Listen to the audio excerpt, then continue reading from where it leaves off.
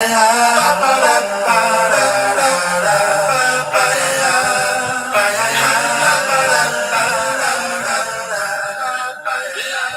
Monica. Hello, John Vaughn. Thank you for being here. I'm going to be doing this live stream, maybe with an ex-rank maker. There was some scheduling issues. So if she can join us, that will be really good. And her name is Jenny Domingo. And I interviewed her on this channel before. So hopefully she'll be able to join us. And if not, no big deal. And I wanted to just give a big shout out to all of you watching my content and leaving comments. I can't emphasize enough how important it is, each one of them. This is truly a community and a cumulative and a collaborative effort. You know, Ray likes to use the P words. Well, here's some C words. So many anti-MLM creators with so many different perspectives and approaches to creating content. It's so special. This is such a, it's very powerful. People are waking up. And I just want to, again, extend my gratitude to you that watch my videos and leave comments, not just for me, but for other people, to all anti-MLM creators who have been here long before I was. I'm learning from you and people who have reached out behind the scenes, helping me heal. We're all in this together. So I'm so happy and fucking grateful for you all. All right, so what I wanted to do is show you this. This happened in 2020. And this is weird because a lot of us ex-rank makers have commented like afterwards. This always irritated us. We always thought this was off. Like, is this legit? Is this accurate? And there was people that even when you're deep in a cult and you're asking those questions, that's a big deal. This stuck out in a lot of people's minds, and it stuck out so much that they were even questioning Ray and this accountant. So what the fuck am I talking about? There's this accountant, and her name is Courtney Epps, and I'm going to show you her YouTube. So her video is on YouTube. There's one video, but the first one we're going to react to is this one on Facebook. And she's this MLM accountant that says you're brain dead if you don't have a home business, a network marketing business. You're just totally brain dead. And she has all these videos on her YouTube channel saying, you're brain dead if this, you're brain dead if you don't have this business. And she's interviewing all these people in multi-level marketing. I'm like, oh, fuck, I know a lot of these people. So anyway, I'm going to say hello to you. And I said hi to Mr. Ranger Lab. Hello, Jenny Rose. Ice Hockey Gal, Amanda. DC is here. Hello, DC. Great creator. You definitely want to follow DC. DC has been very helpful to me since I started speaking out. Potato Supreme, hello. Reminding me of Spoon Man. And Monica's like, what? Let's go. Ray Blair, hello. Happy Thursday. Hey, what's up? What's happening? Fuck. Julie, hello. Ice Hockey Gal's like, shoot, I'm brain dead. We're all brain dead. And also, why I wanted to bring this up, every time I say bring this up, it's like vomit, is because the CRA, they just released this statement. It's like they're saying why MLMs might be offensive to the CRA. I should actually pull this up first and show it to you.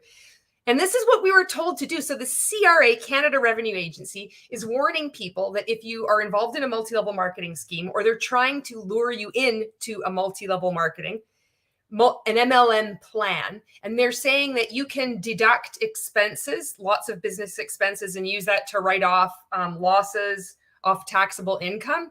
This is tax evasion. You can't do this. Every one of us in an MLM. This is when you hear Hun bros, everyone say you can write that off.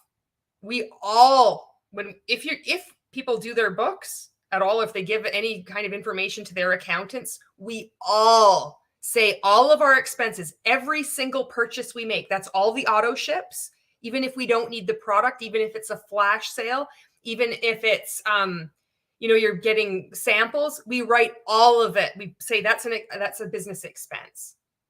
Even if you're the only one drinking your protein powder or shampooing your hair or putting skin cream on or taking the supplements, all of our purchases, we write as business expenses. And that's not true. You can't do that.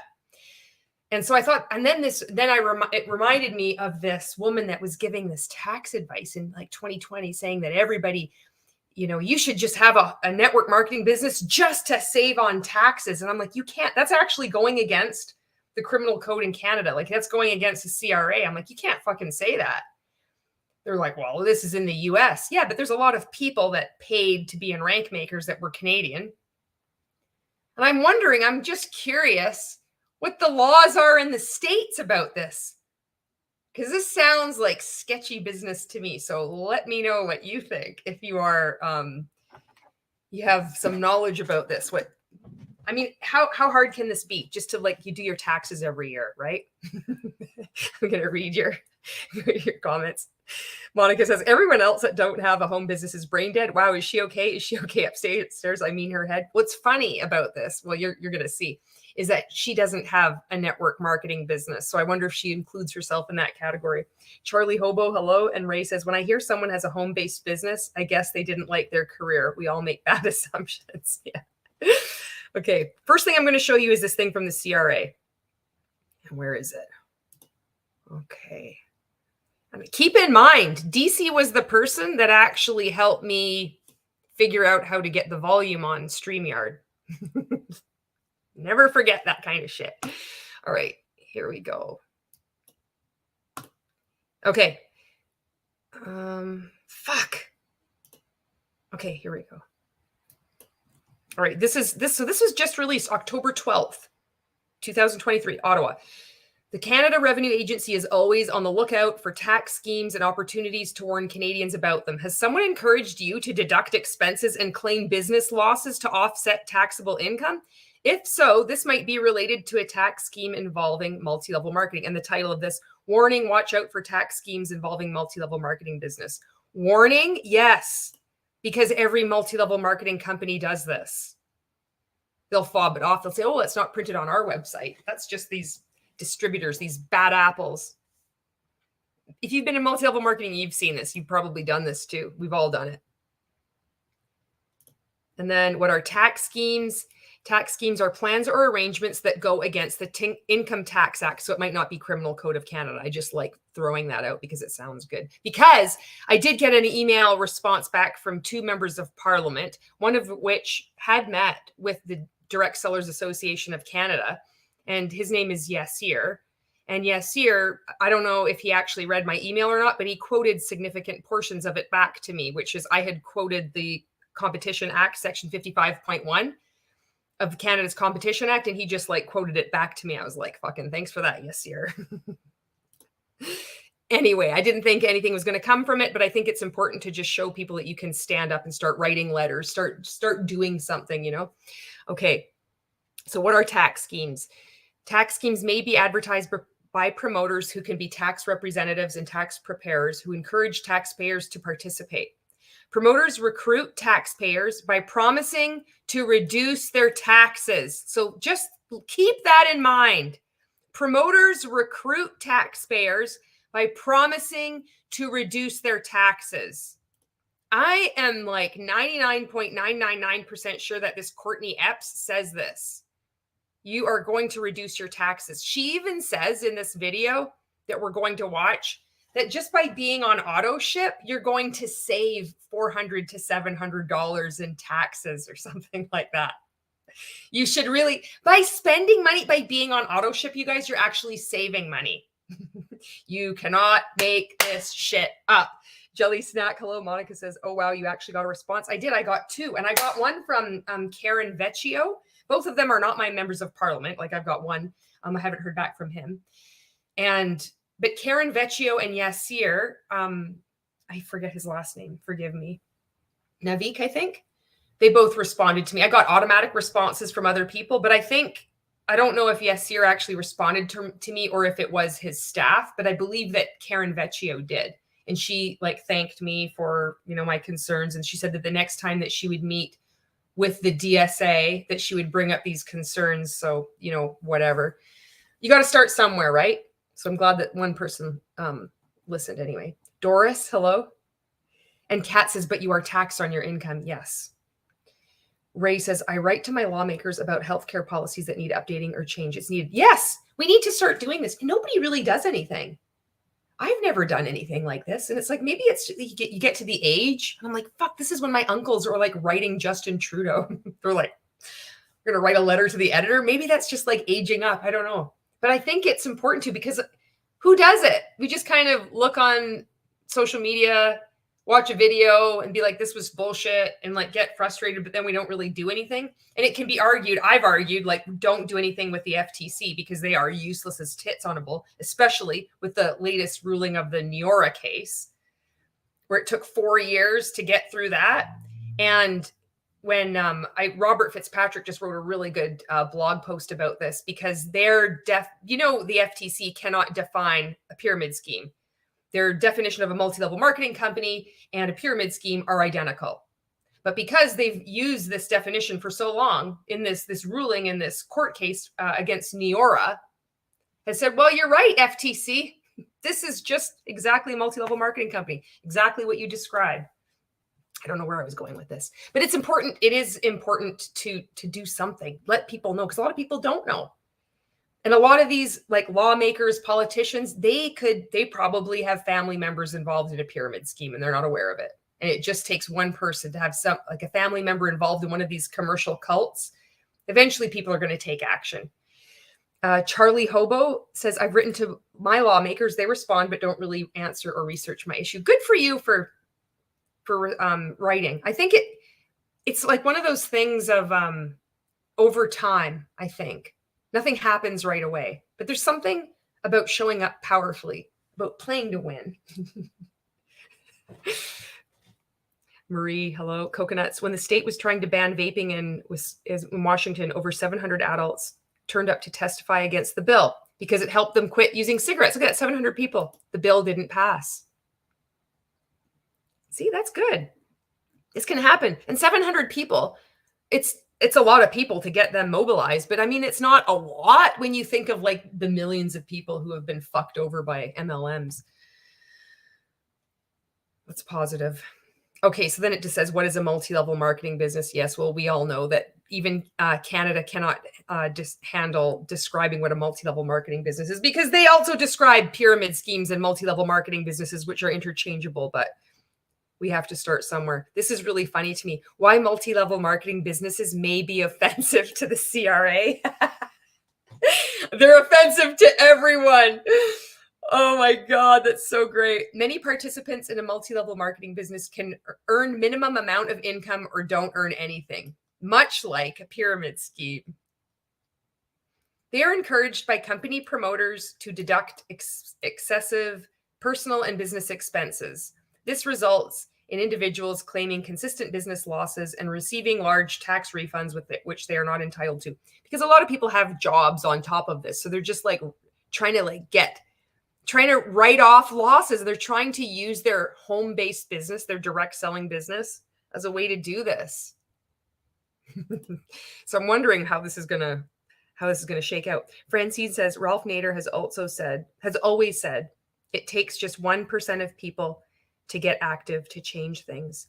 And Marie says, Sweden has the same problem with distinct descriptions of MLM pyramid schemes. It is global, because it all stems from the US, and like a virus, it's spread all over the world.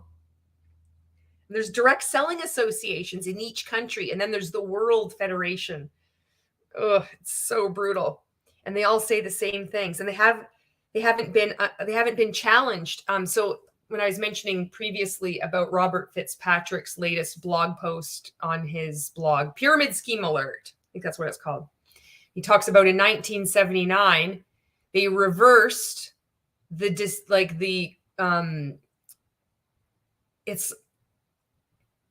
that endless chain recruitment is an inherent fraud.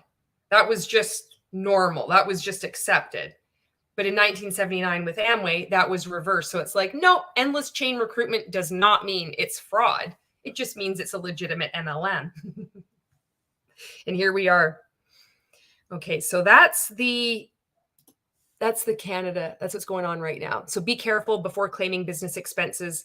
Can the income you earn from multi-level marketing be supported? Do you have documentation to support the expenses you claim?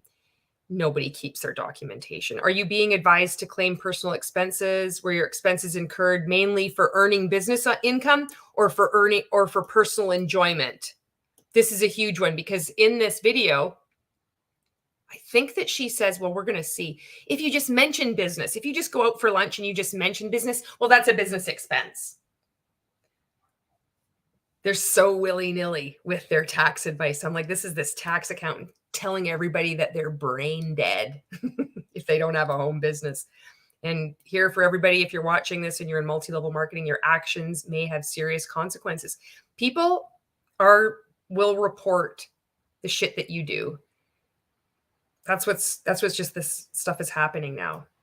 Where so many of us are just fed up with seeing you get defrauded and believing that you're a part of something, this amazing income opportunity that is going to get you time and money freedom.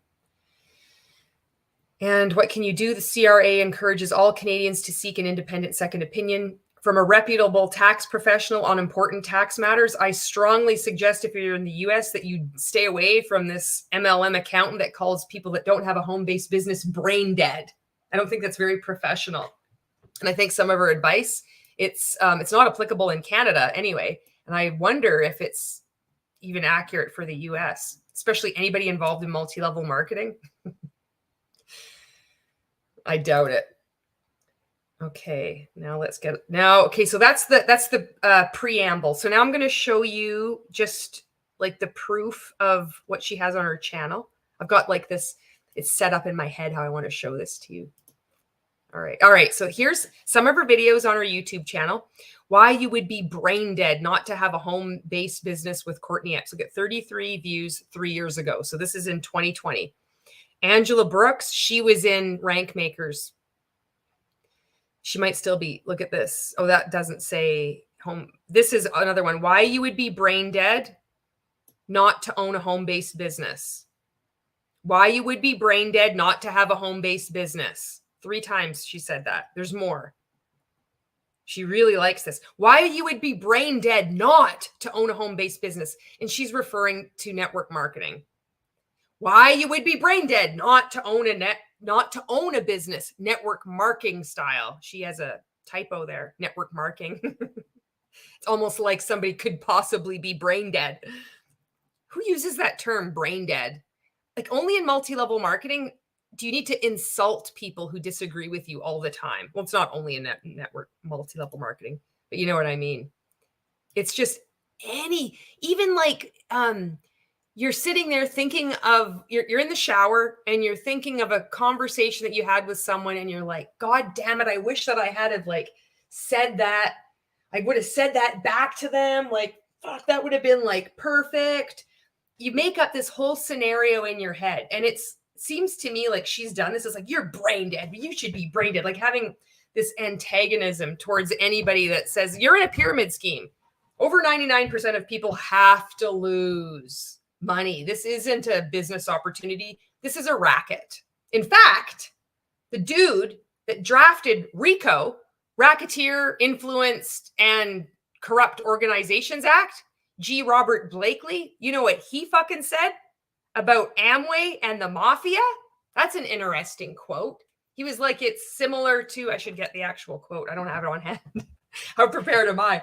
He said it's parallel, similar to mafia in particular. And Amway, all multi-level marketing companies are based on Amway. They're criminogenic. These are rackets. These are frauds. And then you have an MLM accountant sitting there making YouTube videos saying, you're brain dead if you don't have a home-based business. It's like, that's fantastic. I think I would really like to, I'm convinced, sign me up, sign me back up for Mon 8. I need to save some money on taxes. Otherwise, I'd be brain dead. I mean, who talks to people like this, you know? Doris says, I remember claiming her kids as working her at a virtual Rank Makers. I think she's going to be in, I think she says it in this video too. There's 2 videos that I want to get through. We'll see if we can, because I don't know how much face I can handle. And Ray says, just on your live, we are representing different countries. Shows how insidious this business is. Amway is the root of all our MLM troubles. Yeah, mind control. Jess Sell says, when I was in my MLM, all the leaders all pointed us to the same tax accounts to help with write-offs. I never used those people. It was very off-putting. I bet they were getting a kickback. I bet you they were getting some kind of special something, you know? So sketchy. It is. It's terrible wording to choose and also poor English usage. Monica says she is brain dead too. I don't think that comes from her not being in hell. But this is considered, like, you know, when you're in multi-level marketing, you really think that this is clever, and you don't see how off-putting it is. You really think you really think that you're the shit. And now looking at it, like, it's so rude. Why would you say that to someone? There's so many other ways that you could appeal to people, like just being matter of fact. There's some good English usage on my part. Just to say, if you want to save money, these are 3 strategies for you. Not like you'd be brain dead not to do it. It's like, wow, I'm so convinced, because insulting people has always worked at persuading people to sign up for your thing, you know? Not. Okay. Are we ready? This is ready for face. It's big and it's bold. So this is on Facebook. This was on her page. She did an interview with Ray. It's not on Ray's because Ray's blocked me. Not on YouTube yet, but he's blocked me on everywhere else. But this is on her page. So this was in 2020, and this is an interview that he did. And Kalika had made a really good interview about on Secret, her latest interview, or her latest reaction. And she was like, trigger warning for all rank makers because the colored brick background. And I'm going to repeat that because it's the same thing. And also he has that stupid, it's like the rank makers. It's not the manifesto, but it's like their core values, where it would be like, oh, we don't take ourselves so seriously, and this is all about fun and being happy and all this. Like that's like in the background, instead of now it's like a picture of Jesus and a framed definition of gratitude. Okay. Oh, let's get this champagne hand. It says, brace for it. Wine is poured. Okay. Yeah. All right. Big breath in. I don't remember all of what was said, but you know, when it's about rank makers, it's game on. And she has no problem saying brain dead. So I don't know, you know, if anything is troubling you today, maybe you shouldn't pay attention to any video that has Ray in it. And Jess says, it was an amazing video Kalika did. It was so good. Okay, let's get on with this already. Okay, so you're ready. You're ready? You're going to see the face. Oh, fuck. I'm going to make it small face, though. Wrong one. Way to go, Julie. Woo, I'm right on the ball today. Share this tab. It's there. If I made it bigger, it'd be too big. See what I mean? It's full on face. It's Ray. So here we go. I've got these flies in my house. Where is it? Okay, this is 36 minutes, and let's do this.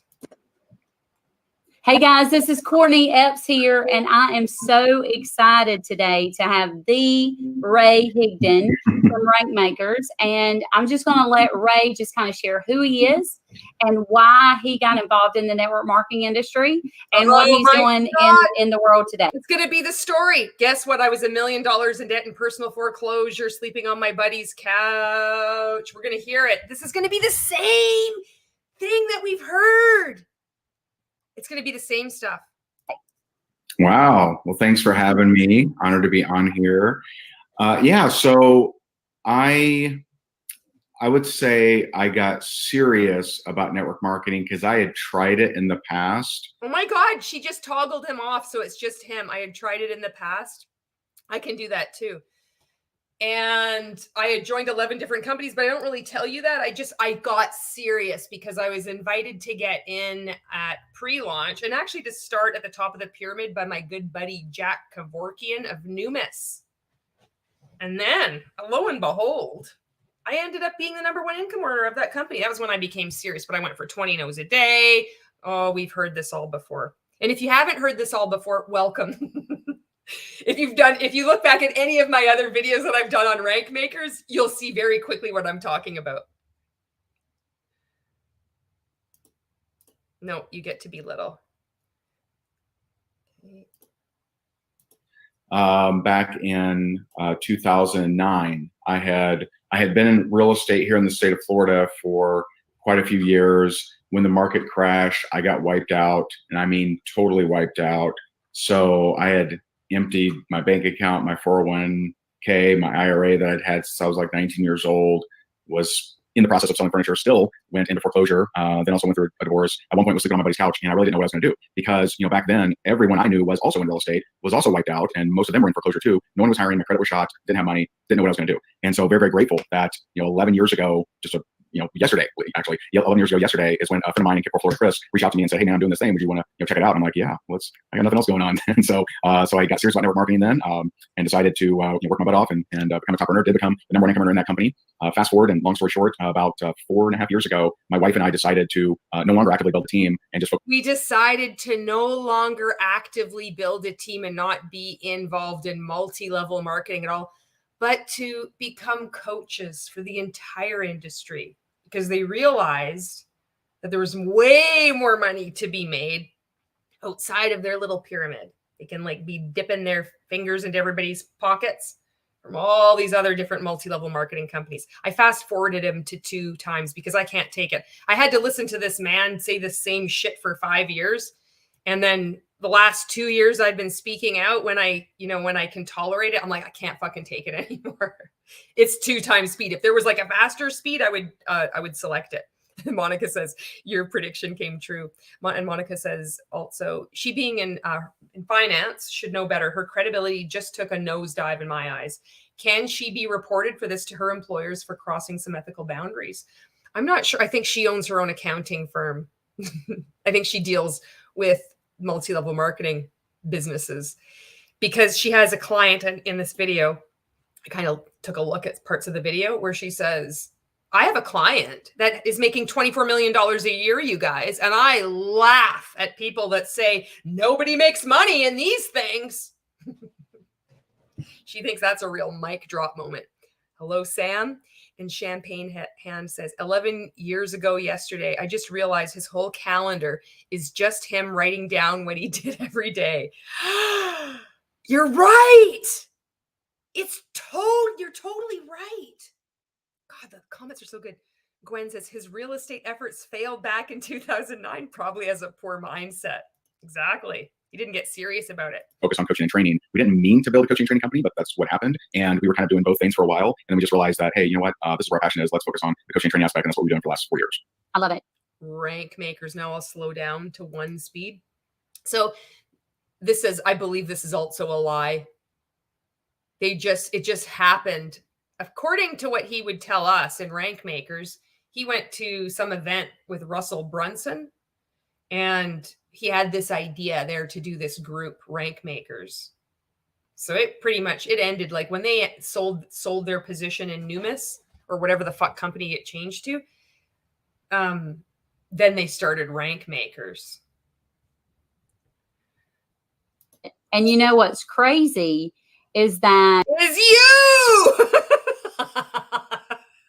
I actually went to meet Chris Kent August of 2018, and on my way to Tampa, Florida to meet him, to talk to him about joining a company, I heard the statistics by Grant Cardone, and it shifted. Wow. Did you hear the statistics from Grant Cardone about him being a Scientologist and how he's been investigated for fraud?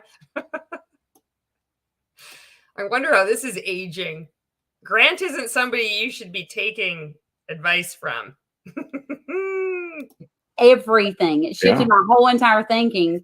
And so, when I heard the statistics that the average household makes $60,000 a year and pays $14,000 in taxes, their take home is $46,000 a year.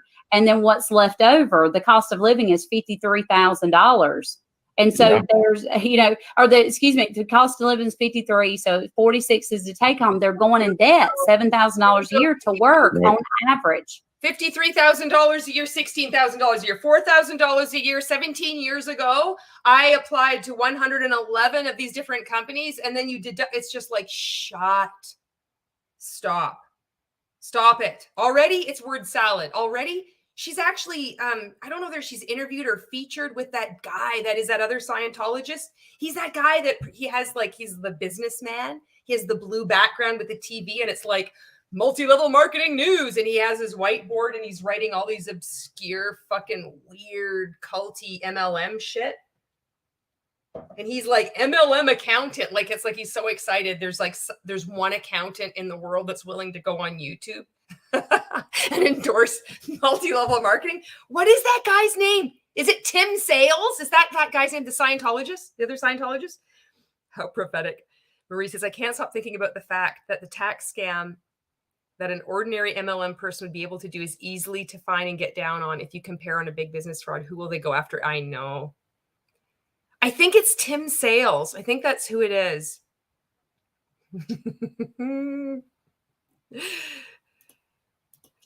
And so it hit me so hard. And I said, man, I can't be in network marketing anymore. Like what I have to do is, because I am an accountant and because I had the experience. So just listen to that. I can't be in network marketing anymore. Meanwhile, she has said, which I showed you at the beginning of this video, that you're brain dead if you don't have a home business. She loves multi-level marketing. This is for network marketing. But I can't be in network marketing anymore, just like Ray couldn't be in network marketing anymore. It's so good. We got to start a coaching business. It's so fantastic. I got to just focus on my accounting business. That's not suspicious at all. I mean, this makes total sense. Don't do what they did. Just you stay in multi-level marketing. But what they're serving a higher purpose. In the industry, I had to start sharing with people why they needed to be in network marketing. So I can prey on you, much like you're preying on people in network marketing that think they need coaching. I am preying on them and giving them this accounting advice. It's a win-win. And so, you know, just like you, I mean, I've become a huge advocate for the network marketing advocate, because network marketing needs advocates industry. So tell me, you know, I know you do a lot of different things as far as kind of growing, help. You need a network. Do you know the pyramid lobby? The millions of dollars, maybe it's billions of dollars. Mark, you probably know. You're on here. You're well schooled in this. Millions and millions of dollars are spent on lobbying. You don't need to be an advocate. What you're trying to do is just defraud people. That's what MLMs are doing. Some bullshit. Helping people grow a lot in the personal growth and development space. What do you do to help people? And tell us a little bit about rank. See, this is the weird thing too, is that it's like you need to grow in this personal development space. This is why it's so hard when you're waking up from MLM, because you have to separate this personal development stuff, which a lot of it is nonsense and it hurts. And you want to cling to some of this stuff, but it's a lie. Like that Napoleon Hill, it's made up. His name was Oliver. He made it up. It's not true. It doesn't matter if you found something in it that you think is helpful. It doesn't change the fact that it's bullshit. It doesn't make it legitimate because it helped you. It's the same thing as you bought a product from an MLM that you really like. That's true. And it's also a pyramid scheme. And it's also defrauding people. So this whole thing, it's like you need to believe in, for like faith, you need to believe in. You don't need to believe in your job. You just go to a job. But in multi-level marketing, you need to believe in it because it doesn't exist. It's a fraud. It's not there. The opportunity doesn't actually exist. Over 99% of people must lose. It's designed that way. It has nothing to do with your mindset or how hard you work or whether you're uncoachable. All this work on yourself that's framed as a gift. You really need all this personal development. You need this education. They call it education. It's not education. It's indoctrination. Why do you think people are so addicted to this? Why do you think in Amway people were buying things every week? They need to constantly cloud their mind because if they just took a break from it and didn't read it, there's a chance they can start critically thinking. So by being so entrenched and doing so much personal development, you think that by working on yourself, your business only grows as much as you do. Well, that's why I'm not recruiting people, because I have to work on myself, and then I'm going to show up more powerfully. I'm going to have posture around my network marketing business. Just by being more confident, that's going to change my business. And then my limiting beliefs I need to work on. And all of it is to mask that you're in a pyramid scheme. And yes, you can love your products. And yes, you can be so sad that there's so many good people selling products that you want to support. It doesn't change the fact that it is a pyramid scheme.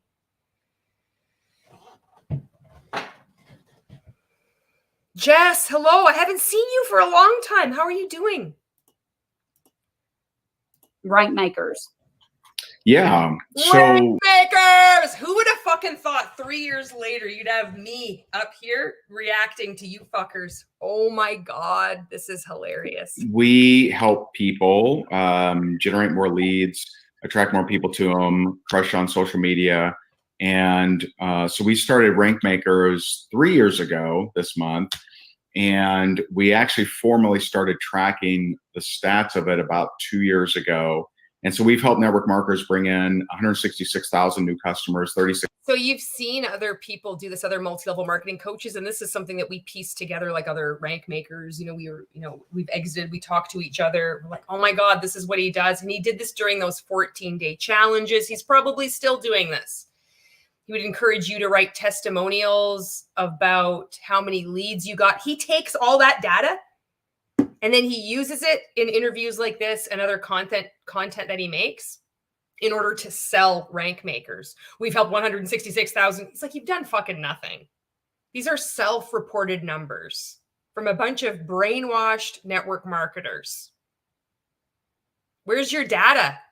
Where's your numbers? It's just more numbers. It's like him quoting 166,000 people and 75,000 leads, and her shuffling numbers, juggling numbers up in the air, 73,000, 63,000, 53,000. Then you have to do 14,000 in taxes. And then you're left with, it's just like, holy fuck.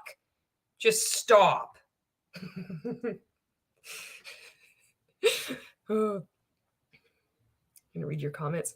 Champagne says, just looked up Tim's sales channel and I'd like to see him played by William Macy. Oh my God. That's so good. Monica says, thank goodness for that. I love your lives. Shadow says, I keep reading rank makers as rank makers. Oh, that's so good. I don't get his charm. You don't, unless you're already, there is no charm. Okay. There is no charm. You have to already be brainwashed. That's the only way you see it.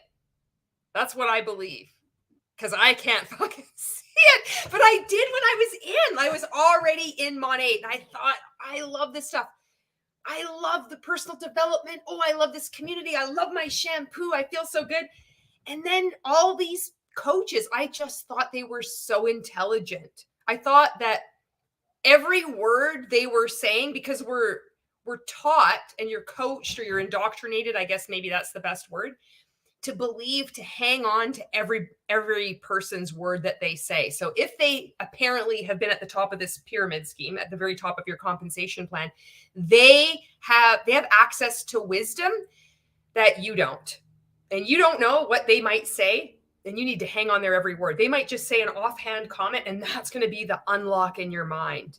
So I think that's part of it, where you're just tuned in to really paying close attention to whatever these people that say they've been successful are. And that's not charm.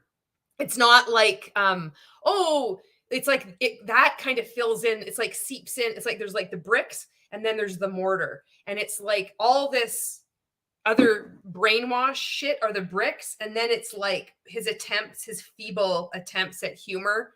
And then they're the charm. That's kind of like the mortar.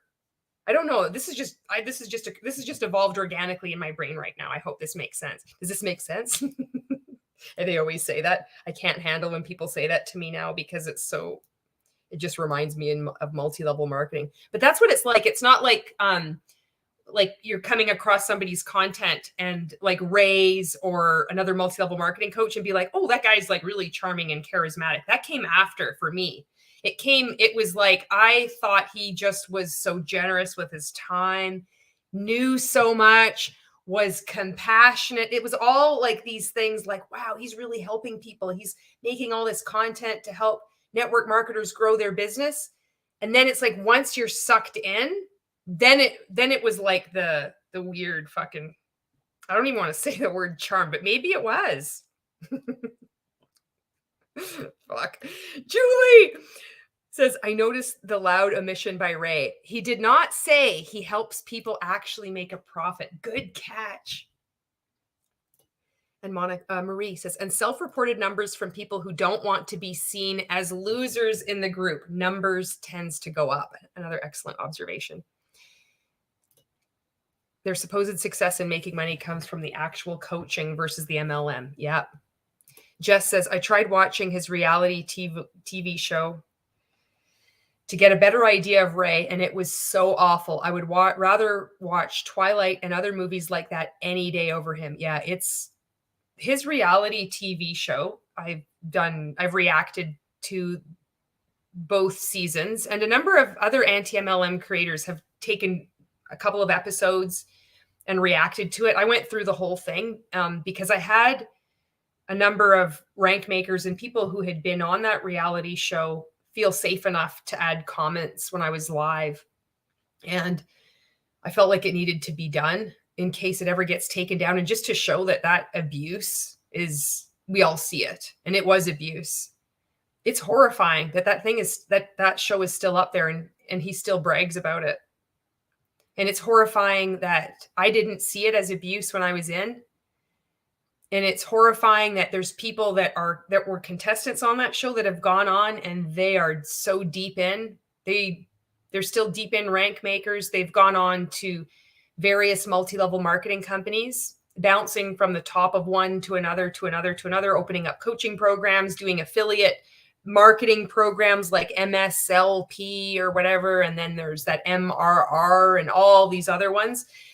And I do believe some of them they know what they're doing, but they have all been abused by Ray. That they are victims. They have been abused. That doesn't excuse their behavior, their abuse that they're doing to other people. It's such a mess. But yeah, that reality show that's what multi-level marketing is about. And we all think that this is what's so disturbing, is that to treat people that way, to be so cruel, calculated in that regard of being so cruel, forcing people, where he took this training from Landmark Forum, where you have to contact people that you don't want to contact and ask for their forgiveness, do some kind of nonsense exercise like that, which he did in, I think it was season 2 of that reality show called Play to Win. He forced those people to do that. Coercion.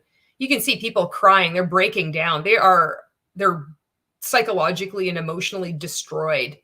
And he says, I'm doing this for you. You don't have to do this. Of course, they all had to do it. It's coercion. He had them all sitting on a sofa, a big sofa, and one by one, each person had to tell an abusive trauma story of their past. And it seems to be they're trying to one-up each other, but they're really just trying to please Ray and his wife. You don't treat people like this. This isn't business coaching, but this is multi-level marketing. These things are commercial cults. This is cult behavior. Imagine like going to your boss and you have a staff meeting and they just say, okay, if you get a raise, I want to hear, why should we pick you for a raise? And then you have to talk about what happened to you when you were 3 years old. And you say, sit back down. And then you go to another person. And each person has like 30 seconds to a minute to do this.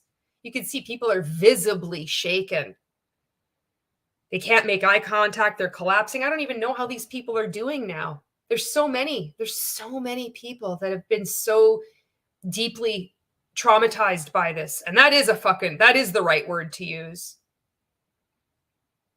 So many people, they don't know what's happened to them. and they think it's their fault, because you have to believe everything is your fault when you're in multi-level marketing. And then you have this added thing with this reality show. So thank you for bringing that up, Jess. And Monica says, the irony, they tell their victims how successful they can be when they themselves were not. It was painful but necessary to critique, to bring awareness about that reality TV. Yeah, I believe that.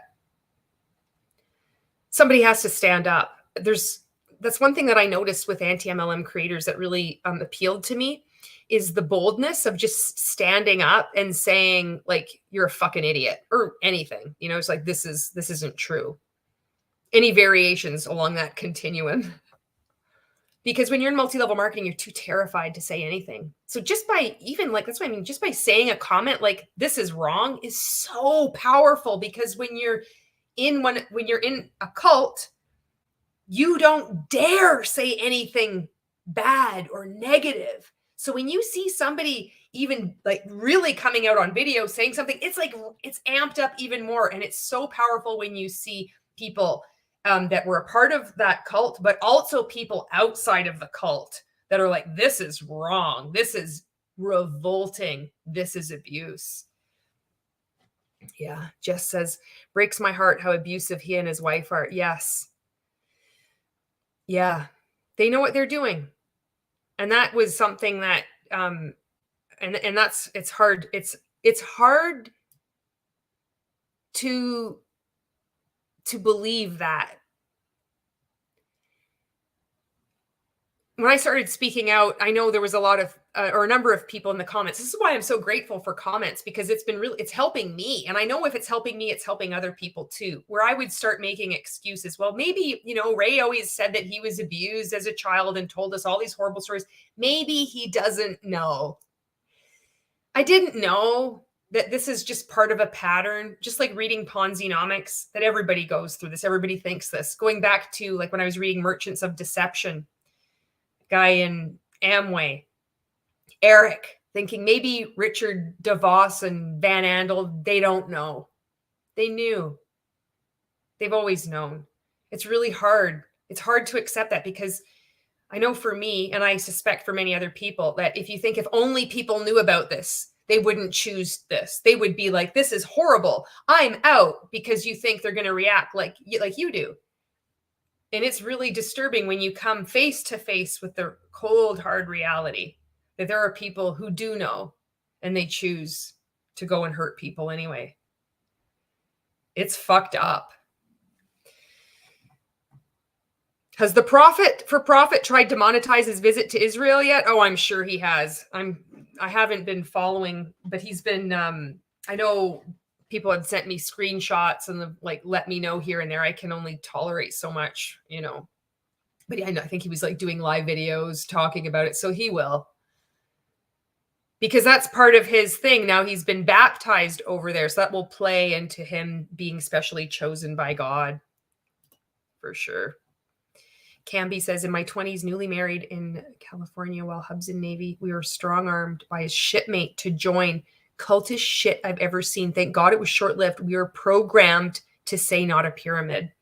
Just like in Nexium, they were said, this isn't a multi-level marketing company. Those are unethical. This isn't a pyramid. It's not a pyramid. Wow, I'm glad that it was short-lived. I'm glad that you got out. And that's interesting how you were strong-armed by his shipmate. So it's a lot of times it's someone that is recruiting you into a cult. And in this case, it happens to be a shipmate, somebody that it's going to come, an attempt will come to attempt to recruit you into a cult when you don't expect it. And it's going to come from someone you know. It's not stranger danger. It's like fucking wild.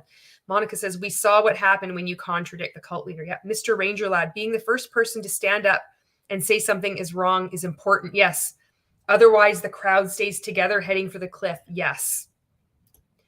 Doris is giving us an update. Thank you. When he was in Israel, he gave his story of dead broke, millions in debt speech with innocent people dying. Are you fucking kidding me? Why doesn't this not surprise me though? He has one tape and that's just it. He was talking about being dead broke and $1 million in debt, sleeping on his buddy's couch. Oh my God. Jess says, I was very deep in the company I was in and didn't realize that I was being abused until I got out. Now, I do speak out against it in any way I can. It's extremely empowering. Good for you, Jess. Congratulations on getting out. And that's the thing about when you're in a cult, you don't see the abuse in these commercial cults. Many of us don't see the abuse until we're out. And it's like, oh my God, I was part of this. And I wanted to acknowledge the second part of your comment is when you do speak out against it in any way I can, and just you being out is speaking out against it. You know, when you look at a video of like, I was looking at a video of this miniature donkey chasing this guy. The miniature donkey doesn't have to do anything but just be itself. He's so cute. And everybody like stops and is like, oh my God, like, let's look at this little donkey. And it's like, when you're healing, that is speaking out. And I want to acknowledge that, because, making a YouTube video or, putting yourself out there because you will be made a target. It's not the path for everyone, and that is okay. You never have to speak out. You can leave a comment. This is huge. You participating in this live, you commenting is it's not, I don't want to diminish it in any way I can. It's just like, you're out. That's the biggest thing. So thank you. And Gwen says, Ray was baptized in Israel. Yes. Can't say that isn't planned for the benefit of stories. Exactly. Anita says, when you see is something's wrong and you will say or you not agree, that the whole group will shut your mouth to not disturb the rest of the group. Yes, that's right. That's what happens in multi-level marketing. And that's what happens in these high control groups. And it's a cult. I think it's funny. I'm not going to go off on too much of a tangent or a rant this time about the use of the word cult, is that it's pretty fucking ironic when you have this awareness of cults and how cults use language to control the behavior, information, and thoughts and emotions of its members. Yet when you're outside of it, like, well, you don't really need to use the word cult. Yes, we do, because that is what I was a part of. And I am not going to mince my words to lie about what I was a part of. Why do I have these fucking bugs? It's like I've got a rotting orange or something somewhere.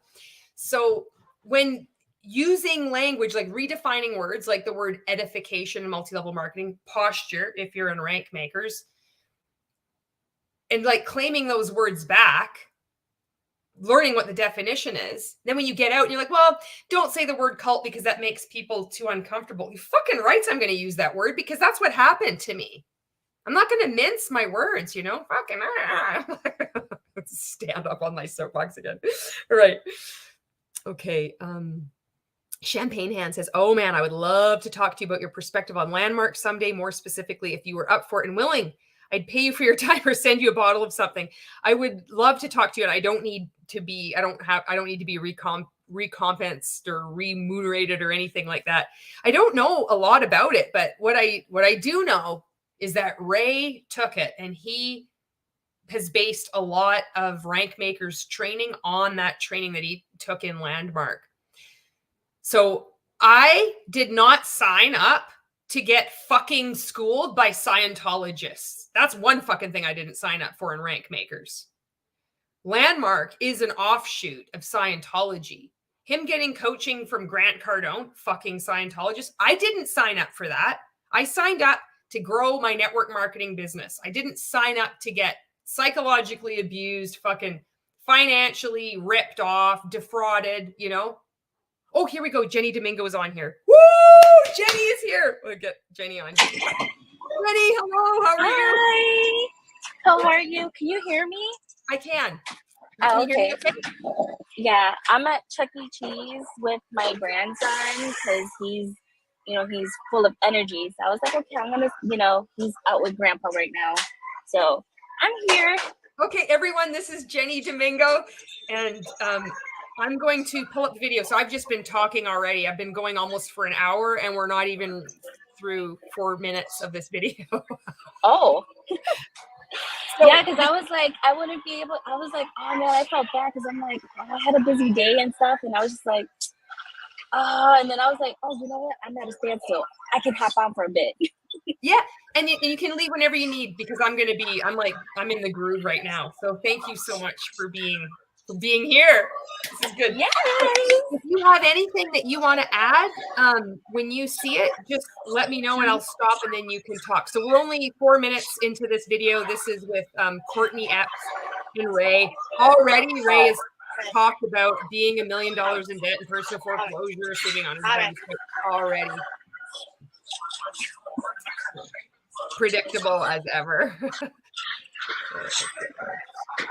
Oops, sorry. Here we go. And there's the brick wall, Jenny.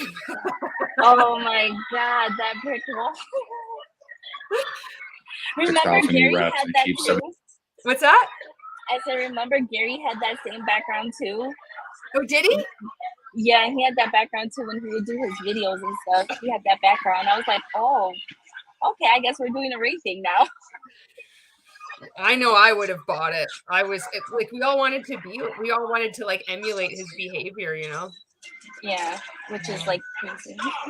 Yeah. 2,600 rank advancements in the last 2 years. And the way that we do that is by just keeping things simple and just teaching them, first of all, the basics, the prospecting, the follow-up, the closing that a lot of people don't know. They don't come into this industry understanding how to do any of those things. And then on top of that, we also share with them, how to market to get people reaching out to you, how to generate leads, et cetera and so forth. And so I love the industry because it's the lowest risk, lowest overhead way. Oh, for fuck's sake. This is what I remember too. The lowest cost, lowest overhead way for the average ordinary person to make.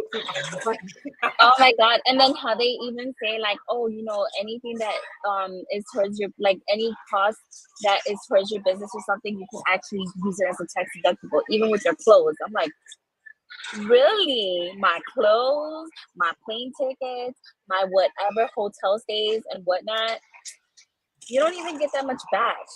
Yeah. Can you do, I don't know if you can do it. It's the background noise is a lot. Is there maybe okay. Yeah, I can't hear. So yeah, when you want to say something, like just mute or come back on. Thanks, Erica. See, it's a team effort here. Okay, for the average ordinary person to start a business, and you take that and couple it with what you teach, and it's incredible because there's just so many people that their number one cost of the household is their taxes, and they don't even think about that. And if only they just had a home-based business, whether they wanted to be a bajillionaire or not, if they just had the home-based business and used some of your strategies, they would actually be better off than if they didn't have that business. And that's what I wish more people knew that. So that's bullshit. This is just bullshit. This is made up. He doesn't know anything about this. He's saying, if you just have a home-based business, he's talking about multi-level marketing, which is not your business. You don't own your business. And if you don't know about what just happened with Justin Prince, he got canned from Modair. It's, again, yet another example of somebody that gets fired from, like, they just get their business taken away from them.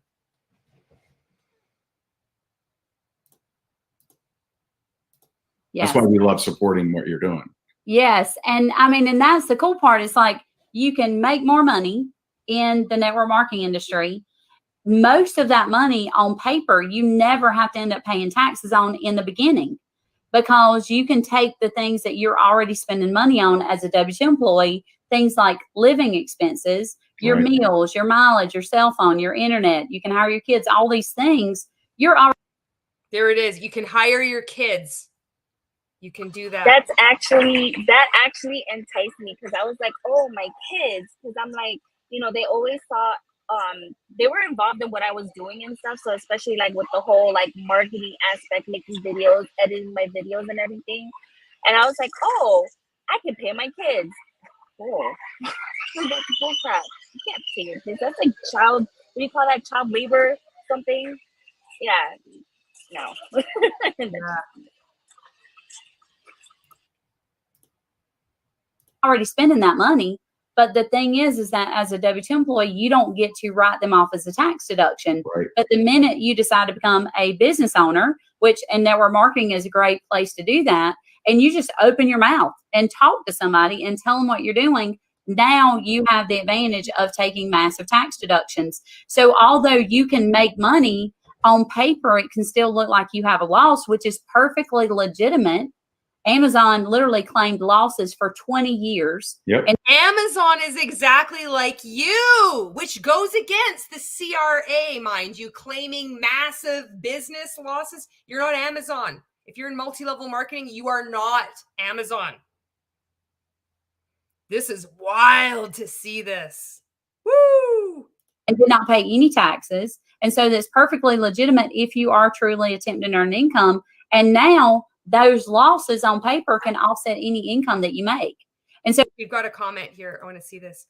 Alex P says, you cannot write all that off as a tax deduction. What is she talking about? Food is not a tax deduction. Yeah. This is a tax accountant that says we're all brain dead.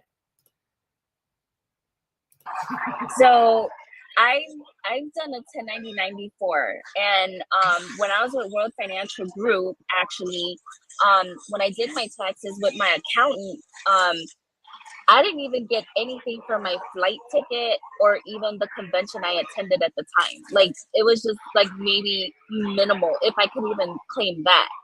And another thing is, you have to make a certain amount of money. I forgot how much, either it's like $5,000 or something, in order for you to even have a 1099. And then, like, you have to basically produce that every month until, like, what, you get your 1099 in January or something. So yeah, you can't tax write off everything, because if that's the case, then all of us that's in multi-level marketing should be millionaires, in all honesty. Because from my understanding, when it comes to legit taxes, if you make a certain amount in a bracket under like maybe 6 figures, then you get a certain amount back with children. So yeah, I've tried that, and no, it's not. And then I even tried it not too long ago, before I even left my multi-level marketing, and my accountant still says, yeah, you're not getting much back, so it's not even worth even like claiming any of this stuff. Like, it's not legit. And he's like, do you own this business? I'm like, well, I have this through the company. And they're like, yeah, no. So it's if they say that they do, then it's a lie. Unless I'm told differently, I don't know. But that's I just no. I didn't claim it afterwards. So So if you guys are in that multi-level marketing, make sure you read the fine lines of tax deduction stuff. But the commenter was right. You can't deduct everything, because if that's the case, like I said, we spend money to make our money back. Like, no. How are they gonna profit? Like, seriously, how are they gonna profit if we're claiming it from the company? They'll lose money. So that was just my take. That's good. Thank you.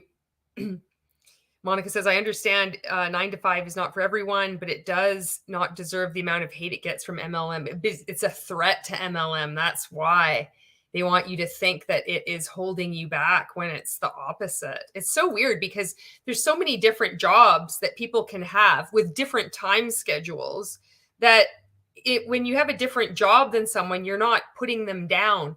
But in multi-level marketing, because it's a commercial cult, if it's not of multi-level marketing, it's wrong. And they need to insult it. They need to hate it. And they need to also say things like, this accountant is saying that everybody's brain dead. Okay, I'll get back on here. So when you understand that, it's like you literally would be brain dead, not to own some sort of home-based business. Yeah. And you know, what's wild is, you know, it's popular with politicians and the media. Oh, it's the politicians and the media. None of these two certainly aren't brain dead. It's just you all are brain dead. You'd be brain dead. Fuck. You can't make this shit up. To argue for a higher minimum wage or just higher wages, you know, for the workers. And, the problem with that is if you don't have knowledge of the tax code. I mean, it's problematic when he's charging 100K inner circle clients $5,000, $8,000, $25,000 for 6 months coaching, and you're paying your top coaches $22 for a phone call. Where's all that money go, Ray? What about that? Oh, wait, you got to unmute. Okay, good. Yeah. So honestly, okay, so I have a story with that. So I honestly thought it was going to be a freaking dream to be one of his coaches, like, in all honesty. And I honestly, like, was studying to become like a coach, like to be like a life coach and all that stuff. That's why I dove into like NLP. I dove really, really deeply into like psychology, like when it comes to like the mindset and all that stuff. Like, I used the stuff and I was just like, oh my God, like you can actually do some damage to a person when you know what you're doing, And it's just like, for me, I'm just like, if I actually mastered this, I can actually do some damage, but for the manipulation part, not for the good of the person. It's just gonna benefit me. And that's what woke me up too. And I'm just like, when I saw all this stuff, and I'm just like, especially when you dive into like NLP deeply, like I did, I almost even went into the certification classes for it. That's how deep I was, like really wanting to be a coach for him. And I was just like, oh, if I become this, maybe working with Ray would be awesome. That's like a freaking dream. It looks like freedom. I don't have to work a job, stuff like that. I'm like, I thought honestly that he was treating his people great, but to find out that he's only paying $22, I'm like, what? I might as well have a job that pays $22 and I don't gotta deal with his cult stuff. Like, and I don't have to deal with the ridicule that comes along with it, like how, like Jen was. And, I just thought, behind the scenes, everything was copacetic, but really, it really wasn't. So you can't really believe everything that's in front. So that was just my take. Yeah. Thank you. I'm going to read some of these comments because there's so many good comments here. Alex P says, for taxes, it should be things used for the business like office supplies, maybe even phone bill and internet bill. Hello, Jackie. And Marie says, you perhaps had a good tax person that didn't have you to tax scam. Thank goodness you did. Jess is like, so glad I'm brain dead. Julie says, the lady by Ray makes it sound like if you are a 1099 taxpayer, the government reimburses your expenses. That's not what a deduction does. Also, the expenses need to be related to the business. And Charlie says, everybody should be paying their fair share of taxes. Shame on you, Ray and Courtney. And Rebecca says, something I've heard too is that you're much more likely to get audited if you show a loss in your business in Canada. Well, that's interesting. All right, let's get back here. You may end up in a higher tax bracket and actually bring home less, as weird as that sounds. And so I just love like education, and like, let's educate some people, help them understand how to really, do better for themselves financially. Yes. And so tell me, what is one of the, I love probably the thing that really gets me excited. These are two people. I just see this now. These are two people that don't have a fucking clue what they're talking about. And they're loaded. They're fucking loaded. In the network marketing space is the ability to take someone who has no knowledge and help them grow, especially with personal growth and development and continuing education, but also having an upline who's willing to help them get to where they're going. So can you elaborate, like, just on the model? I mean, I think so many people think that the network marketing industry model is not legitimate. And I'm like, that is the smartest model that you could ever make. It isn't a legitimate model, Courtney. It's not the smartest decision that you could ever make because it's fraud. It's a racket. And what I think is funny is that she asked Ray about this upline, because remember he did that training. He would do this. This is one of those ones he'd recycle through over and over again. He would talk about how what you think, what you deserve from your upline. And he would say, you deserve nothing from your upline. You don't want to be plugged in like an umbilical cord to your upline. You need to be independent. So whether you have a good upline or a bad upline, it shouldn't matter what your upline is. Do you remember that training? Yeah. Oh God. For a company. Yeah, I mean, it's a great model. The big, issue is, I'm sorry, I keep pausing this. It's a great model. Neither of them are in it, but they're profiting off it. is that when people come into network marketing and they don't understand what they're doing and they overhype it, or they say how easy it is. Like I never did that. If someone said, well, hey, how long until I'm making good money? This is another thing I've noticed with people, and oh, I'm sorry, I wasn't playing this, but that's okay. But I hope you could hear it. Nobody says that it's easy. This is like some old rehashed training that must stem to the 1980s with Amway, where they're like, the problem with multi-level marketing is all these people that come into multi-level marketing that don't know what they're talking about and they overhype it. Nobody overhypes it. Every one of us are like, this is hard work. I'm grinding. I'm showing up 24 hours a day. I'm like, nobody says that it's easy. Nobody has said it's easy forever. When I got in, I'm thinking back, I'm like, who the fuck says that? This is something that doesn't happen, but it's like, it fits into this weird little narrative,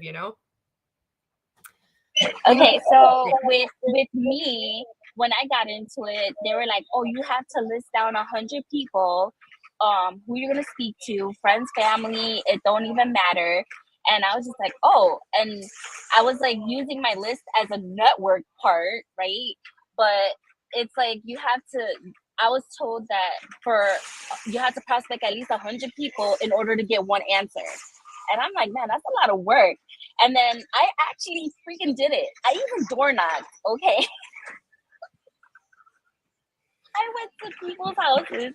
And it's crazy because another former leader, he had left too, but he was I think he made diamond, if I'm not mistaken, or he was potentially being a diamond. But his story was so inspiring and everything. But he actually had, him and his team had built like I forgot, like this young entrepreneur group or something like that. And they actually did a lot of like door knocking back then. Like they went, and because there's like a system that if you prospect, invite, and then presentation. So, and then there's another thing I forgot, but there was 4. And then we actually worshiped this dude in our company. Like, oh, because he created the system, it's supposed to be like this, and if we were to put our 2 cents in, it's like so shamed upon. That's when I realized, I was like, why is it being shamed when we're putting more like ideas, like different ideas on how to market? And we're thinking it's for the best when really it's, no, you need to stay in your boundaries, like stay within this. Like if you go outside of that, it's shamed. And I was just like, I never understood that. And then a lot of uplines can gaslight you, and you wouldn't even know it because you have so much love for them and respect that you just like, and that happened to me a lot of times. And I thought, like my upline was somebody to look up to and stuff. I mean, they are, because I went through actually 3 different ones because I felt, okay, well, maybe if I stay here, then I can grow with this person, that person, because I actually like had chemistry with them as my leader. And I had so much drama with my upline at one point. And then it got to a point where I'm like, you know what, why am I doing all this work and my upline ain't doing shit? And I'm like, you're just getting paid off of me, and I'm doing the efforts. Like, mother effer, you're getting my checks. You're getting my checks. That's when I was like, you know what? I don't want to work anymore. It makes me not want to work. But that's just my 2 cents. Yeah, that's good. And this is WFG. You're talking about WFG, right? Oh no, with 4 Life. This is with 4 Life. Yeah. Oh, with 4 Life. Okay, I was working because I was working. Well, I mean, it's the same thing with WFG too, but I just didn't feel right on talking with like clients because, like I said, I was so young at the time, so not a lot of people like really took me serious on being like an insurance agent. Because they're like, well, how are you gonna tell me about my stuff, my finances and everything? You're like only 22 years old. You're still young. You know, how can you help me get out of debt when you barely in debt? You're just starting your life. You know, so that was hard. But when I got into For Life, health and wellness was actually a bit easier to con people. I hate to say that word, but it's just like I feel bad that I was so good at manipulation that it still haunts me till this day. And I try my best to use that manipulation in for good. And, you know, some people will be like, well, how can you use manipulation for good? Well, you can influence someone to do a better, like making better decisions, making or directing them into a better path instead of going into like what we're used to, you know? So that's basically what I'm trying to do, is take out the bad juju of manipulation and turn it into something where it's more influential rather than beneficial, if that makes sense. It does make sense. I know it's like it's trying to make amends, trying to do the right thing with the skills that you have, that you used in a way to manipulate and coerce people, where now it's like it's not forcing them to do something, it's encouraging them to think for themselves and make their own decision. Yeah, I get it. I understand. All right, get back to this. I said, well, what if it takes you 5 years? Right. Like, I would try to weed the wussies out. And, you know, and He weed the wussies out. Ray's so tough. He weeds the wussies out. try to tell them, hey, it isn't easy, right? And so I think that's what, you know, gives network marketing a bad name. But I'll give you a great example. So back in 2006 probably, I was running these public meetings teaching local businesses Google AdWords. So I would teach them how to totally dominate their competition and how to, you know, how to just get way more business off local Google AdWords. So it had nothing to do with network marketing. And a guy came up to me and he said, he goes, hey. He says, hey, you're so amazing. Oh my God, you'd completely transform my life. Or it's going to be, if it's not that, it's going to be, hey, you don't know anything. And then I showed him and then he was like, wow. Meanwhile, this has nothing to do with the whole point of this interview, which is about this tax advice. It's just him blabbing on about more of his, how amazing he is. He weeds the wussies out. He owned an air conditioning company. And he said, hey, man. Oh, fuck, I remember this story. Do you remember this story, Jenny? The air conditioning story? I bet you this is what it is. I bet you he's going to say about this guy that said, I will pay you to make sure that nobody else can search for air conditioning or whatever. Because like Ray is so fucking good. That's what I think this is about. Maybe. Yeah, Maybe.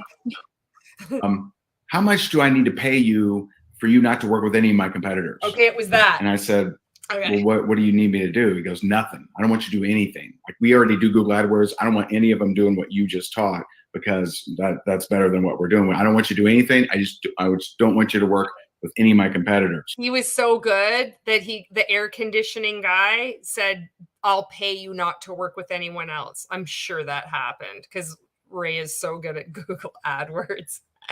I don't think you're very good at Google SEO, because guess who's coming up when you look for 100K inner circle on Google search engine now? It's not what you fucking want. And I was like, you know, I didn't really know what I was doing back then. I knew ads and I knew marketing, and I'm like, I don't know, $3,000. He's like, done. He pulled out a checkbook. He wrote me $3,000 check, and had me sign I won't work with any other air conditioning companies for, I think, 5 years. And that is an example of standard business. Standard business is dog eat dog. Standard business is. What a fucking cock. Standard business is dog eat dog. Still nothing about the tax. It's just him going on. Wow. Is how do I bring my competitors down, bring myself up? How do I bring my competitors down and myself up? This is so wild to me to hear him say this now, where we thought like he was so uplifting and empowering. It's like, no, this is business. The only way you can succeed is to tear other people down so you can build yourself up. And that's what he defines business. That is what multi-level marketing business is. So he's accurate about that. In network marketing, like you mentioned, you have a built-in mentor that wants to see you succeed, that wants to help you. And, this isn't, and there's so much more collaboration in network marketing. You'll have, someone share a strategy that's working for them, and they'll share it with all kinds of people. Whereas in typical business, that's not the way it is. If someone has a strategy that works, they don't want to tell anybody. They're like, oh man. So see, this is important, is because in typical business, everybody is against you. You want to hide it. But in multi-level marketing, it's not like that at all. The reverse is true. I'm sure there's businesses that have, secret agents stealing their software, but your average business, they have an idea. What the fuck are they going to do? A bakery is going to contact the hairstylist and say, oh, I've got this really great idea for a Facebook ad. This shit doesn't even happen. Nobody's hiding any information, but he just talks like this. It's that whole fear. But in multi-level marketing, this is exactly what happens. Anybody has any idea, he'll take it, or an upline will steal it, market it, claim it as their own. Nobody does want to share anything. It's so weird. No one finds this out, or they'll stroke a check to keep people from finding out that strategy. And so that's a very marked difference. Is here is a lot more collaboration, a lot more belief in abundance. There's plenty of customers out there. In other businesses, that's just not the way. Local business owners, they don't get together and mastermind. That doesn't happen. But if you look at, like in our group of rankmakers, we have, a little bit over 15,000 people in there. Not anymore. It's below 10 now. And a lot of those people, they just have lifetime memberships. They're just creeping in there, looking at what you're up to. They're not actually participants. And almost every company is represented in there, and they get along, they share strategies and have a good time. That just doesn't happen in regular business. No. And the cool part is like, and I think we've had this conversation before, is that it works really well when network marketers work together, because we're all in this one industry together trying. This is another lie. And it's important to point this out, is because we're not working together. We're doing what we're told, especially in rank makers. So we are siloed from each other. We think that we're a part of this community. We are a part of this community. We think that we're collaborating, but there's very strict rules. You cannot ask anybody else a question. Ask a coach. You cannot, do not prospect. You will be removed. You need to follow what the day is. Monday, set your intentions. Wealth Wednesday. Free coaching Friday, celebration Friday. If you're talented or brave, to upload a video of you dancing in the group, like both of us did. Oh my gosh. I remember the days on Fridays. I would never ever miss your video for the life of me.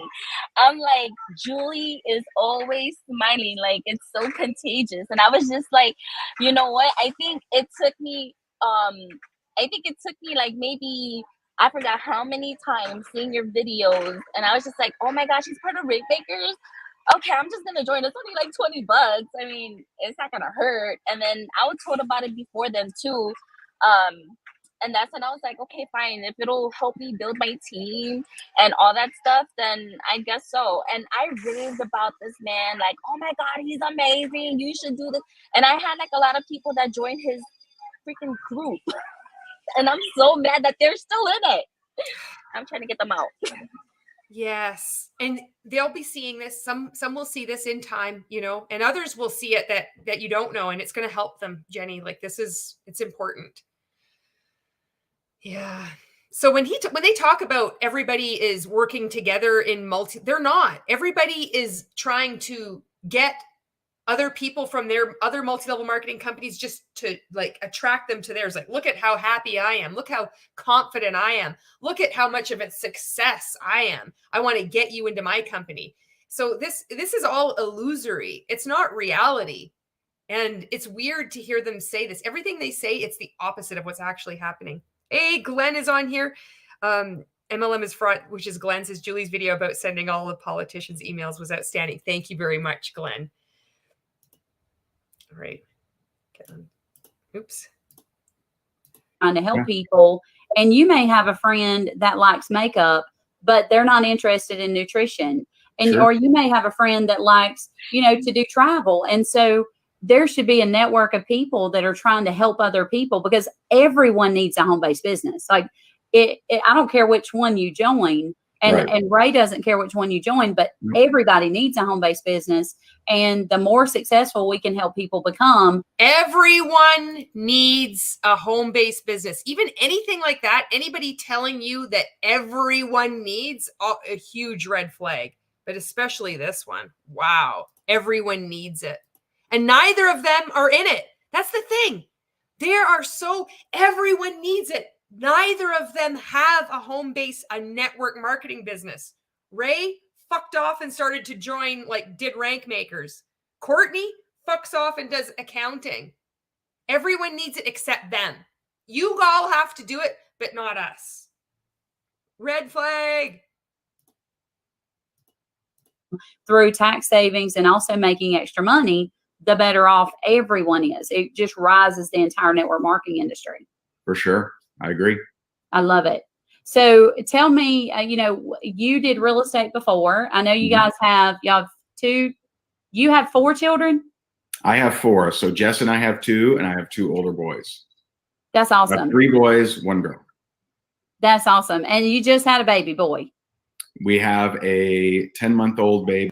What the fuck does this have to do? This is multi-level marketing, though. This is when you see these people that get together and they don't say anything. They haven't even talked about this tax savings. All it's like, you just have to have it. Everybody has to have a multi-level marketing business. You're brain dead if you don't have it. And then you've heard Ray go on, the lore of Ray. $1 million in debt and personal foreclosure. And we all are lifting each other. They haven't said anything. And now they're talking about how many kids do you have. This video, honestly, it could probably be a minute long. And it's 36 minutes long, and they haven't even addressed anything yet. Sam says, I need to hop out. He's starting to annoy me. Oh, I know, Sam. I've liked the stream. Enjoy, guys. Thank you for hanging out, Sam. We understand. He annoys me too. He annoys everybody. He'll be 11 months and 8 days, I think, or That's 7 so days awesome. next week. And so yeah, we have a 10-month-old. Are you guys having any more? We are not. We're done. We're good. I mean, you could meet me. I'm 6. So, I mean, a couple more. No, they're tax deductions, right? They are tax deductible. You can write them off. Right.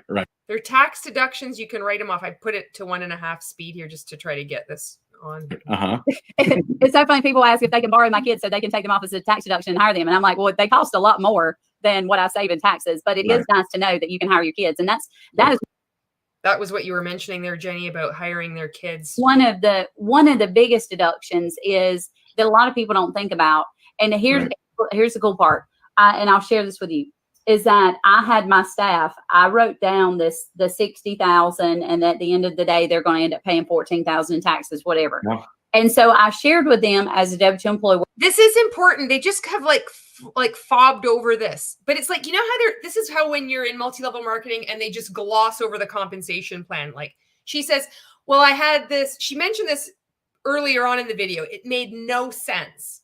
You make $60,000 and then it's down to $43,000 and then the $14,000. She's just saying all these numbers. Now she's referring back to this. It's convoluted. It doesn't make any sense, but she's talking as if we all know. And Ray's like, yeah, I totally, nobody knows what's going on right now. She doesn't either. Glenn says it's the business of the 21st century and he has never, ever been in an MLM. Oh, Robert Kiyosaki, you're referring to. Patricia says, I'll start my own crafting business before I even join an MLM. Good idea. Ray Blair says, only environment where trauma dumping and bragging are accepted as part of the business of doing business. Yes. It's the circle of useless information. It is. Monica says, also, like Ray mentions, where else do they force you to trauma dump? Gwen is like, I won't be working with this lady as my account. Oh, you've got something.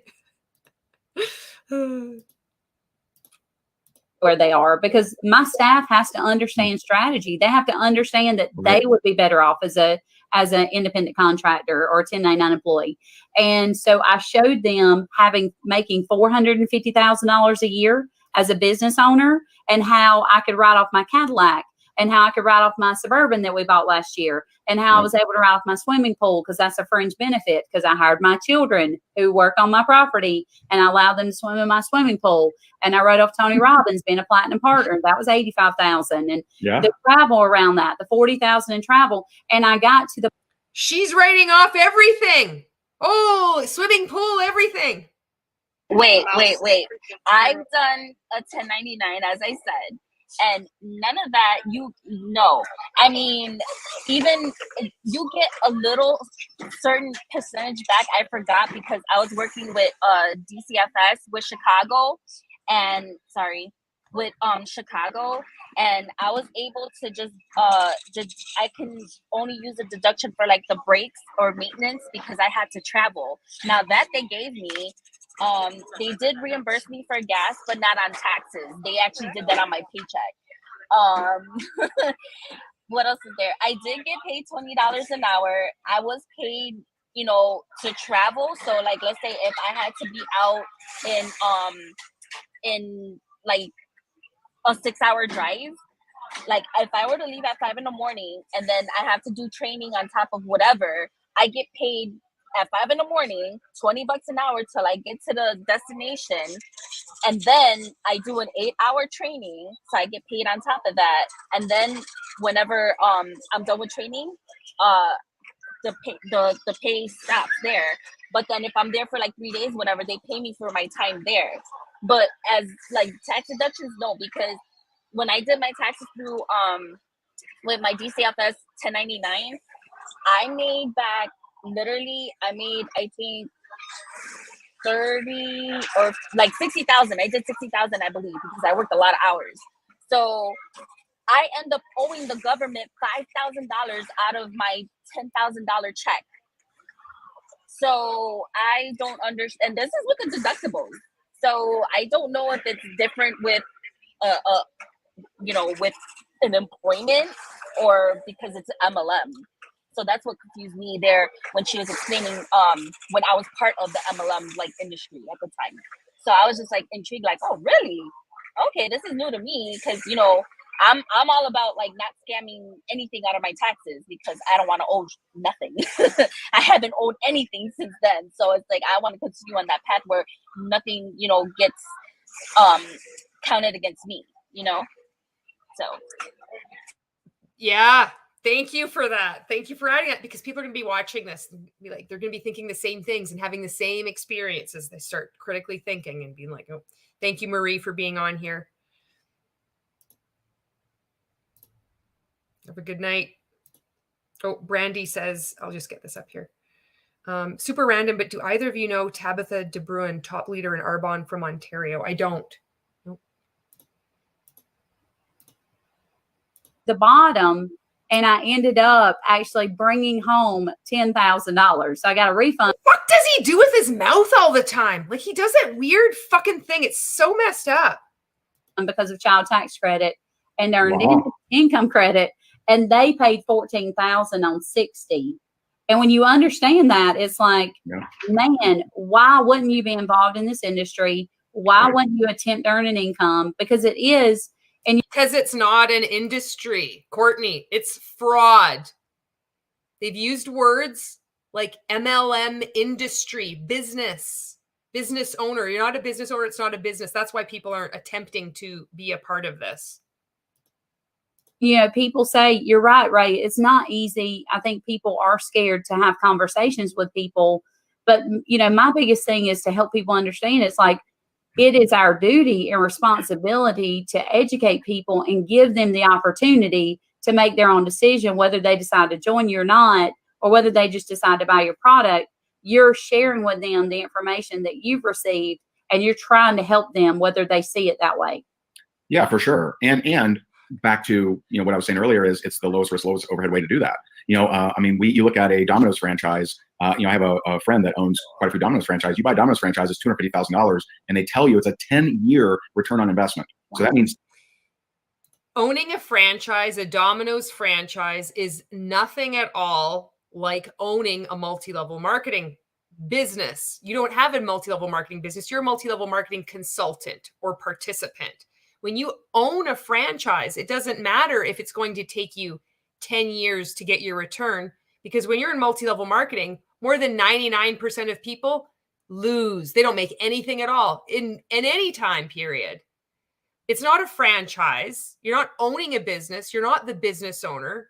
You don't have overhead, but you do lose relationships. You lose lots and lots of money by making purchases that you would never have purchased had you not joined your multi-level marketing company. A franchise is subject in the US to disclose business information to prospective purchasers, to use P words, because I know he fucking likes that. But MLMs are exempt from the business opportunity rule because they don't need to disclose it because they're special. Just going to read, Brandy says, she was just curious. I feel like she talked a lot about rank makers. She was also super into the GoPro events. Yeah, could be. I don't know. I don't know her off the top of my head, but maybe if I saw her, I might. So I just went on a rant there. In 10 years, you should have made your investment back. So if you were in 10 years, this is important. I have to keep pausing this. In 10 years, you're not making your investment back in multi-level marketing. If you've joined even for a $99 or a $69 or a $37, you're not making that investment back either. You could be in it 25 years. You're not making your investment back. Less than 1% of people are making any money at all. So it's like so absurd that you would just consider to spend $250,000 and like make these exaggerated motions by saying how ridiculous it would be to open a Domino's franchise. They're actually making money and they have employees that are getting paid a wage for the hours they work. In multi-level marketing, you're not earning anything. Most people aren't earning anything and they can't. It's so weird how this was sold to us. I just remember believing all of this. I thought this was so like riveting, $1,000 to join your network marketing company and you told people it was a 10-year return on investment, you'd be 250 times better. Yes. I fast forwarded him to 1.5 because he's starting to annoy me. Because there's a less expense, a less risk. Crazy. And one of the businesses that I had an average. It's not a less risk. This is important to point this out. When you're in any kind of situation when more than 99% of people are guaranteed to lose across the board, that's not a guaranteed, that's not a good business idea. That's not any, if you were going to go for surgery or go on a flight, anything that you chose to do that gives you the statistics, the guarantee that if you drink this, more than 99% of people will die. Nobody's going to do that. But in multi-level marketing, this is standard. And it's just sold as, you see what he does? And when you're in multi-level marketing, you believe that this all makes sense to you. Patricia's like, you seem too smart to have joined an MLM. You know what? Because it was a cult. And I never was educated on multi-level marketing. I had no idea. I grew up seeing Amway. I grew up seeing Avon and Mary Kay. I had no idea what these things were. And so that's my aim now, is to educate other people so they can start. Once you get a handle on it, it's easy to spot. But if you don't, and you just think, for example, I have a friend who has been very supportive of me speaking out against multi-level marketing and was like, haha, yes, all these people, it's ridiculous. Not all these people, but these people that are running these companies. Well, he just started taking products from Q Sciences and posted about his microbiome. He's gotten fucking sucked in. He doesn't realize it. If you don't realize the depth of these things, it's easy to get sucked in, So no one is impervious. Yeah, no one is impervious to any kind of cult. Yeah, but thank you, Patricia. I'm taking that as a compliment. Advertising franchise. It was $38,000 to start. Me and a buddy started it, split the cost. And for that $38,000, we got a big manual that said, you'll never make it, right? I mean, just a manual of, that it's not going to work out for you, basically, and 10 empty plastic ad frames. Nothing inside, no art, no nothing, just empty ad frames that we could hang up. Well, Ray, because you were suckered in. Somebody saw you and was like, this is an easy mark. This guy already believes that multi-level marketing is a legitimate business opportunity. He can scam this guy out of $38,000. And he's like, all we got were these plastic frames. No shit, Sherlock. You were had. This isn't a legitimate business at all. Monica says I almost fell for Beachbody. Oh. And, that was $38,000. I mean, you can make that kind of business work. I got a friend that launched a restaurant. It was $80,000 for the brick oven for the pizza.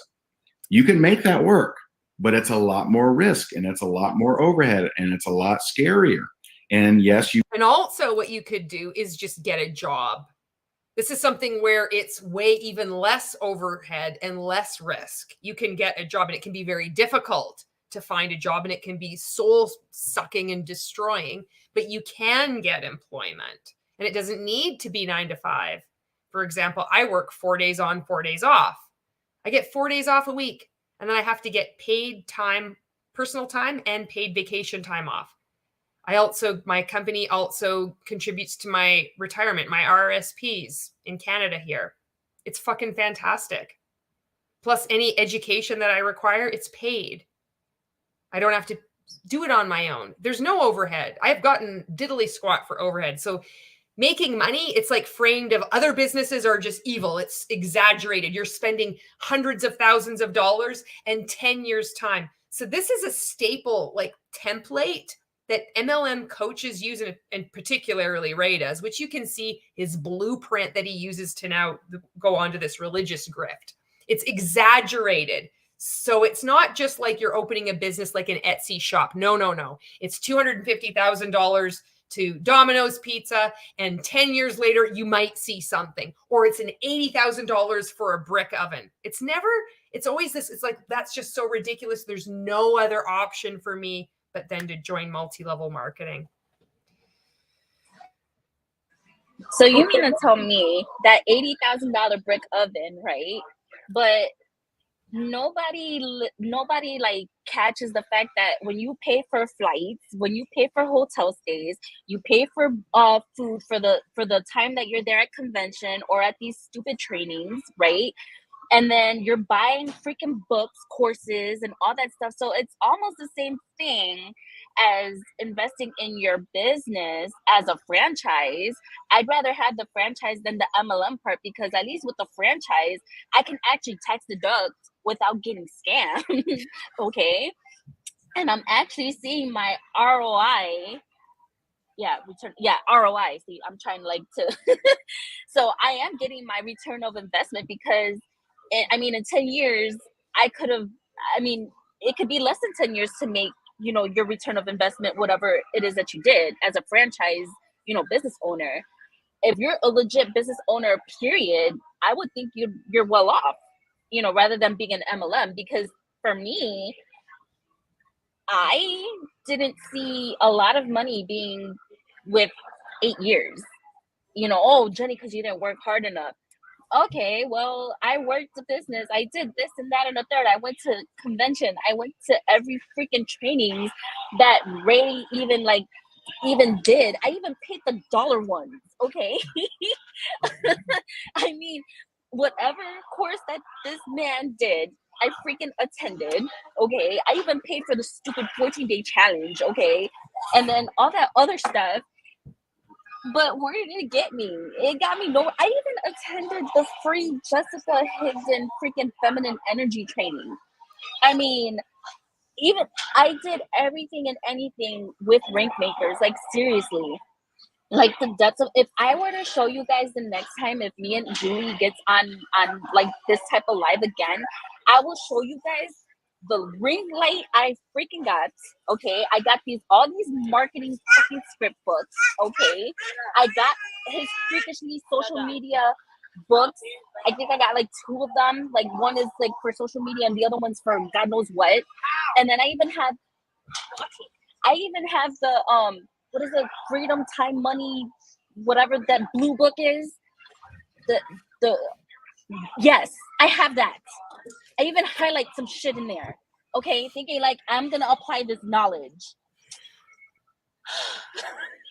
The shit that I even have the manifesto like framed. Okay, I'm gonna show you guys what I have. It's so. I even have notes.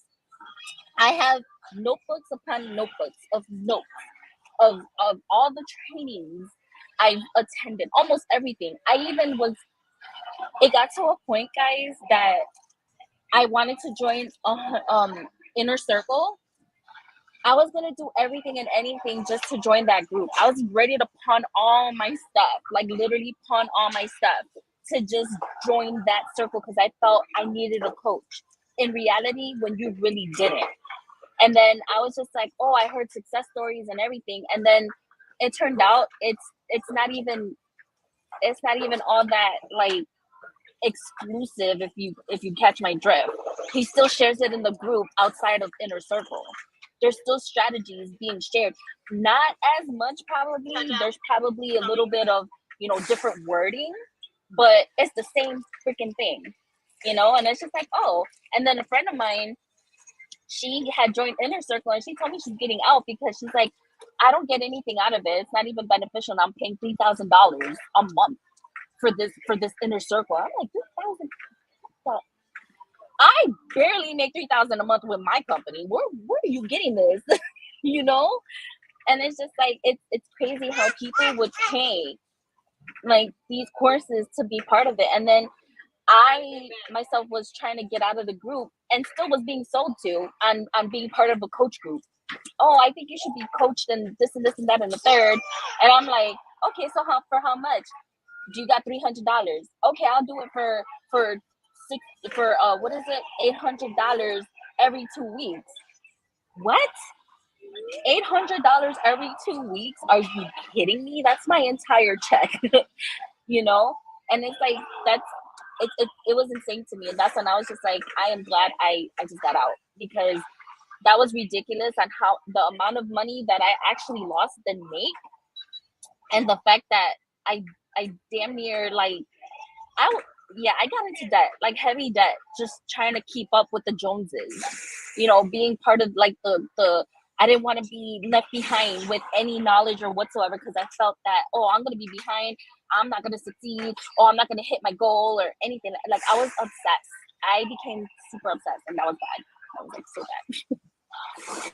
And this is, all these additional expenses, investments in yourself, going to get additional coaching or going to conventions, buying these dollar certificates, enrolling in these various challenges. They're dwarfed by the specter of investing $250,000 into a Domino's chain.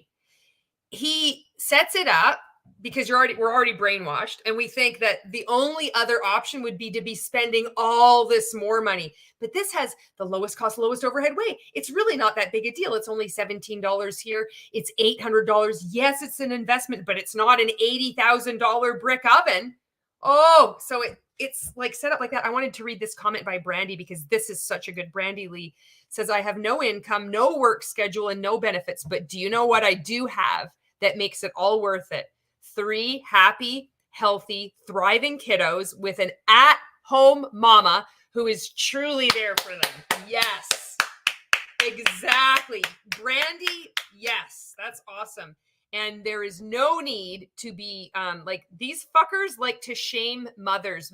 Ray will always talk about mom guilt, how to get rid of mom guilt. Well, because you don't have it until you get into his orbit or into multi-level marketing. So this good for you for being able to stay at home and do that, because that is also an excellent, it's an excellent option, and I'm so happy that you're able to do that. I was a stay-at-home mom too for like for 5 years. It was great, amazing, because I wasn't able to do that. But because I got sucked into the whole MLM part, they were like, Jenny, imagine if you became a stay-at-home mom and building your business and blah, blah, blah. You have all the time in the world to do whatever, this and that. So when I did become a stay-at-home mom, I thought, oh, I could work on my business. I have this. And it's bullshit. It's utter bullshit, because all these DMOs, these oh my God, these events and everything. It's like, it's so time consuming that it's the same thing as a 9-to-5 job. You're just overworking yourself and obsessing over prospecting, and then you're over here hating on others when really it has nothing to do with you. Okay. And then it's like, instead of having this unity or us being more professionals and stuff, it's bullshit, because it's like, oh, well, you have this 9-to-5 job. You're going to be stuck at a desk while I'm over here at a poolside getting paid, blah, blah, blah. Okay, well, tell us how you got paid, because it's not, if it was hard for me to get, to prospect 100 people to get a 1 yes. I mean, come on, if you're not a mathematician, then at least understand the basics of math. Like, if you have 10 people, one person's going to say yes. Imagine when you do 300 people a freaking day, you'll probably have 2 or 3 people. There's no way you're going to recruit 300 people when you make 300 calls. I mean, come on. I mean, at the event, what's his name? The one that was in HDTV. What's his name? Oh, what the hell was that guy's name? That dude. He was in real estate at first. What? Before What's he his did name? the whole flipping houses. Yes, what the hell was that guy's name? Because I think he got his into EXP Realty. Yes, that dude. But he was a guest speaker at the event and Rick Maker's event. I can't think of his name, but he was on TV with his wife or his new wife or whatever, second wife or whatever. And he talked about how he made 1,000 calls over like a span of, I forgot how many weeks. And I'm just like, yo, that's crazy. That's literally crazy. So it was like Tariff, or what the fuck was his name? Oh, of course I can't find out. I think it's Tarek. Is it Tarek? Tarek. Yes. Him. Tarek something. Yeah. Tarek El Moussa. That's his name. Him. Tarek El Moussa, Rank Makers Live keynote speaker. So if you know who Tarek El Moussa is, that fucker was at Rank Makers 2019 when we were there. Yes, that dude, he was like talking all that crazy stuff, and I was just like, oh my God. And then I remember this one other one too. What's her name? Michelle Eldridge. Like, I've mentioned her a couple times before, I think, but like her story was amazing and inspiring, but you could tell like on stage, but I didn't know at the time until I started rewatching the videos that I recorded, and you could see the discomfort she had. Like, she didn't want to talk about that because Ray went super deep. You know how they had those the panel or something like that on stage where they had the up and coming successors, doing MLMs and stuff like that. And I was like, oh, but now I don't even see her. Like, she totally disappeared on social media, even in Rank Makers. Like, she totally disappeared. So some people, there's rumors of stuff, but I don't know. I'm not gonna speak on that, but I know that she disappeared. But Ray raved about her so much. Like, she worked directly with him. So I thought, wow, how amazing it is to work directly with Ray. But no, I didn't know. But he still has his flying monkeys, though. He certainly does. Yeah. I know exactly. That was that Rising Star panel they would have at Rank Makers when they had it in 2019 at that live event in Florida. And they would have various people that were supposed to be making a lot of money in their multi-level marketing company or pegged to be up and comers or whatever. And he had absolutely no problem. So if you can he has absolutely no problem using people's trauma and abuse and showcasing it to plug Rank Makers in his coaching. So if you just think of anything, if you've seen Ray talk about or coerce the people on that reality show, Play to Win, he's done this with other people and it's really bad. I've been in contact with her. And I'm the same way. I'm just like, I'm not really speaking a lot about it, but I hope, it's a real fucking mess what he's done to people. Yeah, it really is. And the crazy thing is too, like, being in the group, I even won like maybe three of his contests or something like that. I even got laser coaching from him, and I thought that was amazing, and then I even did I think there was another time where I had another session with him also. But there's the one that he used my interview into one of his marketing emails. And I didn't know nothing about this until like my brother, who, well, he was part of the MLM, but he became like my best friend. So he's like my brother. So he told me, he's like, sis, I'm like, what? He's like, you're freaking famous. And I'm like, for what? He was like, Ray Higdon got you on his marketing emails. I'm like, what are you talking about? He showed me the video of the interview I did with him and said, if you don't like prospecting, because I said, I mentioned I hate prospecting. I hate it. You know, I don't like it. I don't like to reach out to people. That's just me, because I felt, you know, it's, ew, I don't want to talk to people, you know, but in this business, you have to learn how to talk to people. Well, I can talk to people if it wasn't so disgusting to reach out to people, you know, and you telling me these scripts and whatnot, you know, oh, well, you know, I see that you're in North Carolina, you know, I'm thinking of moving out there, you know, I have a business opportunity if you want to take a look at it. If not, no big deal. You know, it's just, oh my God. And then it's insane because, you know, watching this video like that we're reacting to, I was just like, oh my God, now I'm seeing it at a whole different light, because I was just drawn into everything he said. But this is what it is to be part of a cult, though. Like when you have this, when you feel this connection with Ray, I don't know if anyone can like maybe relate to what I'm saying, but I know for a fact, like, I wanted to have his characteristics in certain things, so I would like not copy but like mimic them to a point where like, oh, I'm just as confident as him, or I'm just as knowledgeable as him, when really I don't know shit. Like in reality, I don't know nothing. I'm just blabbering, you know. So it's just nothing but psychobabble that he just preaches to us, and it's over and over.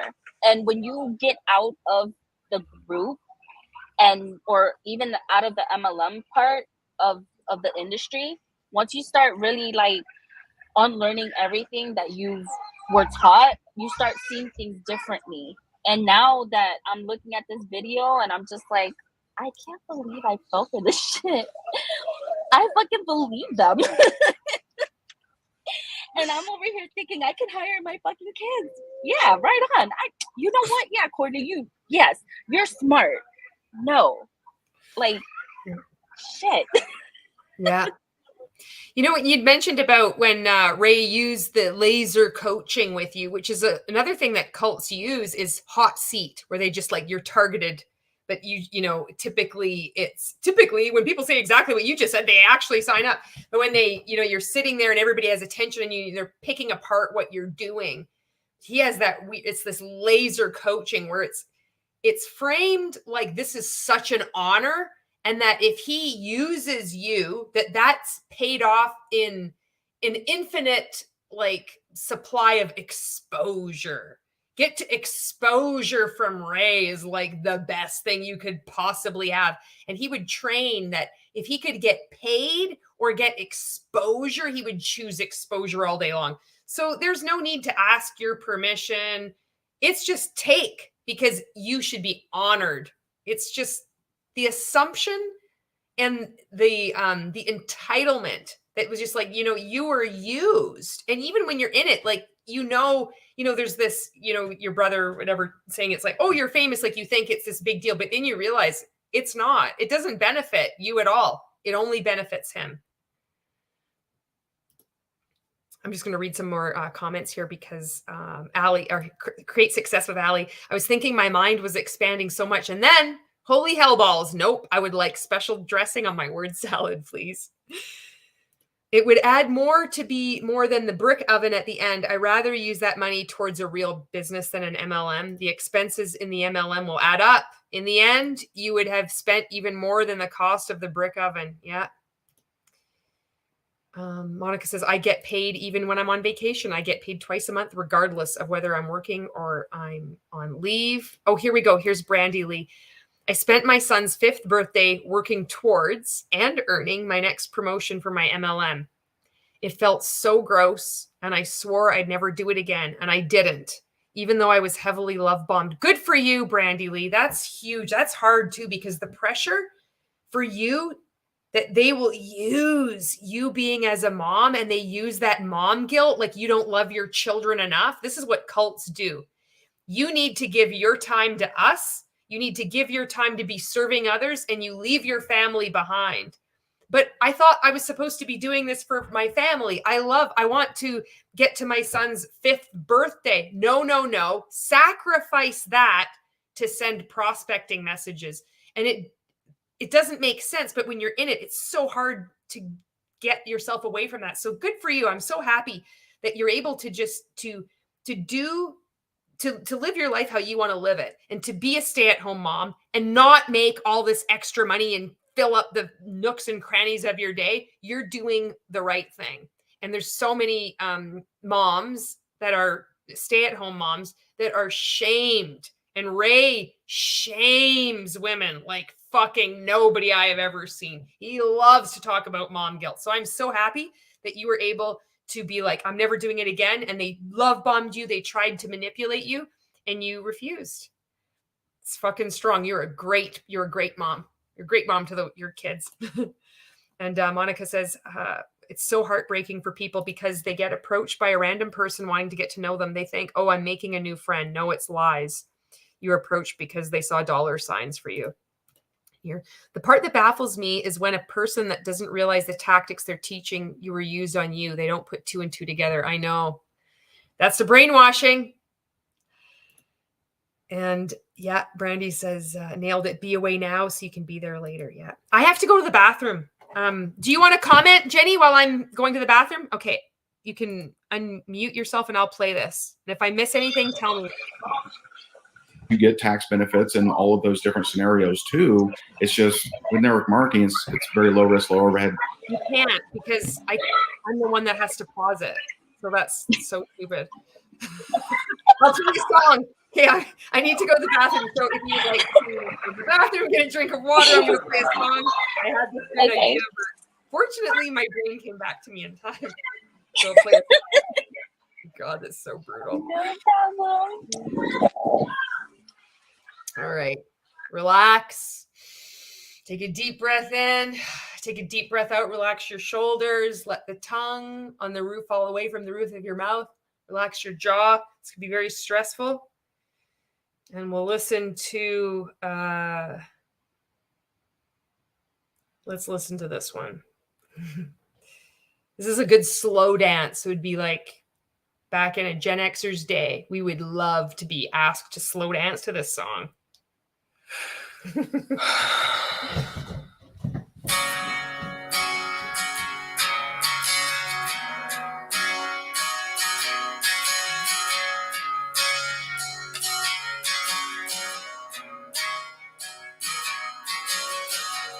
both lie silently still in the dead of the night. Although we both lie close together, we feel miles apart inside. Was it something I said or something I did? Did my words not come out right? Though I tried not to hurt you, though I tried, but I guess that's why they say every rose has its thorn. Just like every night has its dawn. Just like every cowboy sings a sad song. Every rose has its thorn. It does.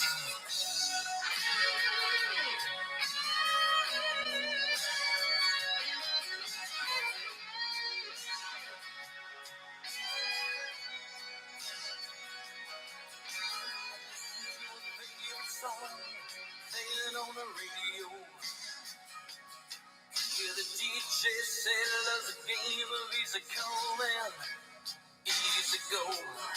But I won't know, does he know? Has it ever? All right, that's Every Rose Has Its Thorn by Poison. I don't know if you remember this. And here we go. Brandy Lee's like, I was raised by a single mom in the military. You absolutely cannot bully me. And Jess L says, love you two together for this video. And Champagne Hand says, oh, dang, someone asked me to dance. Hashtag Gen X. Yeah. And Champagne Hand says, it's funny how we didn't know that this song playing at a school dances meant that the DJ was peeing. It's true. That's so good. All right, we'll get back on here. Same kind of tax benefits. And so, that's what crazy. So I agree. More people do need to understand that and know that. Yes. And it's a lot easier. I'm going to tell you this. I've been in network marketing and I've been an accountant, and I've tried not to be an accountant for so many years, but I realized that's what you do. Power. I realized I wasn't making any money in network marketing. So I decided, because you'd be totally brain dead, to just stop doing network marketing and then become an accountant and tell you to stay in network marketing. So then I can be your accountant. It makes perfect sense here. But this is a lot easier. Having a conversation with people, to talk to them and share with them a way that they can have a better life, a way that they could have a product that's amazing or a service that's amazing. That is a lot easier than working every single day of your life in, like, say, an accounting firm, But it's so fucking wild. Neither of them are in multi-level marketing, and they're both saying how important it is. Isn't that just the weirdest thing? Julie says, in an MLM, I think people may not realize they are being trained on tactics used against them. Is that their mind protects them, doesn't let that info in. I think that is really insightful. Yes. Melody, they tell you to do reach outs every day, even on holidays. I never felt right doing that. Oh, yes. And Julie says, stay-at-home moms are the best hope for the world. The first few years of a child's life forever impacts them. Well-adjusted and less trauma-triggered adults come from being safe and loved as a kid. And Jess L says, yes, and that the holiday season is the best time to grow your business, because if you take a week off, you're going to be 3 months behind in your business. Yeah. Because when I get off of here, like, this fuels my energy. And I know for people that are introverts, it probably depletes their energy. But this gives me energy and drives me to be a better person when I get off of these interviews. But when I get off of here, I'm going to go review, I've got 100 tax returns waiting on me to review. That's hard. Like, making sure the payroll is there on Friday to pay, $15,000 a week in payroll and a $9,000 a month building. A $9,000 a month building and $15,000 payroll. I got 100 of them saying that. See the numbers? This is like manipulative. This is manipulation shit that they're doing. And they're still not giving you any advice. All they've been doing is, like, they're just stroking each other's egos. Oh, yeah. Blah, blah, blah. Not saying anything. Just talking about themselves. And that you're brain dead. That's what we've learned in 17 minutes. Those things are hard and those are scary, but you're right. I mean, you can make it in business, but you can also lose. But here, if you are in network marketing, it's hard to really lose, because you can't, you're not going to buy, It's hard to lose in network marketing because you can't. And that, Courtney Epps, is a lie. Courtney Epps, you have lied. It is completely untrue, inaccurate. I'm giving you some different synonyms that you might want to use. Most people do lose. In fact, the schemes that are set up in multi-level marketing ensure that most people must lose. If you think of these 4 characteristics, and they're out of Robert Fitzpatrick's book, Ponzinomics, which you might want to take a look at, Courtney Epps, brush up on your information about these business models that aren't actually business models at all. Pay to play, endless chain recruitment, recruiting mandate, and extreme money transfer from the bottom to the top. The money flows up. There's no retail sales in any multi-level marketing company, any pyramid scheme. The customers are the distributors. There's a few people that might be VIPs or preferred customers. There's no real demand for these products outside of the multi-level marketing company. The people at the top are getting paid from the people purchasing from the bottom. That's why, Courtney Epps, Most people will lose, just to be clear. Hundreds of thousands of dollars worth of product because the company already has the product. And, you know, I lost a business that I had in Myrtle Beach, South Carolina, and 10 years ago. And actually, this year is 11 years. And the guy I sold it to quit paying me. And after 4 months, we had a 5-year non-compete. He had a 5-year payment plan, and after 4 months, he stopped paying me. And I was, what the fuck does this have to do with anything? I'm going to fast forward this at 2 speed. They're just going on about nothing. was $250,000 in debt. I had a non-compete, so I could not work in the accounting and insurance industry. And yes, I could have worked, but it would have caused it to be some sort of legal battle. And so I was unemployable, and I couldn't start over. And I was broken. I was brokenhearted. I didn't know what to do, and I had, you know, small children that I had to provide for. So you can fail at a lot of things. The great thing is that if you fail here, it's nowhere near as bad as, you know, going into debt $250,000. Right. If you fail here, it's nowhere near as bad as going in debt $250,000. Oh, it is, though. It is, because people are getting into debt. They are losing their homes. They're losing relationships. Their minds are fucked.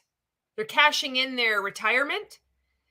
They're selling their own property, all their clothes, their books, just to pay for courses like this. So it's like, it is bad. And it's just so weird. I'm going to fast forward it because I can't take either of them. I'm just going to pick a random spot here.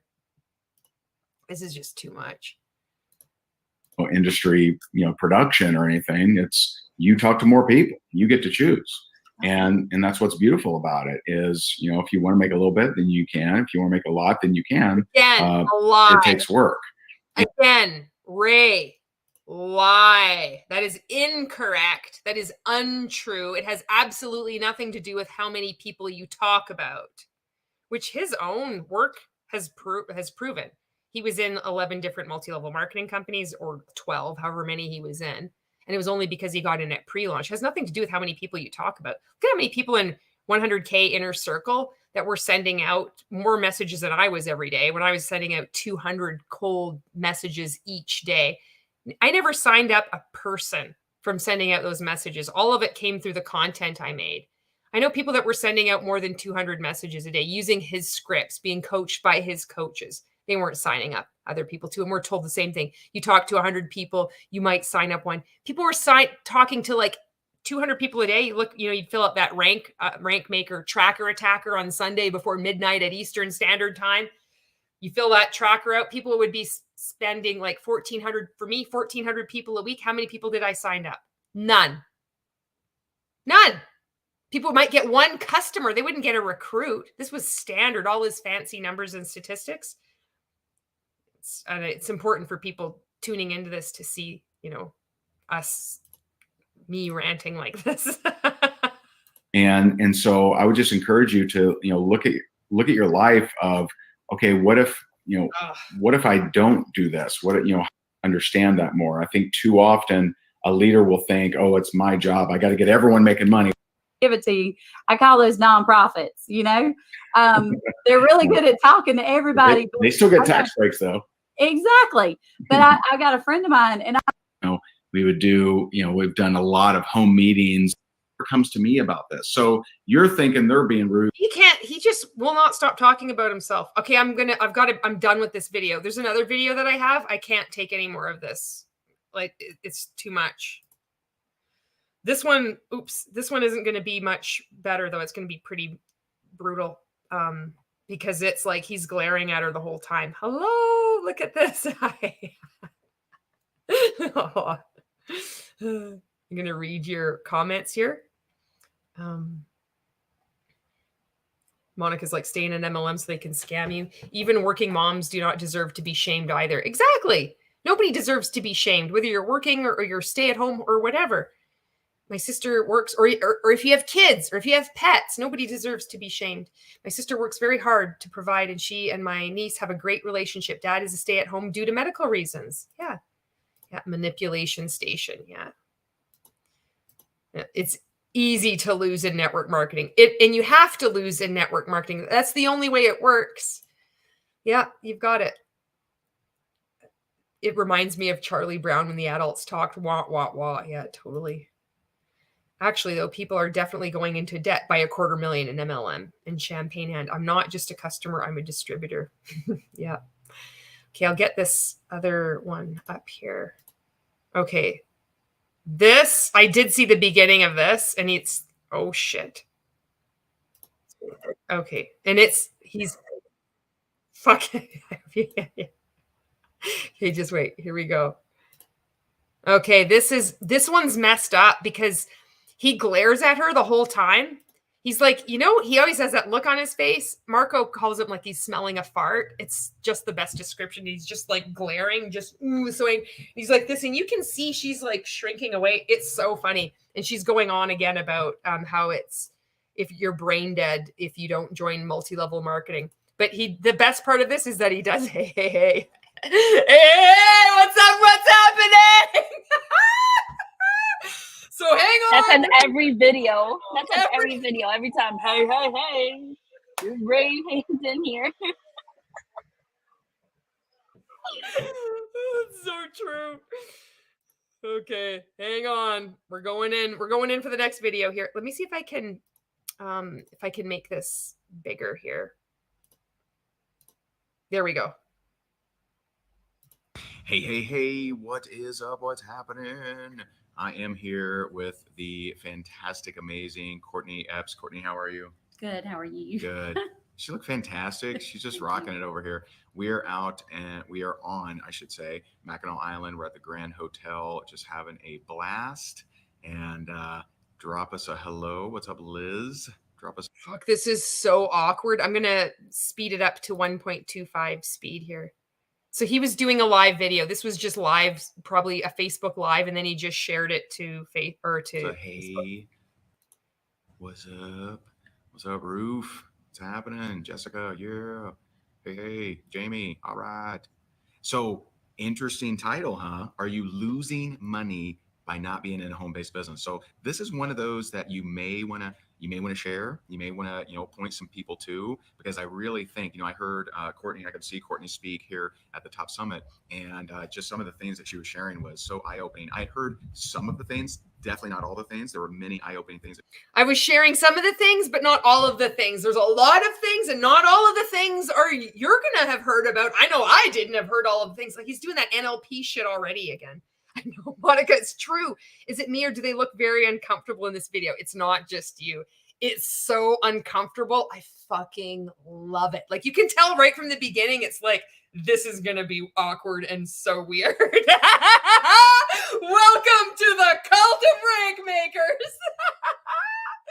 A great success with Allie is like, does the OTB in her title stand for only talking bullshit?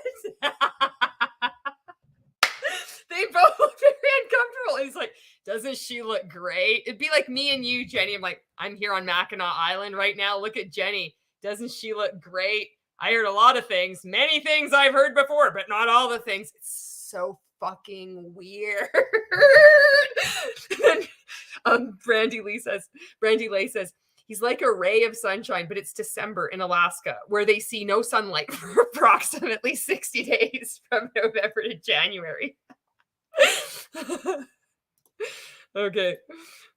That she shared about taxes, about how just having a home-based business makes so much sense. And so, Courtney, let me ask you. So, how'd you get into all of this? Like, what's the brief story here? I know you got a very rich story with. Watch this. They're so fucking uncomfortable. So, can you just imagine this? Like, look at how close they're sitting, but they're not touching. Look at this. There's like a little fucking gap. I don't know if you can see my cursor here. So, can you just fucking imagine, like, when you're sitting there? I don't know if you've ever done this, if you've been on video or you're, but you got to get pretty close to someone, and then they have to be in frame. So you imagine the setup on this too. They were probably positioning themselves and having to like shuffle around. Like, it is so fucking awkward. There was awkwardness going on before he even hit record, like, to do this live. And now he's going to turn. You're going to see, this is so good. It is so awkward. Oh, fuck, this is awesome. And this is the other thing too. It's like, I heard this accountant talk about this. Everybody needs a home-based business. How many accountants have you heard advise you that it is smart to go into multi-level marketing, but you only hear one, and it's this one, not Jenny, but this. Yes. Lots of craziness, but So I've been an accountant for 18 years, and I actually got involved in a company about 5 years ago. I sold my insurance agent. Look at him fucking glare at her. I thought this was funny because there's the one part I'd fast forwarded through these videos just to see if I wanted to react to this. And she does say in this video that you're losing $400 to $700 a month. I think this is the video. But every time I stopped it, he's like fucking glaring at her. I'm like, oh, this is like an added bonus. Oh, Brandy Lee. Okay, it's Brandy Lee. All right. Or Brandy is good. Thank you. Because I sometimes often mispronounce people's names. Thank you for correcting me. And Julie says, alternate Ray intro. Hey, same shit, different day. I got nothing new to say. Just get your credit card out and pay.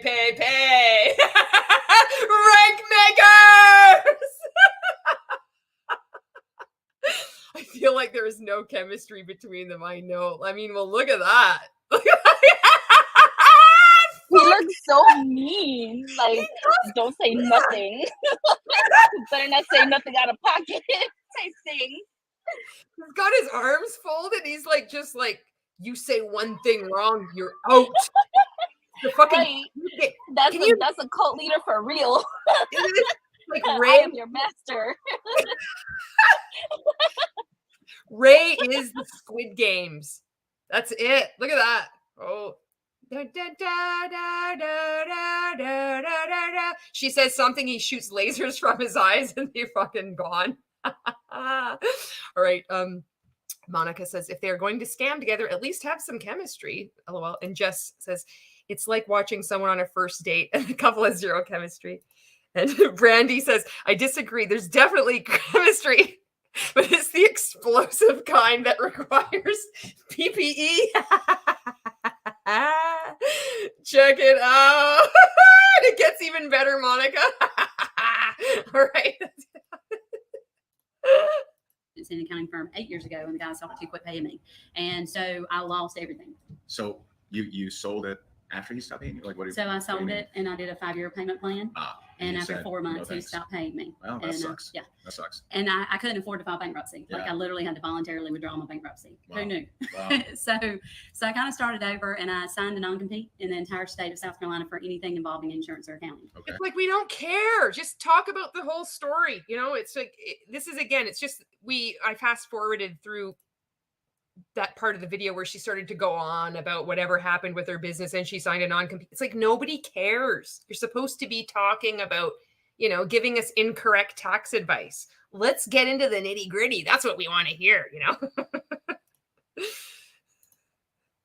So I was kind of stuck, and everybody I knew, I'd already done their taxes, so I couldn't go back to them. I had 3,500 clients. Wow. And so my parents actually got me involved in a network marketing company, and I literally used that. I saw it as a way for me to get accounting clients. Okay. And when I did a tax return for somebody in the group, Yeah. and I saved them $4,100 more than they'd ever gotten back before. Wow. And by doing Was this like a superstar, or was this a No. $1 million earner? No. Or like what kind? Like they had not even used the product. They couldn't afford to use the Wow. They had never even used the product because they'd fucking recruited. Woo! Courtney Epps talking about pyramid schemes. Jason Bourne theme, because I didn't have it ready. This is how I do it.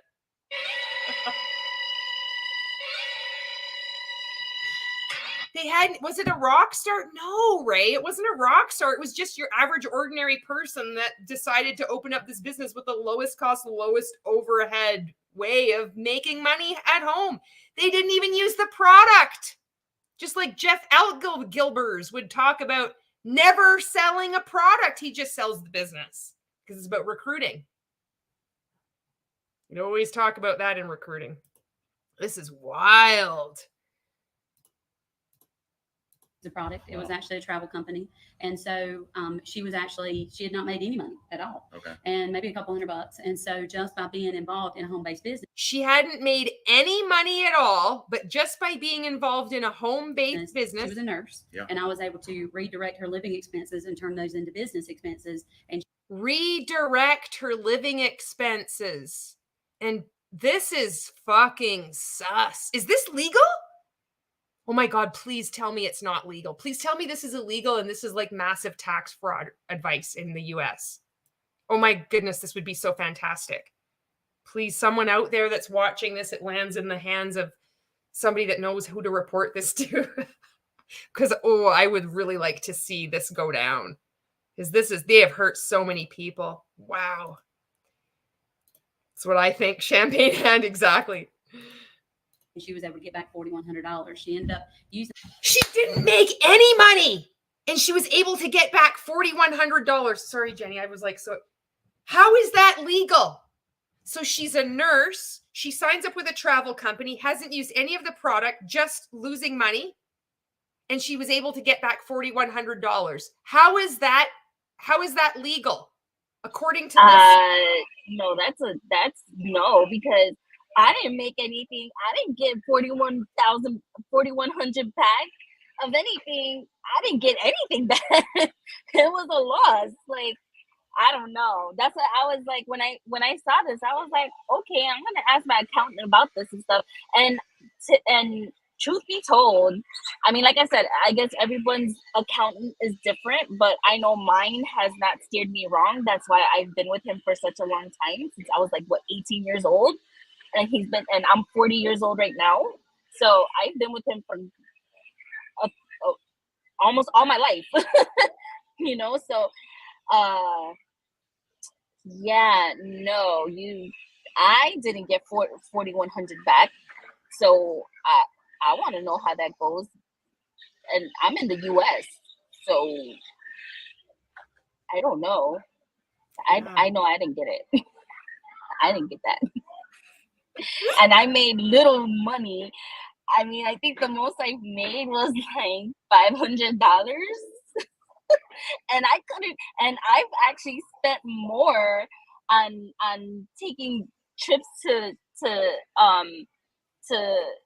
going to rank makers, and I took trips to go. Well, I even went to convention and then paying courses and stuff. Yeah, I think I spent about a good 1,000 something more than I made for the $500 for that you know month. what's interesting? It's like, so, you know, you made $500, spent a lot more money, but, you know, and this information, it's just so readily available, but only through Courtney Epps. Nobody else knows how to get $4,100 back after losing money. What is this secret, magic, amazing information? Oh, do I have to pay you to be my special accountant? Oh, yes, because you have this secret information. You have to, like, this sounds like but such that's kind of code already. Like, you know, now that I see it, I'm like, oh my God, because I did tune into some of her videos, actually. Now that I think about it, it's slowly coming back. So I know she said that you're able, because I think I asked questions before too, because I'm like totally confused on what you're trying to say. What do you mean? And it's like we were going back and forth, and it's just like, well, I still don't understand how you can get money back without getting paid, without making any money. Like, I don't see how that happens. I'm like, with my company, you have to make a certain amount of money to even get a freaking 1099.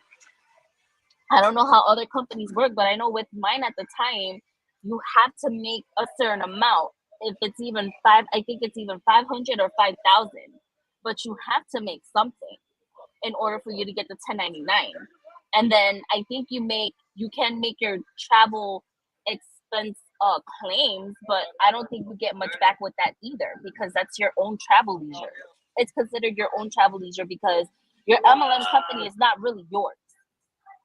And a lot of times people are like, oh, but I did this, I did that. Okay, well, you can do all of that. That's fine. Because I even asked my upline at the time too, how is it that you're getting money back? He's like, well, I do claim it on taxes, but I don't get much back, like, you know, how others are saying they get back. But it's just a gloat thing. To me, I think it's just, you're just trying to get clout, you know? That's just, oh, I made $60,000 and I got 80,000 back. Like, how? How? Like, Oh. what? Like, I want to make 60,000. Tell me your secret. We're both in the same MLM industry. Like, who's your text prepared? Let me go to them. You know what I mean? It's crazy. But like, yeah, I remember going on to like some of her like trainings and stuff. I was just confused at everything that she was saying. That's when I was just like, I'm not gonna do any of that. And when I did, but then I was smart enough to actually ask the questions to my accountant. And I was like, well, can I do this? Can I do that? And he's like, no, Jenny, you can't claim this because it's not your business. And he's like, do you have the 1099? And I was like, no, it wasn't given to me because I didn't get one because I didn't make this amount. He's like, yes, you can't claim it. And I was just like, oh. And then he's like, well, do you have other incomes? And I was like, well, I have this. And he's like, yeah, that's not enough to claim anything. So I don't know. I mean, if anyone I don't know. wants, I please guess let he me just know. didn't know Courtney Epps tax advice, because you could just redirect it to somewhere else if you didn't even sell anything. You could get $4,100 back. See, that's the thing. Like when she says that if you didn't make anything, but if you prove that you're doing certain amount of hours or whatever, whatnot, and I'm like, certain hours? What do you mean? How can you prove that you're working your business for these amount of hours? Or if they see productive, what is it? Oh my God, IPA. What's income producing? Income producing activities. Yes, that. See. Yep. So if you basically can prove that, then I guess you can actually claim money back. And I'm like, that's impossible. Like, it's so impossible. Like, how? Okay, so maybe my tax accountant is ignorant or something, because he's the one telling me like you can't claim that. So who am I gonna believe? Someone that has a CPA licensing versus someone that's a tax accountant that lost her business and that can't even work for, you lost your clients. So so who am I gonna believe? I'm gonna believe someone that's actually still in the industry, right?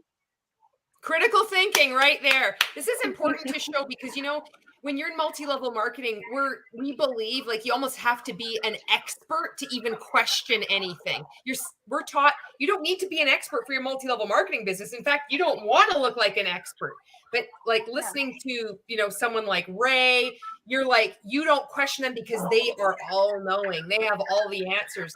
So when you get out of it, it's really hard to start questioning people. Like, you know, you're looking back at your experiences and you feel like, for me anyway, and for others, I've noticed that you think I need to be an expert in order to even question it. And that's not true. You can critically think and not have a clue about the topic. You don't have to know anything about accounting to say like, this is fucking suspicious. This doesn't make any sense. Yeah, definitely. That's why I say, like, that's why, like, anytime that I remember something, I'm like, I'd rather share it, because you never know if there could be another me out there that was, you know, sucked in, or probably that's starting to wake up and starting to question stuff. Well, I saw this video that Jenny was talking about it. Maybe I need to question it some more, because I questioned it after, like, she did the whole segment of whatever. I called my accountant right away before I even did taxes and stuff. And I'm like, I started questioning, because I'm like, it doesn't make sense. I'm confused. And then when he started explaining to me and everything, that's when I was like, oh, that makes more sense. So then why is she saying this and that? He was like, well, you don't want to get into any type of like in trouble with the IRS. So if I were you, it's good that you told me, because then he's aware of any of the shit that happens. Because then if someone approaches him with what I was saying, then they'll be like, no, you can't do that, you know, or, oh, this, yeah, that's not legal. You just can't do that. If you don't have proof, then you can't do that, you know, type of thing. So at least I'm glad that I was able to approach it that way. And I'm glad that I have that type of relationship with my accountant, that I'm able to just ask questions at any time, any given time. Like I have his cell phone number and everything. And it's like, you know, any questions that I have or whatever, then that's when I'm able to like, okay, I know not to do this. I know not to bring that up. I know not to, you know, whatever. I'm following the rules. because I don't want to, you know, I don't want to get in trouble with the IRS. I haven't, so I'm gonna stay that way. Yes, that's good. I'm glad that you had a relationship with somebody, a professional outside of these commercial cults, that you felt safe enough to ask. That's so important for people to hear too, you know, because when we're in this has been used to recruit other people. This is an advantage. This is why you should sign up with my multi-level marketing company, because this woman, she didn't even make any sales at all. She made no money, but it benefited her. And in Canada, you can't do that. That's what in the before you came on, I was like showing this Canada Revenue Agency just put this thing out a few days ago. And I don't know if it's similar in the US. I imagine there's something similar, but it's deceptive and it's incorrect. Okay, I'm going to read some comments here. Doris, why would you take advice from people who have failed at businesses? Both have failed and now know everything you need and more. And neither of them are in multi-level marketing. Yeah, exactly. Says, like Gwen says, Doris. Monica says, it's like Danielle says, what makes them all knowing? What qualifies them to become this so-called expert? Yes. Jess L. They didn't recruit enough to have that powerful, influential chemistry. Their mindset needs more training from other failed relationships in order to succeed. And here we go. I'm going to just show this because this is hilarious. Brandy says, could he be any less interested? Paging the IRS. Fraud on aisle 3. Monica says, wait, you were with him since you were 18 years old? Yeah. And Doris, claiming a swimming pool because your children who work for you use it, I call bullshit. Yeah. Yeah. All right. Get back on here. And that money going on a vacation. Yeah. Saw that was an amazing vacation that she thought it was and been trying to tell people. And that she ended up putting in about 50 people in the next couple months and hit the first rank in the company after being in for almost 3 years. Okay. So you've just said a whole lot there. And so all right, let's just hop right in then. What are like your argument is that if you aren't like, I mean, you went so far, I believe, to say, yes, if you're not, we got to slow this down. I have it. It's quiet too. Like always the videos, multi-level marketing, when you're in multi-level marketing, it's always the cult that kind of like works against people. Everything is off and the sound is off on this video as usual. So Ray's like confused. She said a lot there. It was too much. He wants to slow things down and hop back in. Let's take a listen together, shall we? In a company on auto ship, I don't know if that's a criteria, on auto ship, you're actually losing more money than you would pay on auto ship. Yes. Okay, I don't know if you heard that. This is weird. I'm so excited about this comment, Brandy. I said to keep putting it up there. Shit. Okay. You're losing money if you're not on auto ship. So I would like, where the fraud on aisle 3 again. So I mean, I would literally call my team when I was in network marketing and say, hey, you know, when I was in network marketing, I would literally call my team. Team, I'm literally calling you right now. I'm going to tell you what she said. Pay your auto ship this month. You can either spend $100 on you or you can pay $400 to the IRS. Well, that's ethical. Holy shit. I had no idea it was that easy. It's like you can either downline. Hi, this isn't coercive control at all. I'm literally telling you something right now. You got 2 choices downline. My team, literally, you can either A, pay $100 in auto shipment this month. I don't want to hear your excuses. I know you have Stillo supplements that you didn't like the flavor of, but you can break apart the capsule and put it on your feet and it'll absorb into your skin. We had this conversation before. You can also do something else with that capsule. Don't tell me downline. You can either A, spend $100 on auto shipment this month, or B, you lose $400 to the government. They're just going to come in. They're going to take it. Your tax, this magic thing, because I'm an accountant, that's what's going to happen. What are you going to choose? This is so brutal. Which one do you want to do? Because it was literally because you're not in it.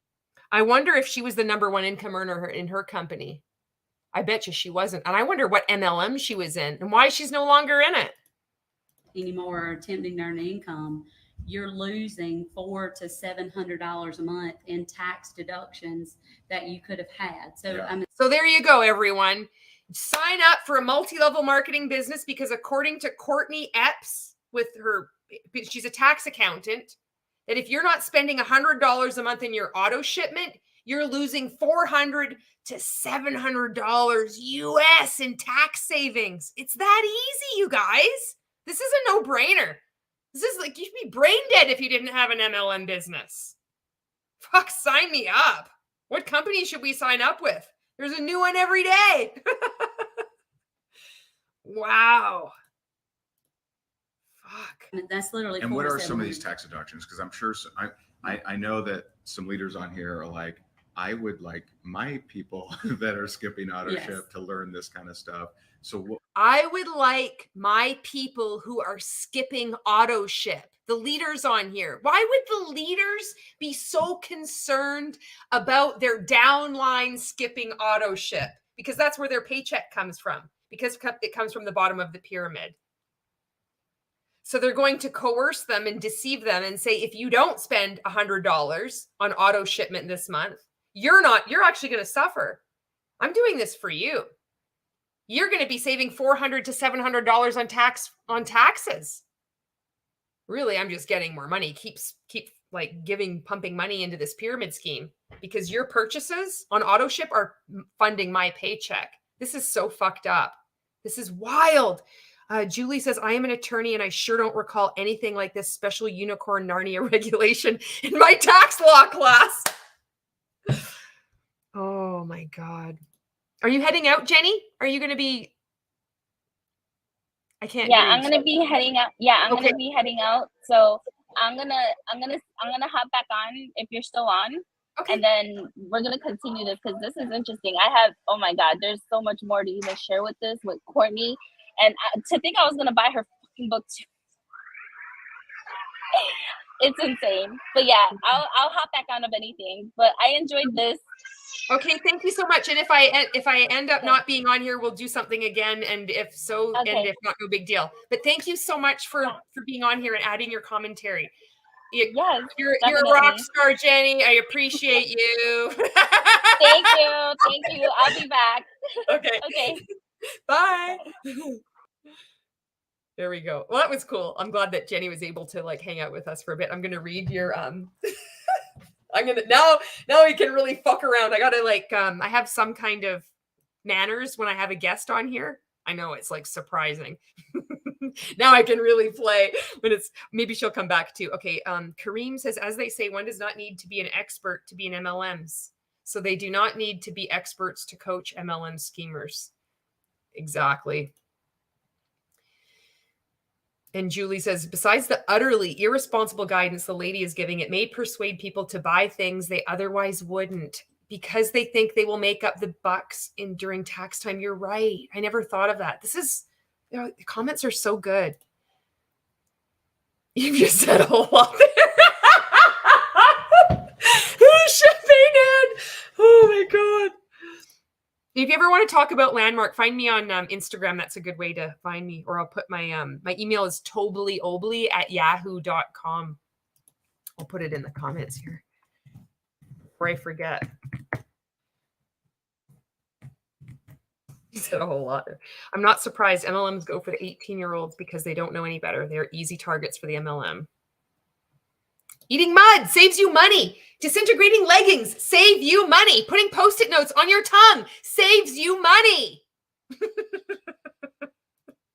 I bet she was in iGenius, the crypto MLM. I don't know if it was around. Was iGenius around? This was in 2020. Maybe it was. And Rebecca says, Doris, I'm sure it's not allowed. I'm pretty sure you have to use it for work in order to claim it. So just that your kids swim in it wouldn't work. When are you starting the potato MLM? Maybe that should be it. I could just start it. I hear Justin Prince is looking for a new MLM since he got sacked from Modair. Maybe I could offer him a bridge contract. You could be the number one, Justin, at my high altitude potato multi-level marketing company. This is a ground floor opportunity. Do you know how much money you could be saving in taxes if you sign up with my multi-level marketing company? Nobody has seen anything like this product disrupting company. The world isn't even ready for it. Everybody can use this product. It is highly consumable. You need it on a daily basis, never mind a monthly basis. People are going to have no problems fulfilling their auto ships. They're going to be clamoring. High altitude potatoes. Oh, everybody's saying bye, Jenny, if you're watching this on replay. And David G's like, are you going to hop from high altitude potatoes to another MLM betrayal? Not yet. I got to ride this out. Got to squeeze all of the money out of the high altitude potato first off. And Jess says, could the cleanup in aisle 3 be claimed as a tax deduction? They were buying things for their business. They were talking to somebody about their business that they might be buying something, and that is also a tax deduction. Monica's like, when Aaron did the live about that, it was so interesting to see his reaction. Also, the Hun passive aggressive attacking him. It was glorious. I tuned in late. So this is what we're talking about right now. What Monica is referencing is Aaron Bees did a live reacting to this announcement that Justin Prince got sacked from Modere. And I think Marina Simone shit talking him? Because I came in late and I'd missed quite a bit of it. And I'm like, oh shit, is this Marina Simone? And the reason why I want to know is because Marina Simone was in Rank Makers. She was asking me about TikTok when I was first on it. Have you monetized it yet? That's why I'm like, no, is that her? The product sells itself. This is it. The product sells itself. The product sells itself.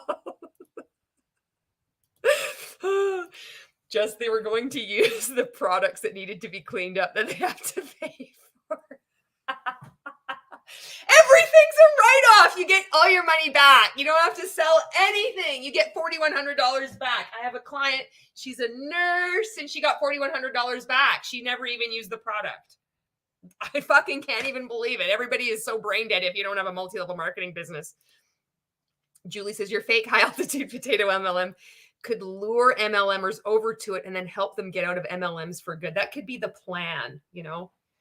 And all their money, it would just be like given back to them. It would just be held in like another, like a high altitude account. Be like, I think we talked about Poe money before because it was Mo money for Mon8.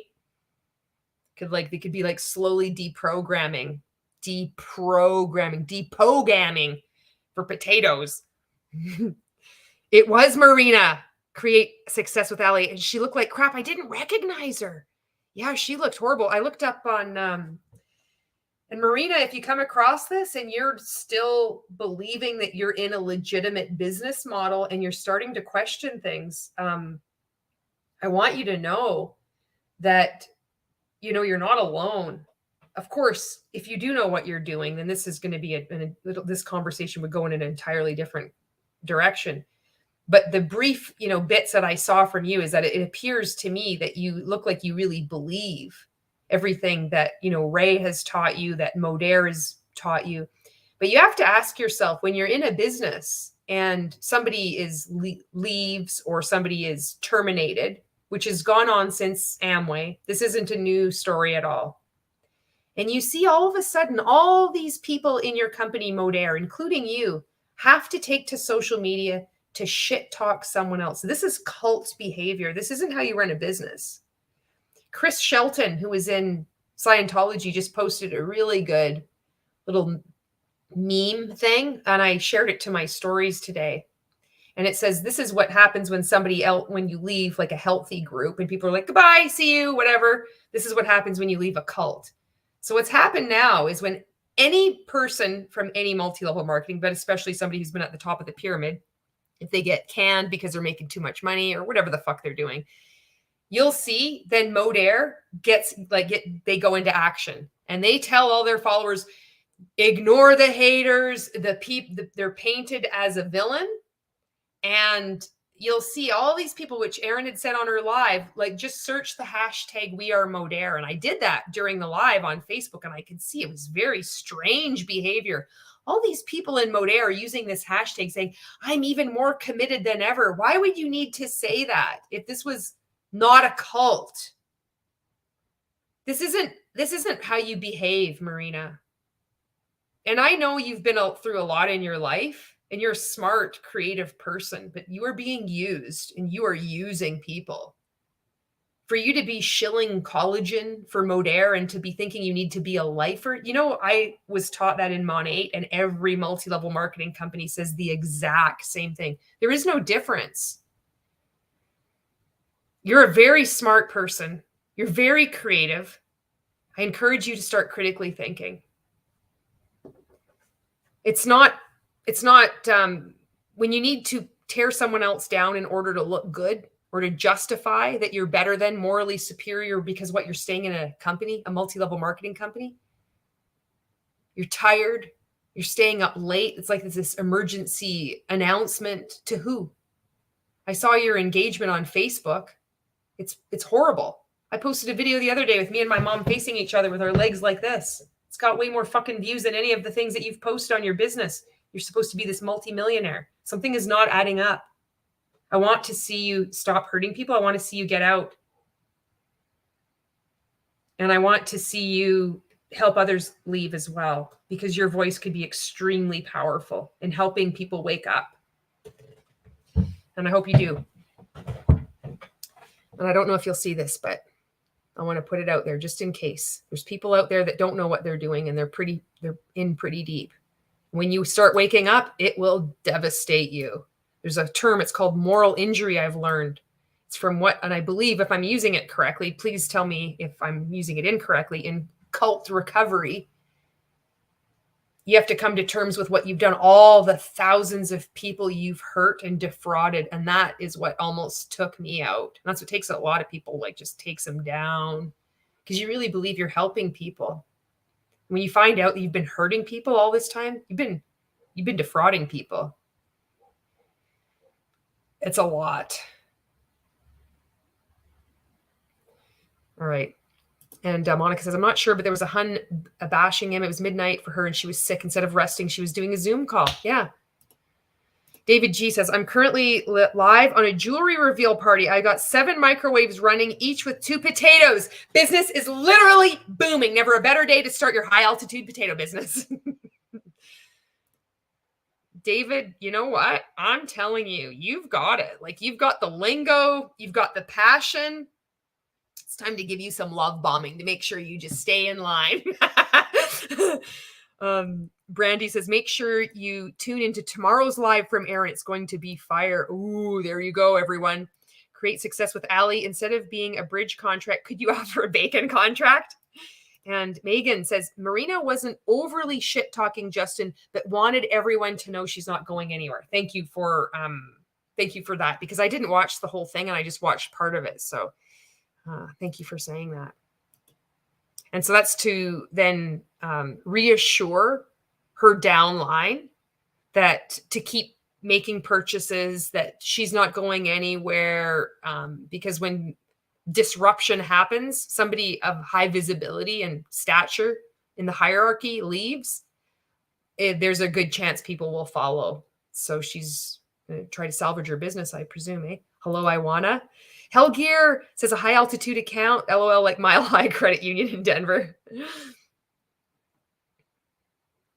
Yeah. Okay, let's get back onto this. Let's get back to Happy Ray.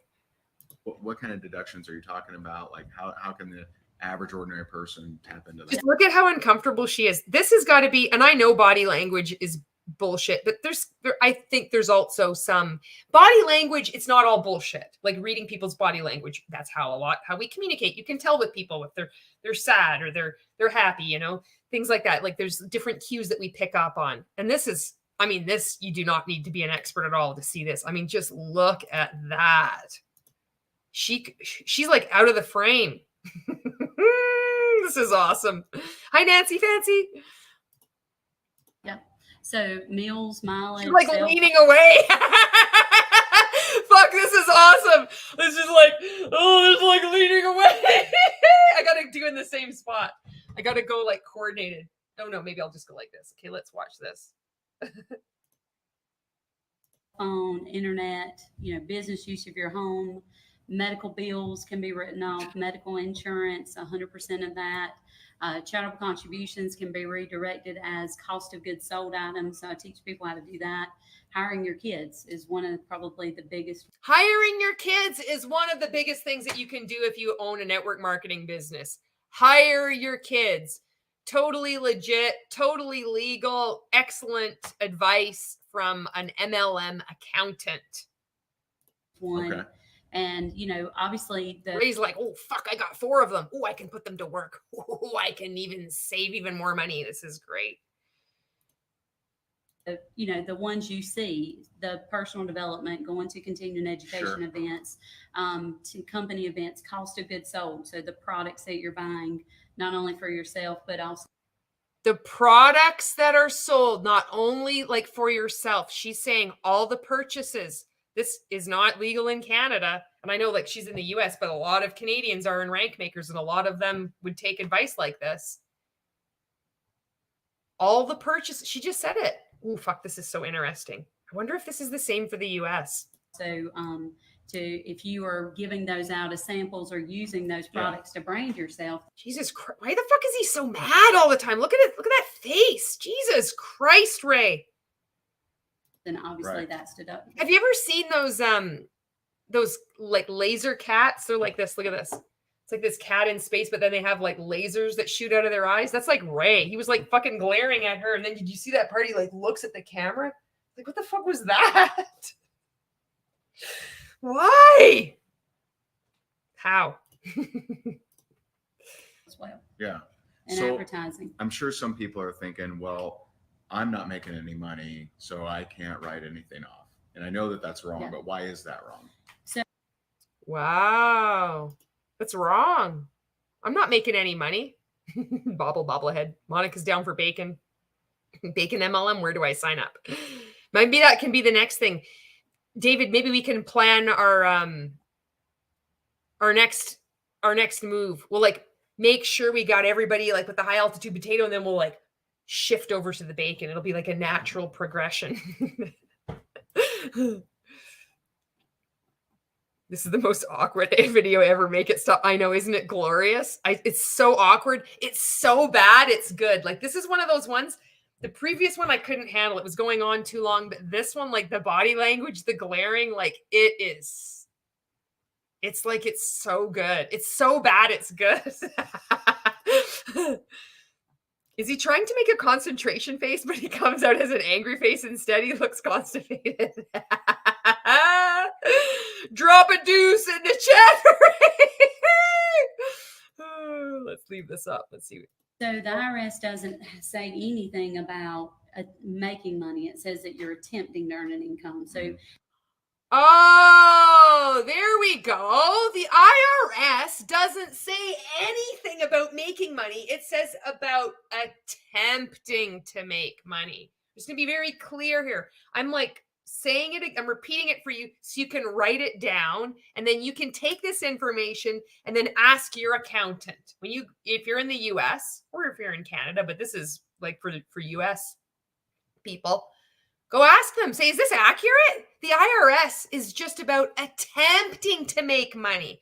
Oh, well, that's a relief, because all those hours that we spent prospecting and following up, because the fortune is in the follow-up, doing live videos with calls to action and the CTA delay. It's just about attempting. That means that's all the IRS is after. I had no idea. I'm so glad I've watched this video to clear this up. Is there a timeline on that? Like, No. is it 2 Is there a timeline on this? How far back can we go to like, wow. years, 5 No. years, 10 years? no, and the thing is that There's no timeline on this? She said no. So he said 2 years, 5 years, 10 years. Fuck, go back 10 years. There's no way this is real.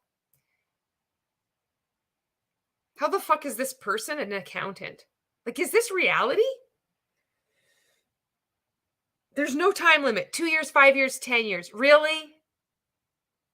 Really? No fucking way. There's no fucking way. No. that people need to make $1. Like that's all you need to make. So once you make that $1, that You just have to make, okay, so the IRS, let me get this straight. The IRS isn't interested if you're making money. They just want you to like attempt to make money. But then you can, there's no timeline. 2 years, 5 years, 10 years, you can go back. And all you got to do is make $1. That's all you got to make is $1. Wonder how you could make $1. Maybe you could just buy your own, purchase your own products that you're doing anyway. Maybe make a fake account or two so you can just rank up, hit the first rank in your company, and then you've made $1. And then like, oh, if you've made $1, now 10 years down the road, 2 years, 5 years down the road, you don't have to be making any money. You can just be getting $4,100 back. There's no way.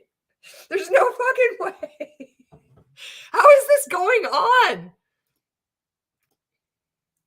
The premium priced high altitude potato starter kit can be the fully loaded high altitude potato pack with chives, sour cream, bacon bits, cheddar cheese. Then you need logo plates, napkins, etc. We also have those plastic folders, $38,000 investment. You could be spreading the word of high altitude potatoes. It's a sound business investment. Nancy Fancy says, after 4 years, if you're not making many money, it's more a hobby in the USA. Okay. This is so bad. It's for bad. It's for even Ray, it's bad. It's like every video of his, it's bad. Are they contradicting each other? They should have practiced before filming this video. I don't think she could handle it. Look at her. She's like fucking terrified. He's just glaring. Look at that. So bad. It's so bad. It's so fucking bad. Can you imagine what you'd do if like you just like were like doing it right back? You'd probably be like this. You'd be like, this is so awkward. This has to be one of his worst videos. I know. And there's a lot of bad videos. What is this room? It's like they're sitting off to the side of a pool scene from Drop Dead Gorgeous, which in the beauty pageant biz means, where the hell is my waiter? Thomas says, bring this up to an accountant. They could use a good laugh. Maybe you could. They'd be like, what? No. Brandy says, I'm making more in my fantasy NFL than I ever did in MLM. Also, my fantasy league is free. Yeah. David says, just remember to take the jewelry out before you eat the potato. If you eat the jewelry, there's no refunds. Again, an excellent reminder from David. High altitude, and Doris Martin, high altitude potatoes should, offer packs, comes with 10 free sporks to eat them after you get the lead and nickel out of your jewelry. We've got like paparazzi, bomb party, high altitude potatoes. We're like blending all of it. And all of it is a tax write-off. You don't even need to make any money. You're going to get $4,100 back. You just have to hire me as your accountant. It's so fucking easy, you guys. This is amazing. That first dollar, then everything becomes tax deductible. What but about even people who haven't before made a that, dollar? Just even double tap it. even before that, all of that creates what's called startup cost. So wow. Okay. You only need to make $1, but then you don't also, and you don't even have to make $1 because it's all considered startup costs. Ugh. I don't know about you, but I'm starting to get sold on this. I mean, what's the harm? I can just use, as soon as I sell $1, I can make that. Oh, fuck. All these savings I'm going to get. Wow. This is totally legit. So all of that, once you do make the dollar, you can write it all off. So $1. When you do make the dollar, you can write it all off. When you do make the dollar, you can write it all off. When you do make the dollar, you can write it all off. When you do make the dollar, you can write it all off. Wow. That's all you need to do. But That's all you need to do. When you do make the dollar, you can write it all off. How funky is your chicken? How funky is your chicken? How loose is your goose? Loose, baby, loose. So come on, everybody. And shake your caboose. And shake your caboose. Team Potato. After that, if you're attempting to earn an income, either So what about today or in the people? I'm future. sorry, I don't know. Yes. I'm legitimately asking. Yes. What about someone on here? They've been in network marketing for 2 years, 3 years, 5 years. They've been on AutoShip all these years. They have never gotten a client, never gotten a customer, never You mean like 99% of people? sold a product. What can they do? They need to sell a product A or product. get a customer of some sort. Like, okay, so let me create a weird scenario. So Yeah. let's say What if they just, bought a gift card, like a Visa gift card, and then they decided to, like, I don't know, let's just say here, because I literally don't know. They just made another account underneath them. Maybe they're going to buy it for their friend or family member or a coworker. They're just going to buy a product. They're just going to put an account, like create an account underneath. It's not a dummy account. It's just it's a customer account because they just need to make $1. I mean, this is totally legit. Let's just say they buy this Visa gift card because you can't use, their own credit card, because on the off chance their multi-level marketing, direct selling company decides to take a closer look at maybe duplicate charges from a credit card, we'll just sidetrack that. We'll just make sure we just use a gift card. They could create a dummy account. I mean, not a dummy account, just an alternative customer account underneath them as though they had sold a product. Would that work? I'm just curious. Wow, he interrupts her every second. It's true, just like I'm interrupting them every second. Tom is like, what's the harm? Jail time. It's not so bad. You get free potatoes. Iwana says, so let me get this straight. If I get a bag of potatoes for $6, I can write it off plus my gas to drive, plus my prepping and cooking time. Absolutely. You can also write off your house. You're just the entire cost of your house. You can write off this water bottle. You can write off your inflatables for the pool that you have. You write off everything. We'll all be millionaires. We don't even have to. You just have to sell $1 and immediately you're going to be enjoying the benefits of your very own direct selling business. We're an ethical industry. This is a business industry. This is the lowest cost, lowest overhead way for the average ordinary person to start a home-based business. Don't believe me? Join my group, Rank Makers. You'll hear it every day. Also, the definition of posture. Like Monica says, it's annoying. Let her finish her sentence at least, dude. I know what she is saying is nonsense, but it's rude to interrupt someone when talking. Shut up for a second. Yeah. Because he has to make it about him and he has to be the one in control. He always has to be asserting his authority. Can't just let someone talk. It's always she could have been getting around to the point, but he's just, yeah, we know. Oh, we know. Julie says, I have a limited liability corporation with S-Corp tax treatment. My startup costs aren't taxed because it's cash I put in the business account, not money I earned. Brandy says, you can write off the toilet paper for the shit they sold you. David G, if your house burns down during a jewelry reveal party, you can write it off. You can write, if you don't remove the jewelry that blows up in the microwave for being microwaved too long, you can write off the microwave. You can write off the electricity, the portion of the electricity that was rerouted to your house during that spike. You can write off the power surge protector, especially that one. You can pad that one a bit too, because some of those power surge protectors are quite expensive. You can write off your ring light, your additional ring light that has fancy rainbows that goes around and around. You can literally write off everything, you guys. This is a no-brainer. You're brain dead if you don't get into a multi-level marketing company. Jess says, and if you eat a potato that still has a piece of jewelry in it and need medical help, you can write it off because you use the product as part of your business. If CRA will go after me, I'll point out to this video. It'll be like, well, I just did what these two, this is my mentor. This is what I was told. What do you mean this is incorrect advice? This is out there for everyone to see. Melody says he is glaring at her like that because he knows it is BS too. Oh, he's not glaring at her right now there. It's true. And High Altitude Potatoes, incidentally, also sells fire insurance. At High Altitude Potatoes, we have everything covered. Travel needs, electricity, fire insurance, financial advice, makeup, skincare, hair care, everything you need. All in a one-stop shop. High Altitude Potatoes.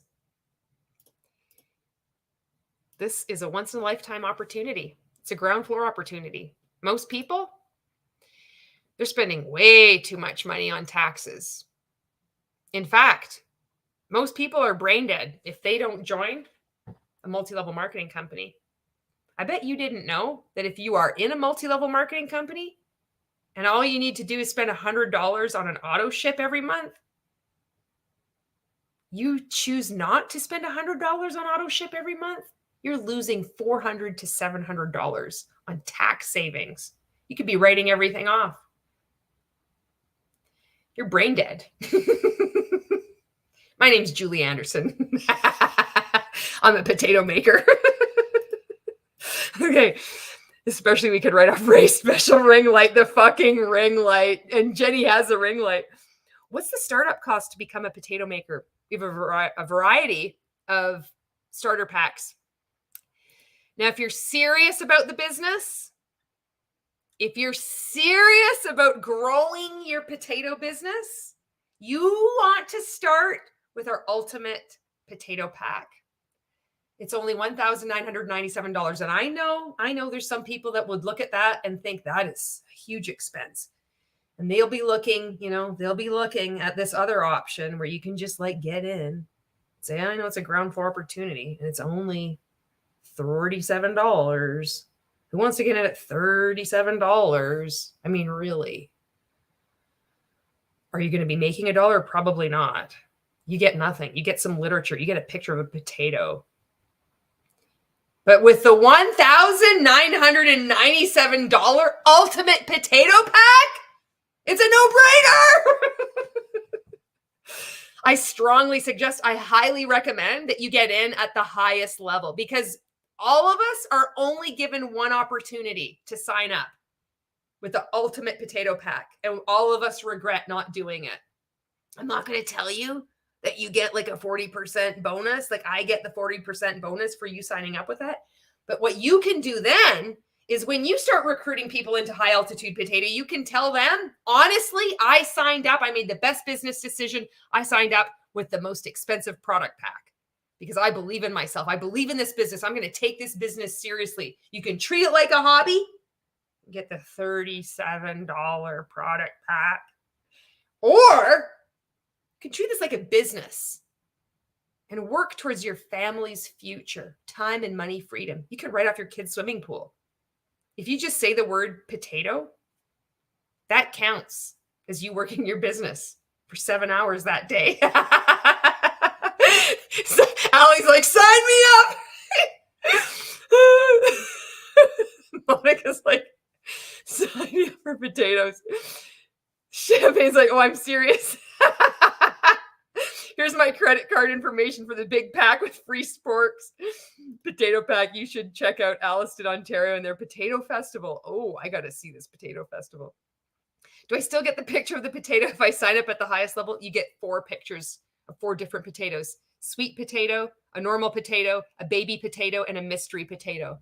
This is the mystery potato that will be unveiled in our final quarter. It's going to disrupt the industry. People have never seen anything like this before. I am so excited. Julie says, Monica, have you seen the hat certificates? They are worth any investment. I want is like, send me the deets, please. Champagne is like, I believe in the potato.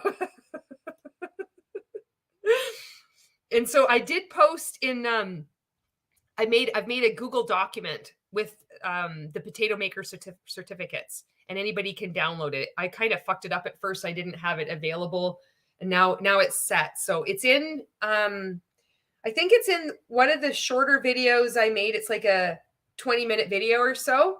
And I put it in the comments. There's a link in there. So you can go in there and you can download 3 choices of different certificates. One is for watching every 14-day challenge video.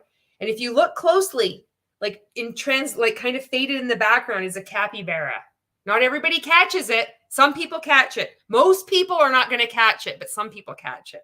Most people just are so excited to get their certificate, they don't even realize there's a capybara in the background. And then the other 2 certificates are potato makers. Oh, man. And Monica says, oh, you don't have it? Okay, Monica, I'm going to have to show you. Fuck, okay, we got to do this. I got to show you this potato maker certificates here. Okay, they're on my computer. Now, how can I show you this? Downloads. Where is it? Oh, here we go. All right, the first one. I think I can show you this. Okay, I've got this. I can't believe you don't know this, Monica. I didn't tell you about this yet. Okay, I've got to share the screen here.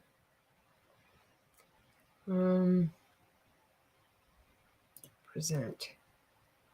Oh shit, how do I do this? Fuck, I don't know how to share this, Monica. How do I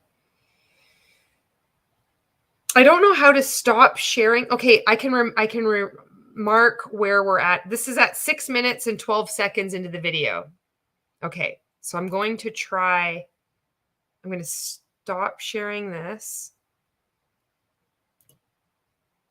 And I'm going to share the screen. Okay, where is this? Window. The hell is it?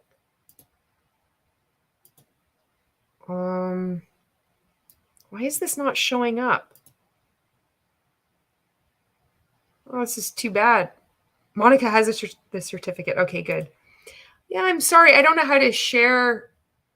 I thought I could share my screen, but I don't know how to do this. So that just was like a big waste of time for you. Sorry about that. Oh, wait a second.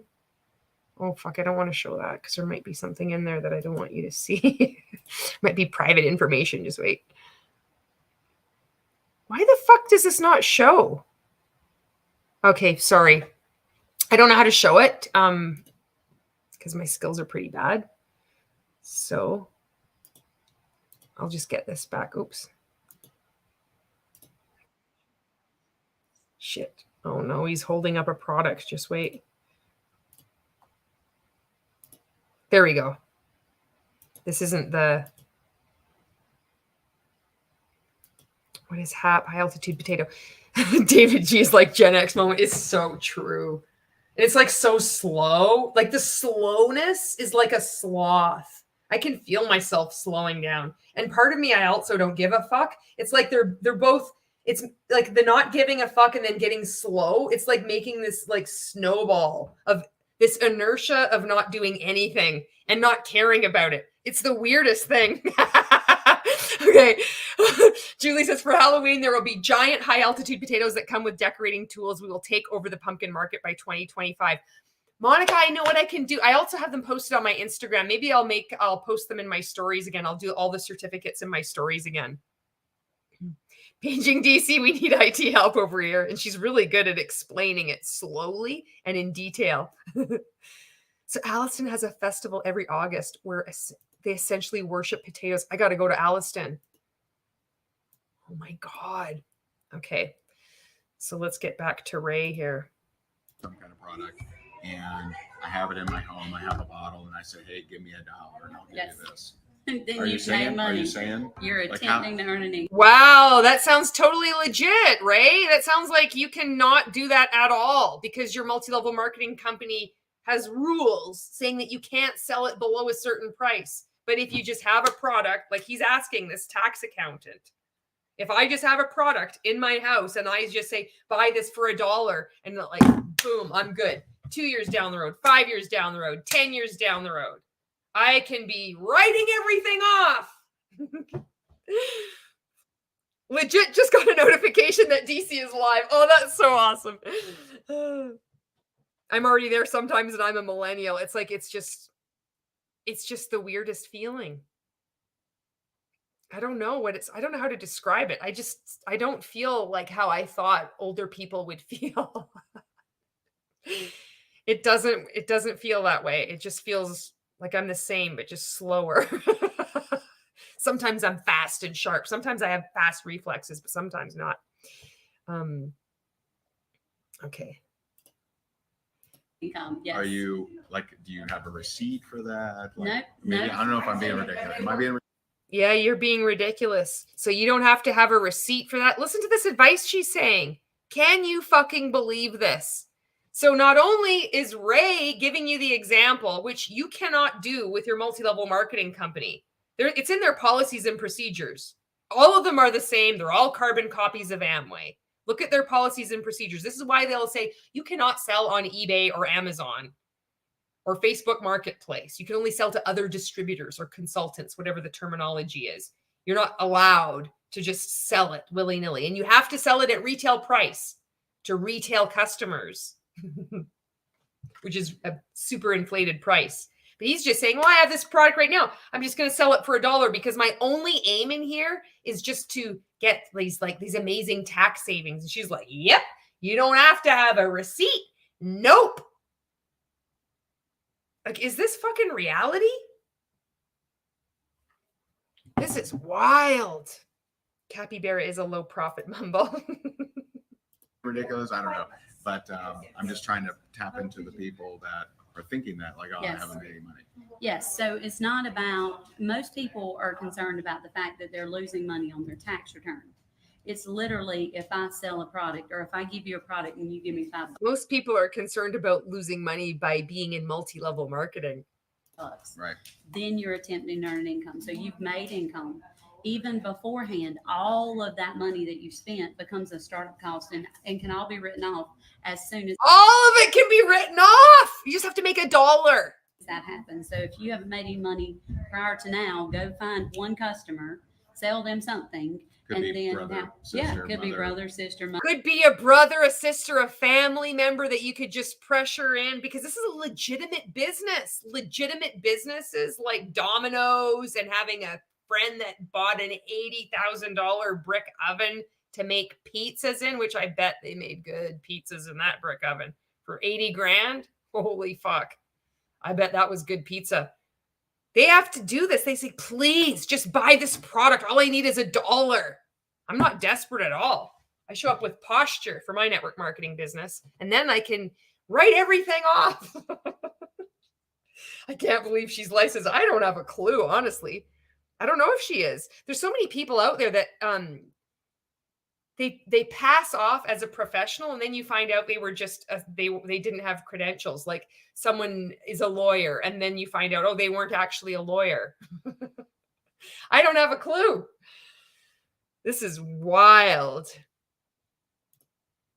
Mother, Whatever. husband, You child. Your husband, your child, just anybody. Just make up you don't even need to have a receipt. Well, how do you know the transaction occurred? We don't give a shit. Just give us your money.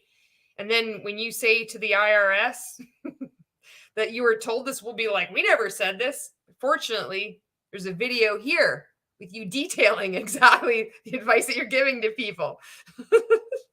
Record that receipt. I mean, Or either put them in your system, Okay. whatever your system is, Okay. and you have a customer, right? and so you're saying, so let's say that scenario. So I'm 5 years in the business. I'm not making any money. I'm like, and I've been spending all this money on products and stuff. I sell one product and whatever. I sell one product. Are you saying I can now go back in time, Yes. those previous 5 and years? take all of that as startup costs. Okay. And if you've made $1 in the past and You've been in the business 5 years. You sell one product. You finally get a customer. It could be your kid. It could be your husband. It could be your wife. It could be your boyfriend, your girlfriend, your sister, your neighbor, anybody. Just anybody. Doesn't even have to be a real person. It could be this. It could be this one. Remember, this was the Australian from down under. It could be anyone. It could just be, you know what? Like it could just be you. Just making an account. Just put it in the system. Just put them under you. And then you can go back 5 years, write everything off as startup costs, all those personal purchases that you made. Because in order to be active, in order to achieve the dream, in order to be considered a pyramid scheme in Canada, you have to make purchases. You have to make purchases every month. You're not spending $250,000 on a Domino's franchise. What's $100 every month? What's $400 every month? What's $1,000 every month? It's less than $250,000 for Domino's. What's your excuse? Just sell one product. You can write everything off. Wow. If you've made $1 in the past, you're in the top 5%. It's true. Her kids working for her, is that legal or would it fall under child exploitation? That's a good question. She probably has a John Maxwell accounting certificate and he wrote off the paper ink in front. Oh my God. David G's like, my dog was my first customer in my potato business. You're attempting, which means that you're just sharing. So you're sharing what you're doing. So if I call you and I say, hey man, hey Ray, I want to share with you, something. You're just sharing. You're not selling. Can you believe this? I got to let this play. And I'm excited about. Sure. I come and sit down with you and I have lunch with you. I look at it completely different than what someone else would do. I'm looking at it because that guarantees me tax deductions. So I'm attempting to earn income either today or in the future. And by doing so, my mileage on the way here becomes tax deductible. Sure. I get to eat and I get to write 50% of my meal. Whether you tell me I'm going to hell or jail, it doesn't really matter to me because I'm going to write off my mileage on the way. I'm going to write off my cell phone because I called you. Hopefully on there's it. a third option. Exactly. Yes, right. I'm interested. Yes. You're so funny. I'm going to save money on the way. It's such a funny joke. Such an amicable interaction between two professionals in the amazing direct selling industry. Right? Yes. It's going to be fun. All right. So all of those, and then also things like what we're here, we're in Mackinac Island, Yeah. and that becomes 100% tax deductible. You can bring your family along with you, Sure. especially if you can bring your dog, David. Sign up. Your dog, if it's not been fixed, can mate with another dog. All the puppies, they can also sign up, and you can write off all their puppies too. In fact, those puppies like to eat potatoes. They could just gnaw on them. You could throw them. Doesn't matter. They could chew it, spit off. It's all a write-off. Those puppies can then breed other puppies, and then you could have like this puppy pyramid on the side of the bacon pyramid, the puppy pyramid, all under the umbrella of the potato pyramid. My name is Julie Anderson, and I'm a potato maker. Fuck. You can't make this shit up. Your kids and get them to do all kinds of things with you for 100% tax deductible. Sure. So what do you see on average of like when you talk to, let's say, a W-2 person, doesn't have a home business, isn't attempting to make money on the side or anything like that, versus just someone like what's the difference in? Well, the difference is that they have healthier relationships. They have a lot more money, and they don't need to do this weird, slithering, deceptive reporting to the IRS and CRA. They have sometimes they don't have jobs at all, but they're stay-at-home parents, and they're very happy with what they are, with what they do, and they're part of their. They have healthy relationships in various groups and organizations they're a part of. That's the differences that I see. The ones that are in direct selling and are looking for tax savings, they're part of a cult. They all sound the same. It's creepy as shit. None of them believe they're in a pyramid scheme. They say weird things like, I could pass my upline, therefore my company isn't a pyramid scheme, or my company is WFG. It's definitely not a pyramid scheme. My company has been around for 25 years, 30 years. It's definitely not a pyramid scheme. My company isn't a pyramid scheme because we sell products. Mic drop moment there. That's the difference. Some of the differences. And like monthly savings for the average household. So, I mean, it is typically $400 to $700 a year, or $700 a month. So $400 to $700 a month. A month. 4,000 to 8,000 per. Bullshit. That's fucking bullshit. I don't know anything about the IRS tax in fucking the US, but I can tell that's bullshit. Monica says, I hated when they said that. No, you are a salesperson. You are selling. That's right. This is the language that they use to mask what they're doing. It's all about deception. They cannot describe what's actually going on. Only in multi-level marketing and in cults do they use this kind of deceptive language. They need to, because then you would see what they're a part of. They're trying to make it like it's something that it's not. And you're right. It is selling. It's not sharing. It's selling. And you can tell when people are in. I used to say the same thing. I'm sharing this opportunity. Oh my God. It's not just sharing. I can write off my vet bills. Oh yeah.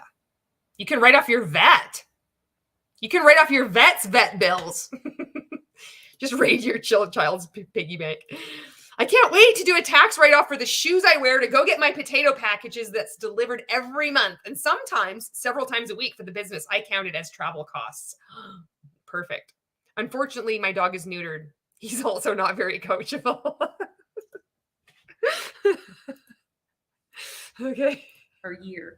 But the thing is I heard these statistics last year and it really it stopped me in my tracks. And it said, these were the statistics. I think she's quoting Grant Cardone. So just think of the caliber of businessman that's the Scientologist Grant Cardone is. So she heard the statistics. Are they rooted in reality? Probably not. She heard these statistics, therefore they're true. It's like I heard about an incredible opportunity. It's called high altitude potatoes. I heard about it. It blew my mind. What did you hear about lately? The average household makes $60,000 a year. Mm-hmm. They pay $14,000 in taxes. So that means their take home is $46,000. Okay. The cost of living on average in America is $53,000. So literally a W-2 employee household is going in debt about $7,000 a year, which is why we have so much student loan debt, so much credit card debt. Right. So what I did, because I was in network marketing and I was trying. Why is he looking at the camera? Isn't this fucking weird? He just wants to be like, I'm engaging with you. And look at that. Like, just fucking look at that. What the fuck? How in the fuck is this reality? What the hell? Trying to prove to people, look, this is a map. Is he looking at himself? This is fucking wild. He's like wanting to do blue steel, but he's not doing it properly. I want is like, how do they even find those statistics? I know. You know how they find their statistics? They're scrolling on Facebook. That's all they're doing. And it's like, oh God, Grant Cardone has said something. It must be the truth. Massive tax deduction. He's reading your comment. I wanna. He's like, I wanna. You're being uncoachable. I was literally showing them with the company and without it. So I know that it guarantees $4,000 to $8,000 a year in tax savings, right? That's take home money. Right. But you would have to make an additional $7,000 to $13,000 in income in order to be equivalent to the tax savings. Right. So that's like $3.50 per hour to $6.50 per hour. Right. Bullshit. All this is nonsensical bullshit. This isn't happening. Wow. Increase in your pay 2,000 hours a year. Wow. So I saw some comments here. Oh my God. I can't fucking handle it. I'll save you the daycare costs. Someone's saying, what is that? What's the deal with daycare costs? So daycare can be written off. Everything can be written off. You know, this looks like he's like plugged into the matrix. It's like this. It's like in the back of his neck. It's like plugged in. Monica says, my brain can't process that she's a licensed professional. I refuse to believe she is, because if she is, I fear for her clients. I do too. In that video that I fast forwarded through, the first one, there was a part in there where she had said that she has a client that is making $24 million a year in network marketing. And so she laughs at people that say nobody can make money in multi-level marketing because she has a client that makes $24 million a year. Well, that just makes total sense, doesn't it? Because the less than, and is it probably the person who owns the company, not even in it, but they're the owner of it. It's so fucking wild. You know, how is this real? Julie says, Ray thinks he is mad now. Wait until he hears about the high altitude potato profits. Time, money, freedom, potato coming at ya. That mean face. Dora says Jessica is probably giving him the look. You're too close to her. She doesn't have feminine energy. Back up off her. Ray's face. I'm serious about tax write-offs. Written off, you have to have a special plan, and so it costs about the energy again is like backing away. She's like, holy fuck. It's too fucking intense. Like, look at that. Can you fucking imagine just being there at Mackinac Island? You have no escape. You're on an island. That water is cold. You might not know how to swim. You might not have a wetsuit. He's fucking looking at you. She can't even handle it. She's like terrified. That glare. Jesus Christ. $400 a year to get that plan, but you can literally write off 100. Okay, I gotta get something. I gotta get a prop.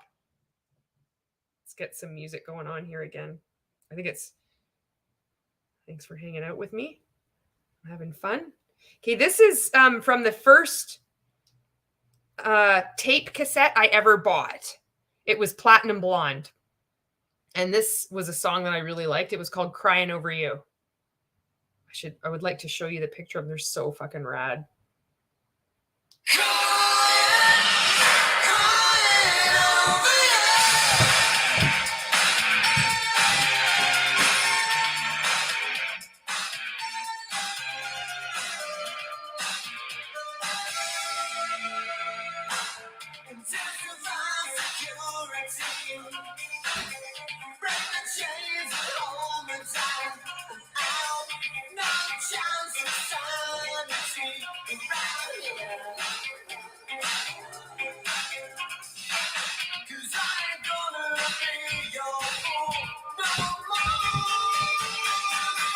There we go. Okay. I was going to microwave a coffee, but I'm like, oh, I'll just drink some water. KB, hello, KB says popped in just in time for you to say he looks plugged into the Matrix, and now all I can see is a giant vacuum sucking out his soul. He has no soul for the vacuum to suck. Her body language screams, please don't. Ray, ice hockey gal, Ray's face looks like, I'm not listening. I'm just waiting for a pause so I can talk again. Totally. He's like, you're talking all about these other things. You're not talking about me and how I was $1 million in debt and in personal foreclosure and sleeping on my buddy's couch. By the way, did you know that you need to put a lot of people in your pipeline when you prospect? It's all about your perspective. All right. % of your daycare. If you had, what do you mean the plan? Like what? So it's called a section or something. It's called a Section 105 plan. So Okay. it's literally, you can write off medical bills. And that's how you would write off daycare, reimbursements, things like that. So there's just a separate plan that you have to get set up in order to be able to write off 100% of your daycare. Okay. All right. So let's say that you're prospecting me. I'm like, network marketing, I don't like it. And you're like, well, you should like, it's a pyramid scheme. I've heard lots of shitty things about it. My parents were in it and it totally destroyed their relationship. Well, what I'm going to do to overcome your objection is say, do you know that you could be saving $400 to $700 a month in tax savings just by making $1? You could sell whatever you want. You could sell it to your kid. Do you know that the average income for a family in the US is $60,000 a year? I got my statistics from Grant Cardone. He's a reliable source of information. And then there's $14,000 and then you're left with $46,000 and the cost of living is $53,000 and people are making $3.50 and then they're going to go up to $6 an hour and then they're going to make another $17,000. This totally makes sense. This is why you need to sign up. You're not going to sign up with me? Oh, you're a network marketing hater? I don't hear you providing any solutions for people.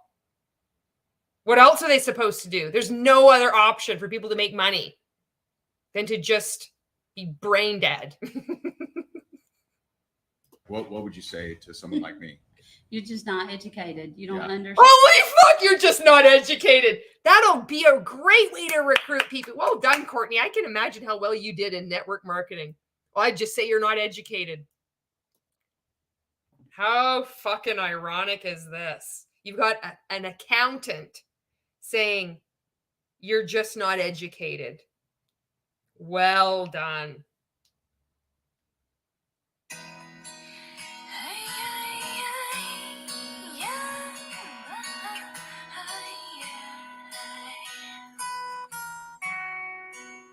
An old man turned 98.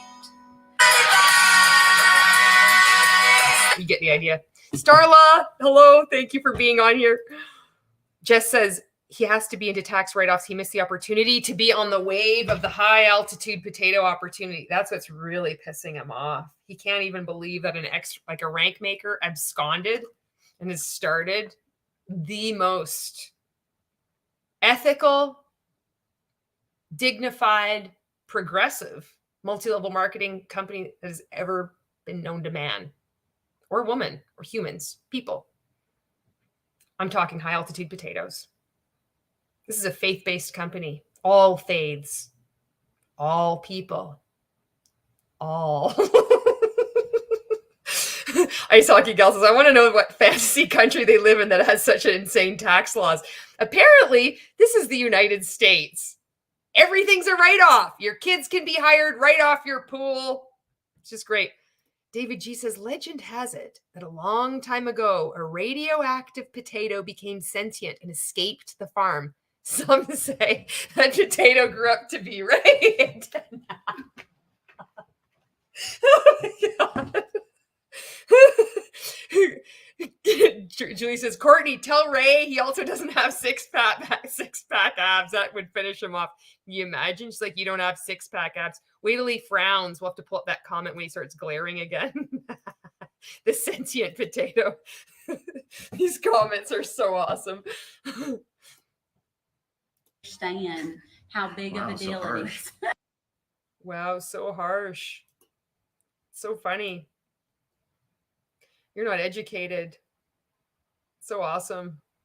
This isn't awkward at all. It's like such a natural conversation. I have a vacuum plugged into the back of my head. You're just not educated. Oh, network marketing. I don't want to get involved in one of those things. Well, you're just not educated. Oh, sign me up with the biggest potato pack. The ultimate potato pack. $1,997.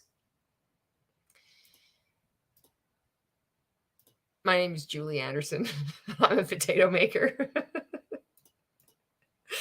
I'm sorry. No. Like honestly, like if I'm the prospect, so like, yes. Hey Ray, here's why you might consider. Yes. There we go. And so she touched him and he backed away from her. This is weird. I don't know why. This is so fucking weird. Danger says, love how low tech your lives are. Thank you. I'm taking that as a compliment. It's it's going to be so low tech that it's going to be like considered retro. And there's going to be people who'll be like, oh, I really like that aesthetic. And it's just like the aesthetic is that I don't know what I'm doing. And I'm like, this is just it. This is the baseline.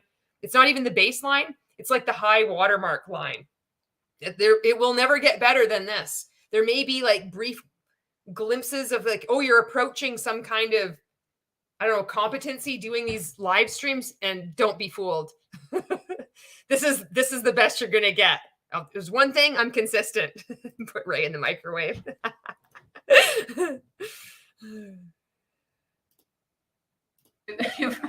You're an idiot. I don't know that that's an appropriate prospecting strategy. So it's fine when people leave and start criticizing you. You call them uncoachable haters and demons. I mean, just like every other multi-level marketing company going back to Amway, why not just spread that joy to prospects too? At least they'd be knowing like what they'd be getting into right off the bat. What do you think? the biggest thing is, did you realize that just by having a home-based business, that it's going to save you between $4,000 and $7,000 a year every single year of your life? And what could an extra $4,000 to $7,000 a year do for you? Sure. Wow, this is so deceptive. This is so stupid. So if someone says, whoa, network marketing, that's a pyramid scheme, I don't want to be anywhere involved in this at all. In fact, I boycott it. Well, you're just not educated enough. And then what I would say to them is like, well, do you realize by not having a network marketing business that you would be saving $400 to $7,000? Oh, fuck off. What could you do with $4,000 to $7,000 a year? Just imagine, close your eyes and imagine, what would you do with an extra $500 a month? What would you do with an extra $10,000 a month? Now I want you to close your eyes and dream as big as you can. We all know these tactics. The world is waking up. Oh, this is so fucking weird. These flowers are weird too. The whole thing is fucking weird. It's like Ray comes in the room and he makes everything weird. And so literally let that sink in. Yeah. And then from that, then they come back and say, well, you know, I get to already write off my mortgage interest in my property. No, you don't. Because with the standard deduction, most people don't understand the difference. They think a standard or an itemized deduction is the same thing as business expenses, and they're not. So most people are not. Ray doesn't have a clue what the fuck she's saying, and neither does she. She's like, and that's how I recruited. That's how I became the #1 income earner in my network marketing company. Oh, really, Courtney? Oh, no, that's not what I did. I just decided to become an accountant because I wasn't making any money in multi-level marketing. Ray's like, that's funny. I did the same thing. We're both here telling you all this advice about taxes and how you should stay in multi-level marketing. And neither of us are in multi-level marketing. It's not suspicious at all. Actually 96% of Americans don't get to write off their mortgage interest, their property taxes. And with the new caps, their medical insurance, medical bills, most of that is never written off. Unless they have a home Unless business? they have a home-based business. So a lot of the things that are on the itemized deductions have a home-based business. You can write off everything. You can write off everything. Just have a home-based business. It's redirected now as business expenses, and you get to write off 100% of those with no. He's fucking thinking of what he's going to order at the drive-thru. McDonald's. He's back to McDonald's today. He's like, I really like those chicken nuggets. Those chicken McNuggets are pretty fucking good. Last time they only gave me 2 sweet and sour packs. The sweet and sour sauce, that pissed me off. I'm going to make sure that little punk at the window includes 4 sweet and sour packs this time. And they're going to try to charge me an extra nickel for each sweet and sour sauce. I'm going to be telling them I pay good money coming through this drive-through window. Paying McDonald's. Don't you know? I'm the best-selling author of the book Time, Money, Freedom. Wow. And you've also helped, by the way, is this I'm using this. I'm using her fancy thing, so I don't know what. There we go. Is this helpful? Is this a camera that's maybe she's streaming on? It's like I'm using her fancy thing. She probably has an actual, like she has better equipment than Ray does, because Ray'd have his little ring light, his rinky-dink ring light with the clamp on it, and then his phone. His always face is right up there. Dangerous Lamb's like, you can't write that off. I have a home-based business. Oh, Dangerous Lamb, if you go back and listen to some of this other advice, she says you can write everything off. Everything. This is wild. It's on the square footage that is dedicated to the business, not according to Courtney Epps. There's some very interesting advice going on here. David G says, because I got to get rid of his face. He's too close. Yes, because he's an overgrown radioactive potato learning how to be a human. You know, during the year 2023, a lot of changes took place. There was a little potato that fell off a big potato. The big potato's name was Ray. Fuck. Okay. Wait, who says about the, where did I see this? The Kirby vacuum. KB says, I wonder if it's Kirby vacuum. Oh yeah, Kirby vacuum. I had a brief stint with Kirby vacuum back in the day too. Jess says, well, if they are your potatoes, they wouldn't be weird anymore. The potatoes have the ability to cure weirdness and awkwardness. Dora says, your lives are raw and real. I love when you go live. I know it's going to be informative and hilarious. Thank you. Ice Hockey Gal says, he's like, I had to live on my buddy's couch while I was in foreclosure to listen to this lady. She needs to let me talk more. That's exactly it. I just love how people that weren't in rank makers can so easily see through his machinations. You know, it's just so fucking delightful. Is this powerful? Sorry to be. Is this powerful? powerful? Can you fucking imagine? How did we watch this guy? Is this powerful? Is this powerful? No. Smacking the screen. Okay, I get it. It's gonna stop. He didn't even have to. He did not have to adjust it. This is just him wanting attention. This is so fucking weird. But you've also seen it where you've helped. I know that you have some high-end earners that you've helped with taxes too. What are some of the things you find with someone who's already doing really well in network marketing or their home business? So an example, I had a client this year that we took on. We went back and went through 3 years worth of work. She overpaid $100,000 in taxes. She had a full-time CPA. She had a full-time bookkeeper, and they didn't understand the network marketing industry. So what was happening is they did understand the network marketing industry, and the world understands it because it's not an industry. That's a word that has been taken away, taken like a business sounding word to try to make it sound like it's a legitimate thing, but it's a fraud. It's money laundering. It's a racket. It's not an industry.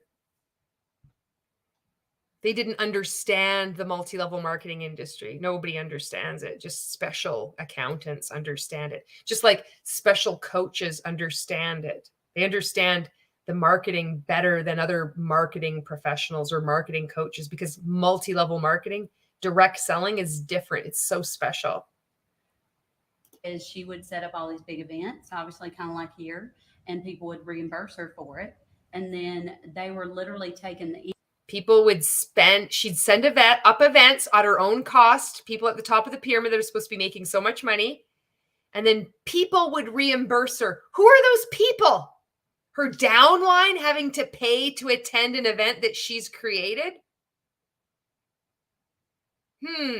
income, or the money that was coming in for those events as income, and not writing off the expenses they were putting on the shareholder distributions, because they don't understand the industry. So what I find, and what really Courtney, it's not an industry, it's a fraud. Makes me mad, is that most accountants, they don't sit and have conversations at a, going out to eat. Sure. And they don't do the same things that network marketers do. So literally, people are overpaying tens of thousands of dollars in this industry because most of their accountants don't understand what they're doing. Oh, that's the problem, you guys. Most accountants don't understand. They don't take the time to understand what the network marketing industry is about. That's what the problem is. Most people are paying, they shouldn't be paying any taxes at all in multi-level marketing. They should be getting money back from the government. She said in one of her posts too, I was looking on Facebook, she said that no wonder the government is against multi-level marketing. She was like talking about it like a government conspiracy. You can't make this shit up. This is just so crazy. Just so weird. Dangerous Lamb's like, no, it's misinformation. LOL. Sorry, I'm late to the party. Yeah, that's okay. David G says, Ray was sitting on a wall and had a great fall, but he didn't crack because he's a potato. Starla says, assholes anonymous, but not really anonymous. Monica says, you don't want them to understand. If they did, you won't be able to scam them. Yep. Because they just don't understand the distinction between regular business, network marketing business. Yeah, they're not used. Accountants don't understand the difference between regular business and multi-level marketing business. What is that difference? What is the differences? Can you please spell out exactly and clearly what those differences are? Endless chain recruitment? Does that play a part in this unique business? They don't talk about it. They just let it out there. It's like, we are so special. We're in this special business, but they're not saying exactly what it is. Why is it different than any other business? Fuck, this is so manipulative. All these people over the years have been defrauded. Oh, used to going to continuing education, and they're not used to sitting down and having an event, right? And providing, because it's in a cult. A large group awareness of training isn't continuing education. Buying tapes from back in the day, from Amway cassette tapes, or purchasing videos, or getting into a group like Rank Makers, or getting training from some coach like Bob Heilig. isn't continuing education. It's indoctrination. You hear the same things over and over and over again, and it doesn't matter which coach you go to. Fraser Brooks, Eric Worre, Ed Milet. Same shit. Nothing new. All going back, stretching back to Amway. Dexter Yeager. It's not education. This isn't any different. This is they know exactly what's going on.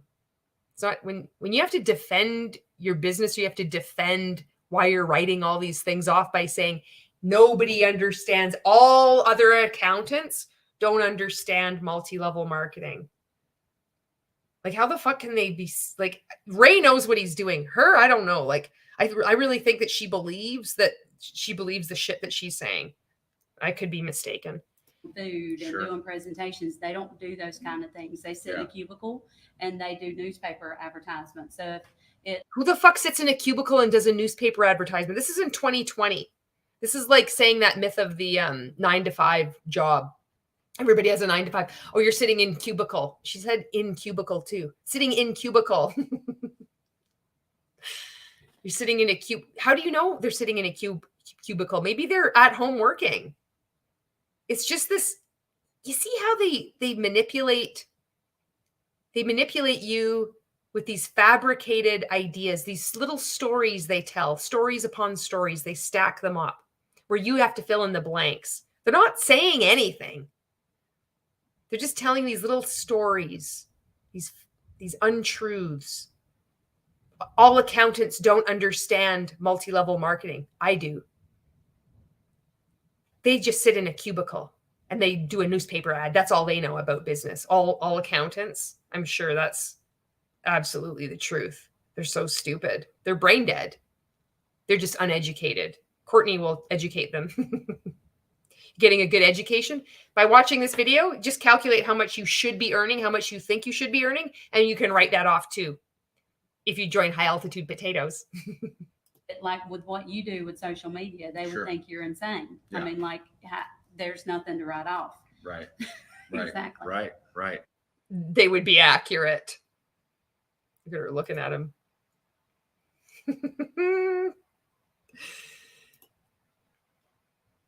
You don't have to pay on a loss.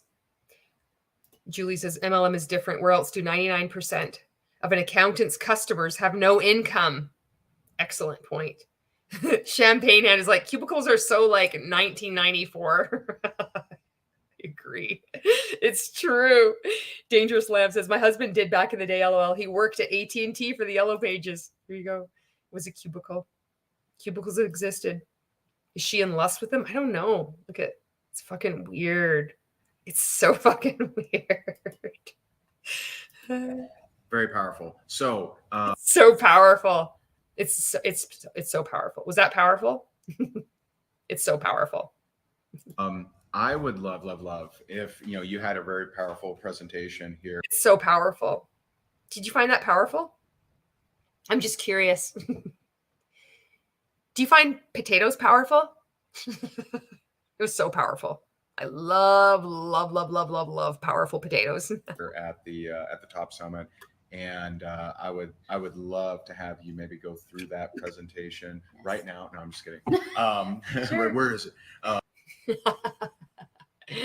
So funny. But I'd love to have you go through that. And so what we're going to do is, if you've been following me at all, you know that we have our big event in Orlando in October, and we have a special event group for people who have their tickets. And so if you have your tickets, what I'd like to do is I'd like to have you go live in that group. We got, I don't know exactly how many. I know we got over 1,000 already, and we got more and more coming in every day. And so I'd love to have you in that group and have you share some more information. If you do not have a ticket yet, then I would highly suggest you go to Rank. Highly suggest you get into our Rank Makers Live event. Oh, here we go. I remember watching this training, and I remember there was like, she did a number of trainings, and I shared it to my customer group and then also to my business group. And I might have shared it to my business page too, because I thought, oh my God, this is going to save people so much money. I wasn't the only one. Rankmakerslive.com, rankmakerslive.com. not only for your Yes. information, but also for the great event. And it's tax deductible. And Oh my God. Of course it's tax deductible. Everything is tax deductible. tax deductible. Yes. So I mean, and just so you understand, for every $1,000 that someone spends in Yes. building their business, that's saving them $400 in taxes. So to me, personal development, continuing education, you know, it has grown my business. Yeah. What business do you have? Courtney, you're not in multi-level marketing. You left it. So you're in. I'm just getting mad. I'm done. This is 4 hours. This isn't too bad. To get through like maybe like 45 minutes of content, if that, because I skipped over that first video. Actually, and I said it yesterday, I figured out my numbers. Being involved and around the network marketing industry has grown my business 61 times in 5 years. Oh, bullshit. 61 times? Why couldn't it have rounded up 8 more %, Courtney? Fuck, you missed an opportunity there. And for that, I will never forgive you. Wow. Indirectly, my accounting practice, who knew, you know? Wow. And so, you know, but being involved and putting in time and effort into personal growth and development just in the last 2 years has grown 10 times. Wow. So, and I'm Not only has it grown 61 times, but now it's also 10 times. Oddly enough, I went to Grant Cardone's 10X conference. Maybe that's where I got the 10X number. I'm just pulling numbers out of my ass at this point. on pace to do another 10 by awesome. this time next year. So It's amazing. it's just, You're crushing it. yeah, stay Amazing. in the network marketing industry. Yes. Yes. So that's what we'll do. She's not in the network marketing industry, though. She's just feeding on it. Same as Ray and all these other coaches. Neither of them are in multi-level marketing. This is so fucking weird. I want to do this impromptu one just to share some info with you, but we'll go deeper in the group. And so rankmakerslive.com, if you want to grab your ticket, drop us a comment. Was this helpful? Was this good? Was it powerful? Was it as powerful for you as it was for me? Do you like to put rhubarb in your belly button?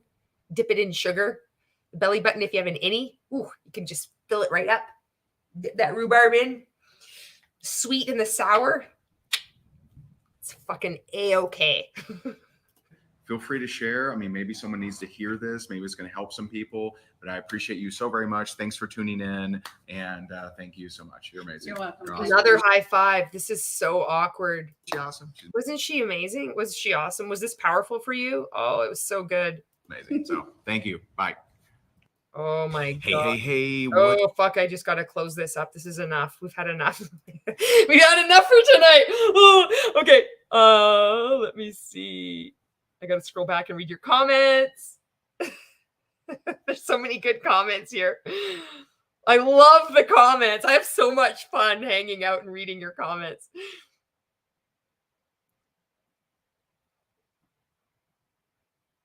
I just want to do this one again from Julie because it's so good. MLM is different. Where else do 99% of an accountant's customers have no income yet? Accountant joke. How do you know if your accountant is an extrovert? She looks at your shoes when she talks. How do you know if your accountant is powerful?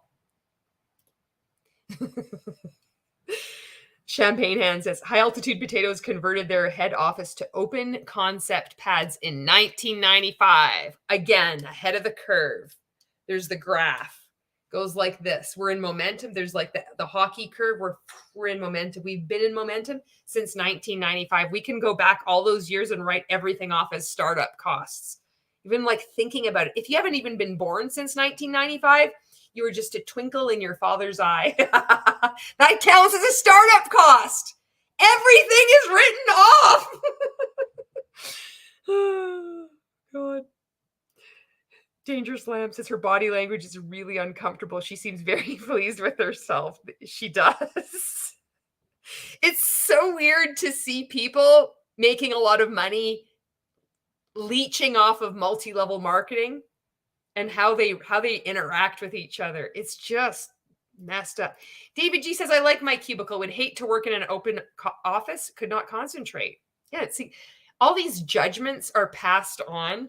These, it's like this old idea of what life is like in an office, as if an alien came down to Earth and being like, women wear shoulder pads with a tapered waist and a big brass button. They have teased hair and wear a lot of hairspray on their hair. men go to work in a cubicle. It's just fucking weird. It's like AI. She's like AI. That's what she's like. That's what she reminds me of. If you go on YouTube and you see these, they're like, I asked AI to make this commercial, whether they, give it prompts or whatever. And it's just fucking weird. Like people are working out and working and their arm goes through like their other arm and their mouth is weird. I saw this one where it was a cat cafe and cats are drinking coffee and there's like a cat that goes through the coffee machine. It's like, and then one is meowing, its mouth goes all weird and just messed up. Like the way AI does, she's like AI. That's what she reminds me of. I had one with baked beans on it today. Yum. And Julie says, I would love to see a talent show at an MLM conference. Oh my God. That would be fantastic.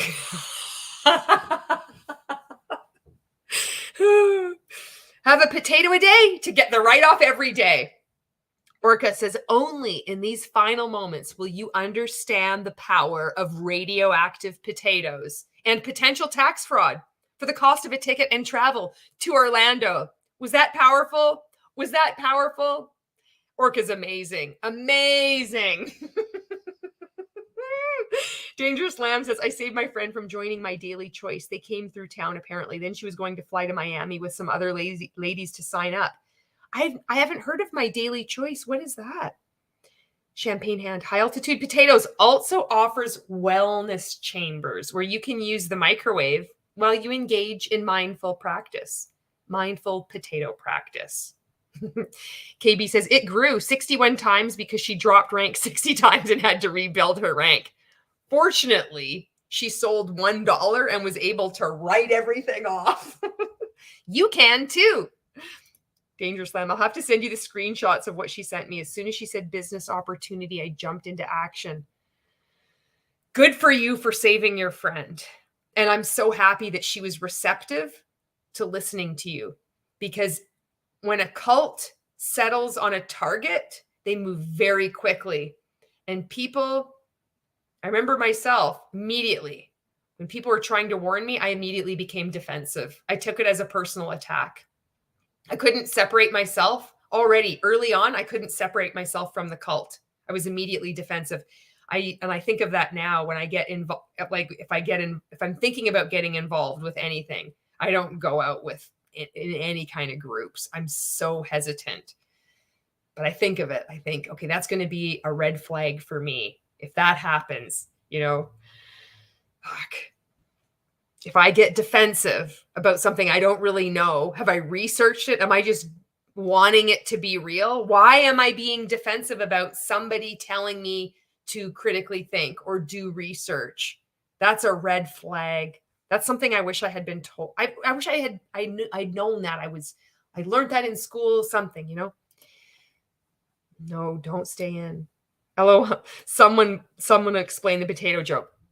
When I started making content on TikTok, when I first began speaking out against multi-level marketing,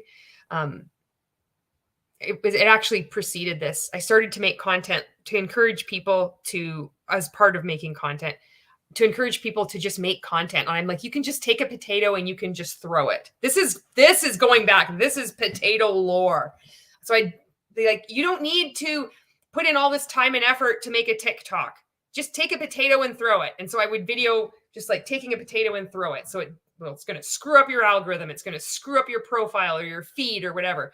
And then other people would duet it. And that might be their very first TikTok they made. And we had this fun time. And then I was still in multi-level marketing at the time. And then as I was like exiting and I woke up, I started to make spoofs on like a high altitude potato company. I'm like, join my company. I'm starting this new multi-level marketing company, High Altitude Potatoes.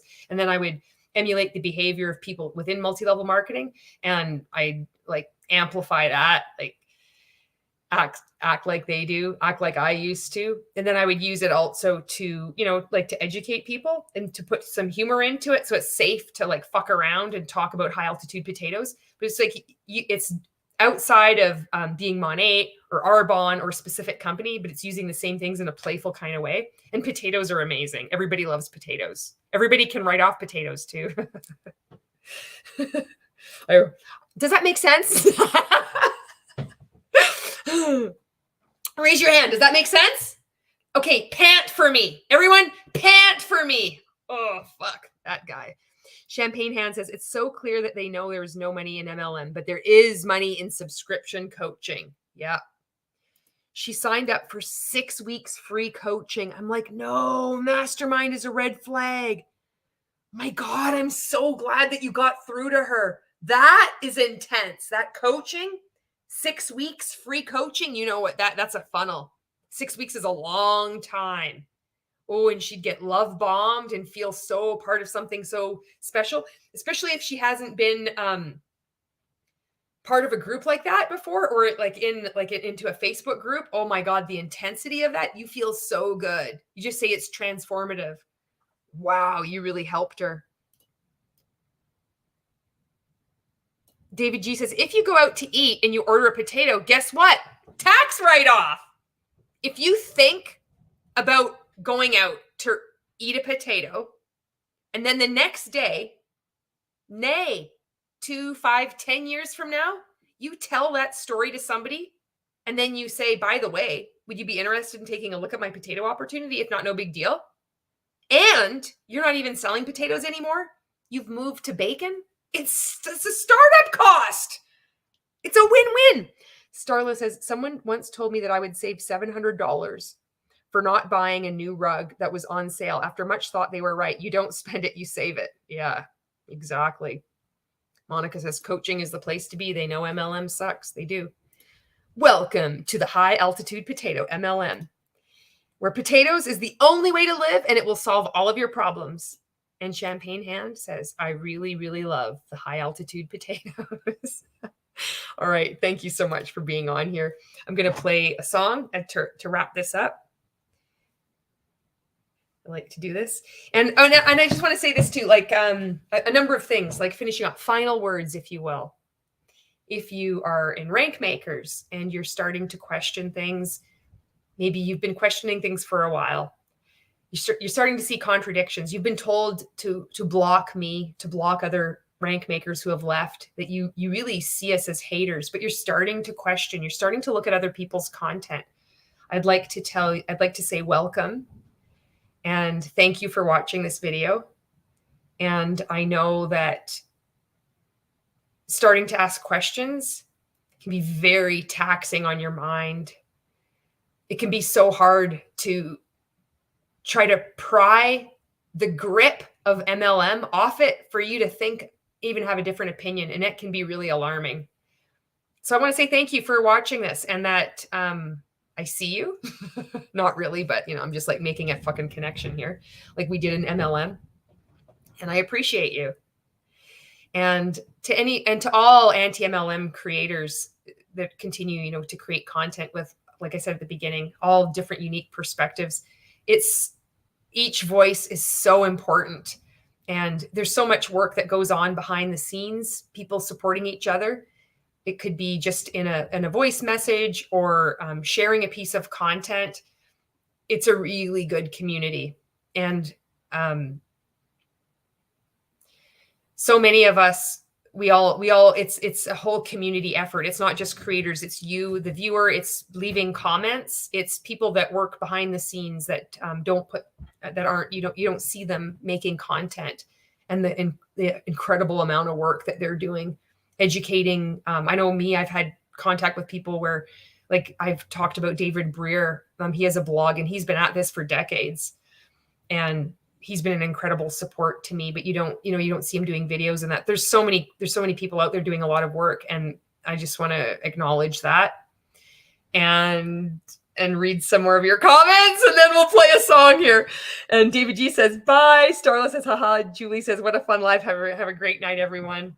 I'm going to put the potato maker up again. I think that's pretty rad. It was good that Jenny managed to join us for a bit. So thank you. Thank you for your comments. Thank you for being you.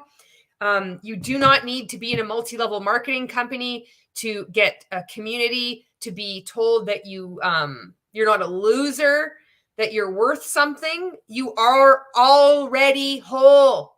You don't need to look for anything. You already have it. Experience things, tune things out.